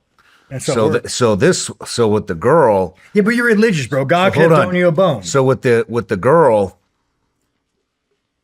with the female, you want to have sex before the egg drops. And so you have sex, and all the males swim up there as fast as they can, and they die. No shit. And the female ones, they swim slower, but they live longer. So the female ones are all hanging around in there, waiting for the egg to drop. And then when it drops, they fertilize the egg. Let me tell you now, this is happening. Shit worked I'm 2 calling my times in chick a right row. I'm calling my girl right now, dude. Schultz method. Yeah, no. I just know God will curse Now me. she has to listen to the podcast. Yeah. No. I know God will curse me with a girl. God's going to look at me. If there is a God, he's going to look down on me. He's like, you think after all the damage you've done, you get a boy? Fuck no. It's time for you to repent, sir. Have a fucking girl. God My will girl's curse. something else, man. But also too, like I would probably be better with a girl because like I think that I'm probably a little bit too like hard on men, Yeah. but then I'm pretty too soft. I don't know, man. But so we're talking about doing IVF. My girl doesn't want to because she get pregnant. But I'm like, I really like go spend 50 grand and be able to pick a boy. Like, I think it's kind of worth it. Girls are cool. I bought trucks for more. You're going to love them both. Yeah, no, maybe I should just do it the old school way. But yeah, no, man, I think one of the hard things for me with having a family is I'm kind of mentally stuck as who I was as a kid. And I know this might seem weird to a lot of people, and a lot of people can relate to this, but like I am a 35-year-old grown ass man. Like I know who I am. But mentally, there's a part of me that is still stuck in that person. So to actually think about like being a dad, waking up to a kid in the next room, to raise a kid to be like, better than I am, which really won't be that hard, right? If I made it, dude, anybody can fucking make it. But like a part of me is kind of stuck in that mentality of who I was when I was like 16 years old. It's hard for me to picture that, but I feel like you just got to do to make the mistake and just fucking figure it out. It changes you, dude. But it's hard, man. It's hard to get out of that, like, and I think a lot of people too that have, not a lot of people, but a lot of people like they had like inspiration, like, yeah, you're going to grow up and be a fucking dad. Like you're going to do this and that. Like, that's not me, man. It was like, if you fucking if you knocked a girl, punch her in the stomach, like you're a fucking idiot, like you're like that was never an option. Like being a dad was never an option for me. I never wanted it. And now I'm with my girl and like, I'm established. So yeah, like, I'm in the next chapter of life. Maybe make me, change a little bit or not. Without taking him to church, right? Raise him as a Christian. You should. Yeah, and I probably would. Yeah, I probably would. Is your wife a Christian? I think their family would all be agnostic. Like I think if you really had to ask them, gun to the head, do you believe that Jesus was the Son of God? Even though they say they're Christian, I don't know if like gun to the head, that would be like the answer in their heart. So I think they would move for more fallen agnostic. But my girl went to church every Sunday. Like they still go to church for Christmas. I think it's just like when you're white, dude. It's what if you're white, you're Christian. Like it's what you do. You're a white man, and but upstate New York is kind of like a farm town, It's very different. But yeah, I don't know. Yeah, I would probably. That's hard. How do you raise your kid? You raise them to be your replacement. Yeah, okay. I would like him to be Christian. All right, I guess I'll raise Christian. But yeah, man. Yeah, life's interesting, dude. It is. Well, I got a hot question for you. You ready? Man, shoot away. Shawn, there's a video out there a lot of my audience has seen. Your Ring camera catches a guy at your house in Vegas. You grabbed a pistol, went out into the street, and the whole thing ends up online. Take me back to that moment from the second you saw him on that camera to the decision to go outside and what was actually going through your head. So, a backstory, not backstory, but another story. to like kind of describe who I am. And you're the same way. You're the same fucking way. I'm driving. I'm on the phone with Nina. Nina's my good friend, works at UFC. And this homeless guy walks in front of me, and I'm driving way too fucking fast. Slam on the brakes. Fucking throws his bike in front of me. I roll down the window. I can't go forward because there's a bike in front of me. I pull out my gun. I put it in my hand because like, I don't know if this fucking homeless guy's a gun, a knife, gonna try to stab me. I really not have to fucking draw from like sitting, you know? So I'm like standing with the gun in my hand, and he gets in the, rolls down the window, fuck you. And I'm just like, hey, you got a fucking problem, dude? You know, and he puts his hands up and he walks away. And then Nina was like, Shawn, you realize that you're in a car. You could have just drove away. I was like, I guess I could have. I was like, I guess you could just, I don't think I would never walk away from a conflict. Like, I just don't like, to me, if there's ever. You this? Who's in the car with you? No, I was on the phone with Nina talking about it. And like, she's on the phone hearing me have this conversation, pulling out a gun and like, hey, you good, dog? And now, mind you, he had no weapon, no knife. So it just like, once he seen the gun, he backed away. But it's like, like, so Nina was like, dude, why didn't you just drive away? You're in a car. I'm like, Nina, I just don't think like that. Like, I am sure you're the same way. If there's a problem, you're not thinking like, I'm going to go this way. Mm-hmm. Like, I'm a grown ass fucking man. I'm not going to go this way. This is where I'm going. Mm-hmm. So back to just to understand my mindset, right? Saying that I get a ring alert and there's some guy like hiding, like not hiding, but I thought he was trying to steal my truck, which is a really shitty truck. I don't know why he didn't want it. I like it. But so I thought he was trying to steal my truck. So I told my girl, like, wait inside. I grabbed my, I think it was a SIG. I think it was the smaller 365. So I go out there and I'm like, hey, what the fuck are you doing? He gets up and he like, you know, you see the video. And he was just a weak, pathetic man. Like, he was so fucking weak, so pathetic. Like, at that moment, you're like, there's no threatening thing about you. Like, you're not a threat. There's nothing wrong with you. So he starts walking. I'm like, no, like, wait, dude. And then a security comes up and says, stop that guy. So now it's like, I'm assuming that this guy did something fucked up or very bad. And like, he's trying to be arrested. So now I'm like, well, okay. So I walk out and he keeps walking. I just shove him down. I point a gun at him and I'm like, you know, wait. Turns out he beat up his sister. They're at a liquor store. He beat the fuck out of his sister. And then the sister jumped out of the car. He drove his car, hit something, had a flat tire, parked right outside my house and was hiding between my truck. I thought he was trying to steal my truck, but that was a real story. So I go on there and the security guard starts telling me like, no, he beat the hell out of this girl. He just crashed his car. And I'm on the phone with the cops right now. So I'm like, hey, you're not leaving, dude. Just wait for the cops to come. And then the cops are like, you know, we're really busy tonight. Just let him go. And we have his name and information. We has a warrant. So he has to turn himself in tomorrow. And I'm like, all right, hey, you're free to go, dude. Enjoy your night. Holy shit. Yeah. He just beat the shit out of his sister and they're like, yeah, let him go. It's Vegas, man. It's fucking Vegas, a shithole. So he comes back later that night with his wife. Now his wife's with him. And I just see, because I look out the window, and he's clearing beer bottles out of his car. So if cops come, he goes and cleans all the alcohol, drives away, comes back the next day with his fucking daughter. And that's why I blurred his face, because I was like, you know, I don't want to like, I blurred your face once you came back with your kid. So he's like a white trash fucking delinquent. And he can't change his fucking tire on the car that he wrecked to drive out of there. So he's with his daughter. And I'm like, this is so fucked up. So I walk outside. I'm like, hey, dude, I'm the guy that put a gun to your head the other day. I'm like, you need some help? And so I changed the guy's tire with him, met his daughter, met his kid, changed his tire for him, shook his hand, said, hey, man, well, I wish you the best. And then I drove away. Wow. I don't know what happened to me, but it's like, yeah, that was a weird fucking day. Again, I don't hate anybody, dude. I mean, you're a piece of shit. But again, what is the common denominator? You're drunk. You're fucking drinking. Like, I can't like, there's this guy, it's a big thing, big controversy. Dustin Point, right? That's the name. But he's UFC champion. Oh yeah, you guys You guys have some history, don't you? Yeah, I made fun of him, but I make fun of everybody. Like he went out and said like I was depressed, and like I was like, get the fuck out of here, bro. You're depressed. Like, you're a rich fucking white man. And then a friend of a friend was like, hey, that was kind of fucked up. And so I was like, oh, dude, maybe I overstepped. So I go and I call Dustin. I'm like, hey man, or I text him like, hey man, hey, sorry, dude. Like I was like, I don't think you're the kind of guy that gives a fuck, but I was just making a joke. I was just being me.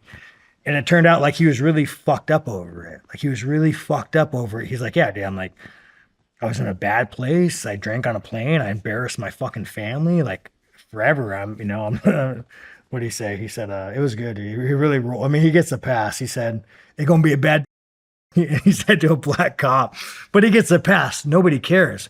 And I was like, man, I thought it was great, dude. That's my new, I say that all the time. Like I didn't mean that, but he was really torn up by it.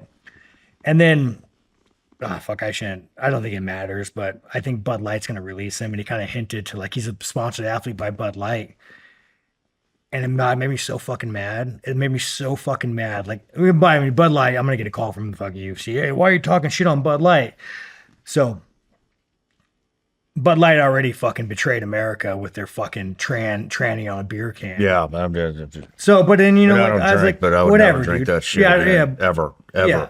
So, but I was and like, then like the little, So they go and they sponsor the UFC. I'm like, man, at least they're trying. Like they're fucking trying to redeem. They're trying to go in the man category. They're not pushing this gay shit anymore. Yeah, because of the financials. Yeah, but going forward, this is where like I kind of like lost my shit with Bud Light again. It's crazy how they bought everybody out overnight. Yeah. I remember people shooting them with machine guns, and the next day they're drinking Bud Light on Rogan. Yeah. So yeah, you got a soul. Yeah. Yeah, no, I mean, money's money. So I talked to Dustin, and he kind of hinted that like they're going to terminate his contract because he got fucked up on a plane. And I was like, how much of a piece of shit are you, Bud Light? Like, you take a guy, you want to say he's an alcoholic, he's in a bad place.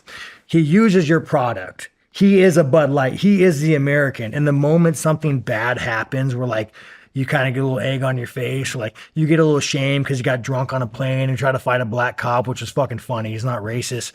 You want to terminate his contract. Like what Bud Light should have done, that should be the PR. They should have reached out to Dustin and said, hey, Dustin, man, you're not doing well. You might have a problem with drinking. We're a beer company. We sponsor you, but like, can we help you? Can we help you? Like we want to help you as a beer company, as an American company. I know you guys do the commercials of the American flags and like the pool parties. Let us kind of help you. Do you need anything? That's not what they did. They're gonna say, oh, you fucked up. You used our product and you fucked up. Get the fuck lost. We don't want that bad image. And I always say like, I don't drink. I never have drink, nor will I drink. I don't have the personality for it. I think Bud Light spent $6 billion in the last 40 years of marketing. And like their level of marketing, it's like, and I don't want to say Bud Light, you could say every beer company. I'm just using this because they're the one that's going to drop Dustin and it like irks my soul. But they did it, man. They sold you the American way that like you're cowboy on a horse, a game and this and that. But like, I don't fucking have that feeling. Every time I seen a beer can or a beer bottle as a kid, there was no like, this is not going to be a good day for me. Yeah. Like when my dad walked inside the house with a fucking pack of beer, like I didn't look at that beer can like, this is America. I want to go watch a football game and be happy. I'm like, oh damn, I'm fucked. Like it's going to be a fucking, he went with a fucking 24 pack instead of 12 pack. Like it's gonna be a fuck night for me. So I don't have like that kind of relationship with alcohol. For me, I think alcohol is fucking poison. It is like the worst thing. It is. It is poison. Yeah, it's like, again, I'm a libertarian. I think it should be illegal, but it's like, even with Dustin, I'm happy to acknowledge that it is fucked up. But I mean, it's so easy when you're having a bad day. And I think about it all the time. Like I don't do drugs, but like I want to do drugs so fucking bad. Like I'll have a bad day and I just like, I'm around my friends that drink and I'm like, man, if I just go get high right now, like all my urges, desires could just vanish and I'm just going to be a happy fucking idiot for a night. Like that sounds so fucking nice. I get it. I just know that like where that fucking leads, and alcohol always leads for the most part. If you're one of the many Americans that have the demons, it leads a very fucked up road. Just stay away from it. Yeah. It's good advice, man. Yeah. So I don't even know how we got talking about Dustin and Bud Light, but we were talking about you going after somebody you saw on the Ring camera. Oh yeah, about alcohol. And then I was going to ask you what your everyday carry is. Oh yeah, no, I got the Sig, man. Not a 320, dude. I actually I got the Sig 365 AXG all metal. Nice. Best carry gun. The thing is, like, I will say when I carry. So you carry a Sig, I'm assuming. What do you carry? Yeah, I like the 365. It depends where I go. Around here, where I live, I carry the 365, the OG one, sub 12 plus one. Yeah, subcompact one. Ain't nothing. If I'm driving, you know, if I'm somewhere else, fucking Memphis, just a little more, yeah, it's something different. Then I like carrying the 365 macro or the Legion, which same thing. You carry a spare mag with you? Oh fuck yeah. Oh, do you really? Oh, he's one of those guys. Yeah, I don't carry a spare mag. I should, but I'm usually like when I carry it, I'm like in gym shorts. I'm just like, and I have like the clip-on holster. I don't do the gun belt. I mean, if I'm cruising around, you know, if I'm out traveling, going through towns. Now you just are you a Sig shill, or do you actually believe the product? Dude, I've just told you I carried it a long time. Oh, okay, before I've got videos of me carrying it way before I became,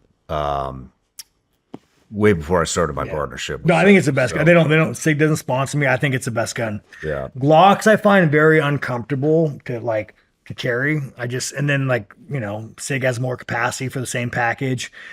The only good thing about a Glock is that when I do like a Glock 19, I present very well.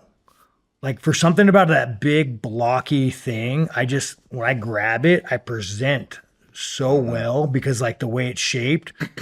But I hate fucking carrying it because you're carrying this big blocky thing that's just, I'm fucking fat, dude. I'm just killing myself. The Sig to me is by far the best carry gun.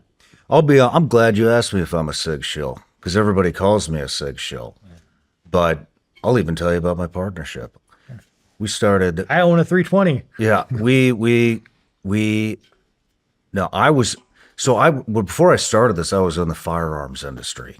You know, I was a tactical trainer and trained Keanu Reeves for John Wick. Oh, no shit. Yeah. I had that Genesis shotgun, really great shotgun. And I have one in there. I haven't even shot it yet. Oh, dude, it runs great. You could run birdshot through it. It runs great. You don't even need slugs. Maybe we should bust that out when we go to the range fun, today. Dude. But anyways, I couldn't get a gun spot. I could not get a firearm sponsorship no matter what. And I was reviewing the SIG 365. It got like, I don't know, a couple million views. Couldn't get anything. Then I started this and got a partnership with SIG. Dude, they're just a fucking awesome company, man. And, you know, they came on and I was like, hey, I don't do exclusive stuff. Like, I like a lot of different guns and I'm going to shoot guns and I'm going to post other guns. And I like your stuff a lot too. But I was like, I'm just not going to be an exclusive person. And I want to be able to shoot what I like to shoot. But I do carry your stuff and I do own your stuff and I love your stuff. And I carried a SIG 226 in the SEAL teams. Totally cool with that, dude. They're like, yeah, do whatever. But the only controversy SIG had was the 320. But even the 320, like, mind you, would I carry a 320? I don't know if I'd carry a 320. Would I have one next to my bed with a can on it? Maybe. But they don't run well with cans. I have one. But every time you watch the videos of the 320 going off, it's like there's always some level of like, oh, well, this is not the right holster I put it in. Like there's always some level of like questionability. Well, the last thing that happened, and I don't know all the stuff behind this, but there was an army guy or an Air Force person or whatever that was shot and killed. Yeah, but then his buddy do it. And so they used the narrative that the 320 was going off all by itself. Yeah. You know what I mean? They used that narrative to try to clear the kid used it. Like he used the narrative to his advantage. Hold on. I was on it. And then they did the investigation, and the kid picked up the fucking gun and pulled the trigger and shot his friend. Yeah. But Touching the on narrative's getting used against him. So that's but I got you a present. Oh, but wait, let me finish that. Go ahead. So touching on that, this is why like I kind of had a come to Jesus moment with Sig, and I had to kind of like readdress it because I was the same way when I heard that story.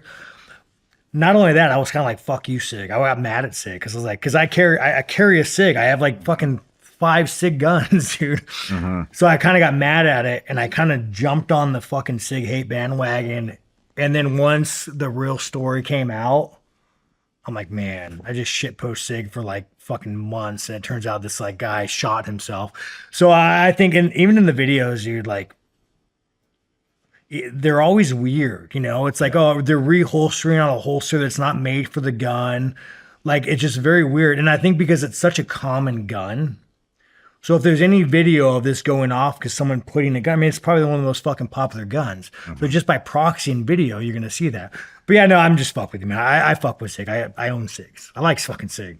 I'm glad you brought it up. But anyways, let me grab this for you. Got a couple of gifts for you.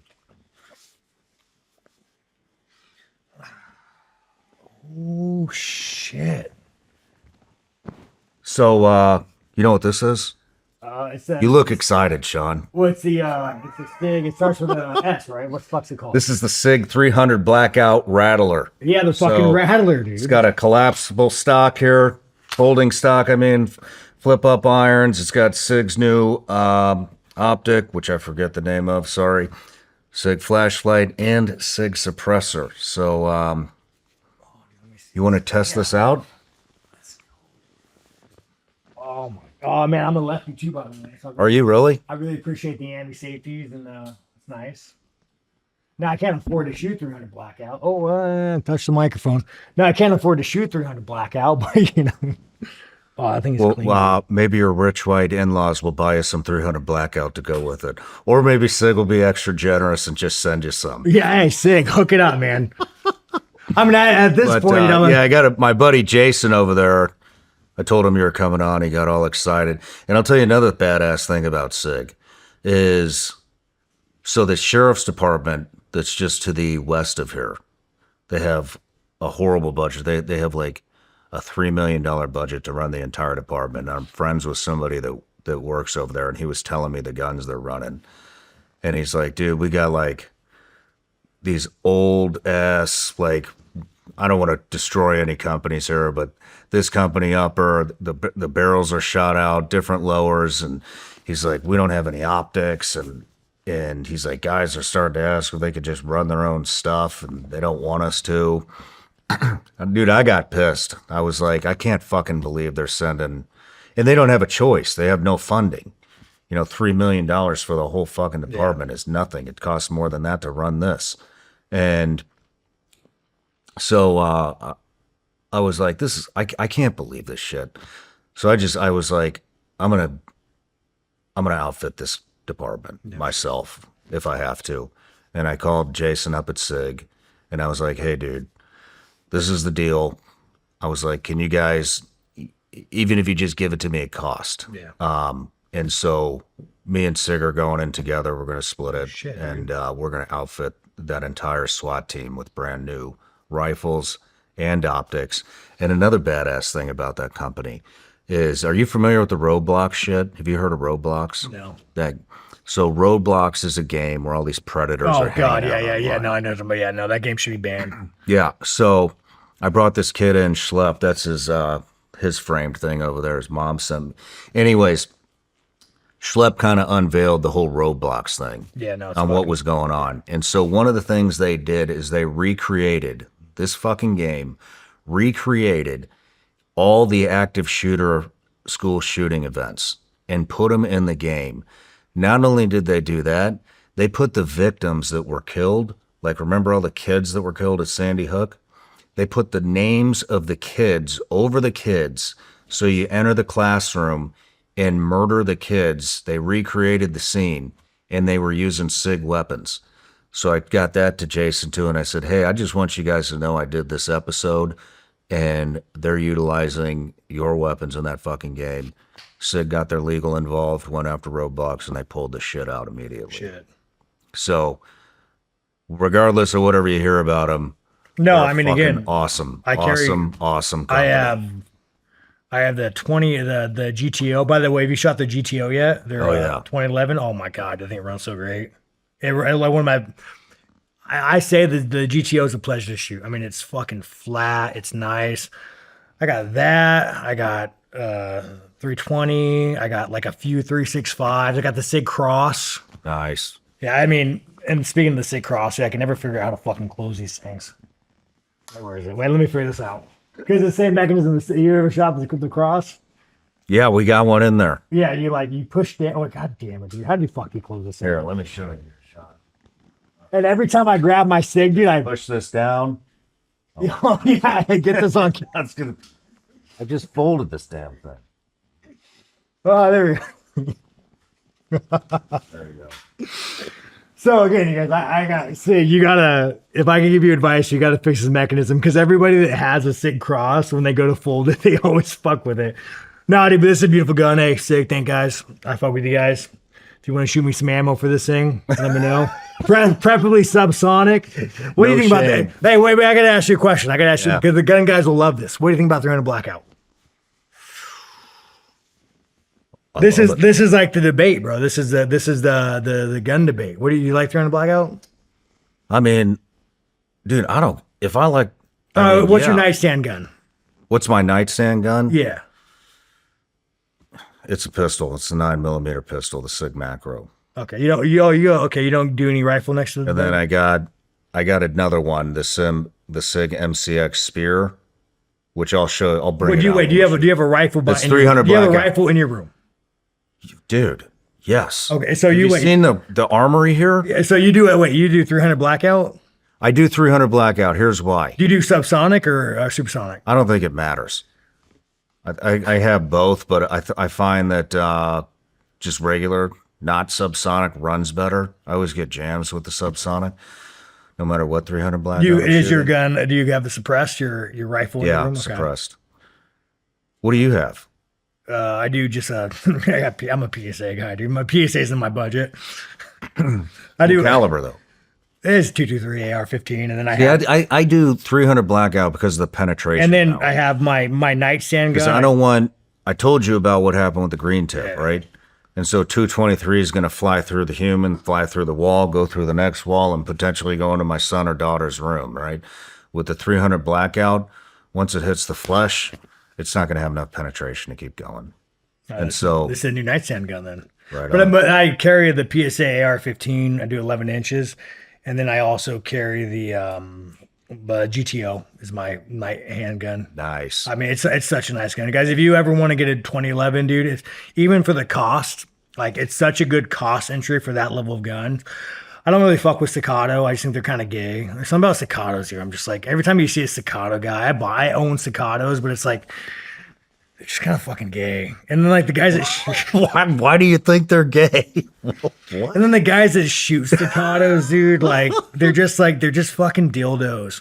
Like, so in the motorcycle world, there's like Ducatis. Like, there's always like, I'm the Ducati guy, and it's like you have like guns are marginally different. So like, people that get staccatos, they get so wrapped up in the name and the pistol. It's like, dude, you're just gay. It's like you sound like a fucking European, dude. Like, you're just fucking gay. So I just like I can't fuck with staccato. Right on. I mean, they're a little. Do you tell me staccatos are a little gay? I don't think it's gay. Yeah, but you know, also too, people need to understand. Like, everybody picks a side with guns, dude. Guns are so marginally different. It's a tool. Like, when you're talking to handguns, bro, where they're talking about a Hellcat. I think the Hellcat's a little bit too snappy. Not a big fan of the Hellcat. Or the Glock or the SIG, dude. They're just marginally fucking different.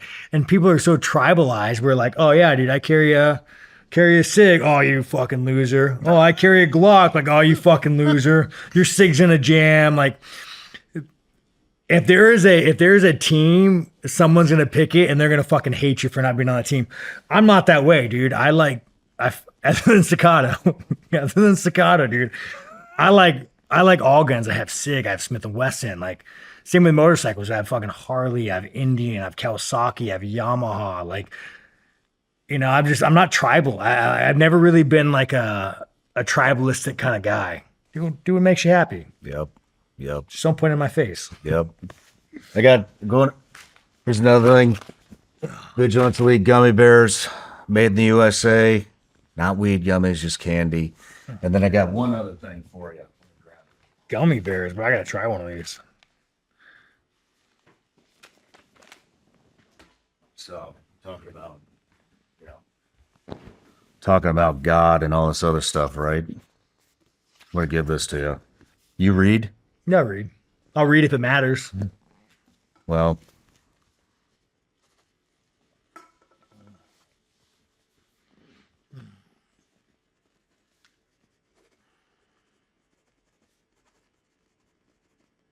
what is today? 10th?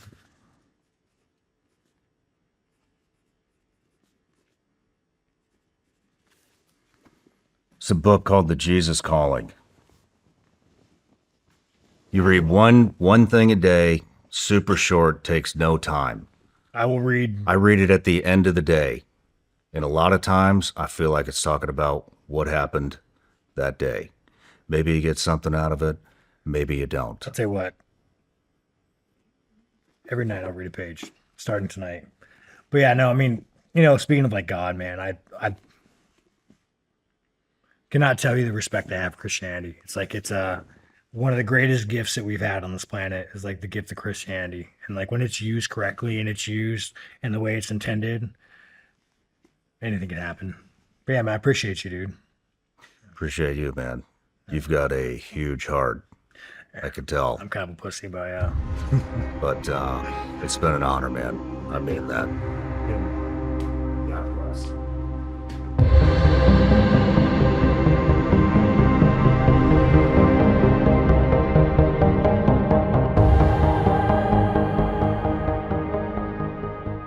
No matter where you're watching the Shawn Ryan Show from, if you get anything out of this at all, anything, please like, comment, and subscribe. And most importantly, share this everywhere you possibly can. And if you're feeling extra generous, head to Apple Podcasts and Spotify and leave us a review.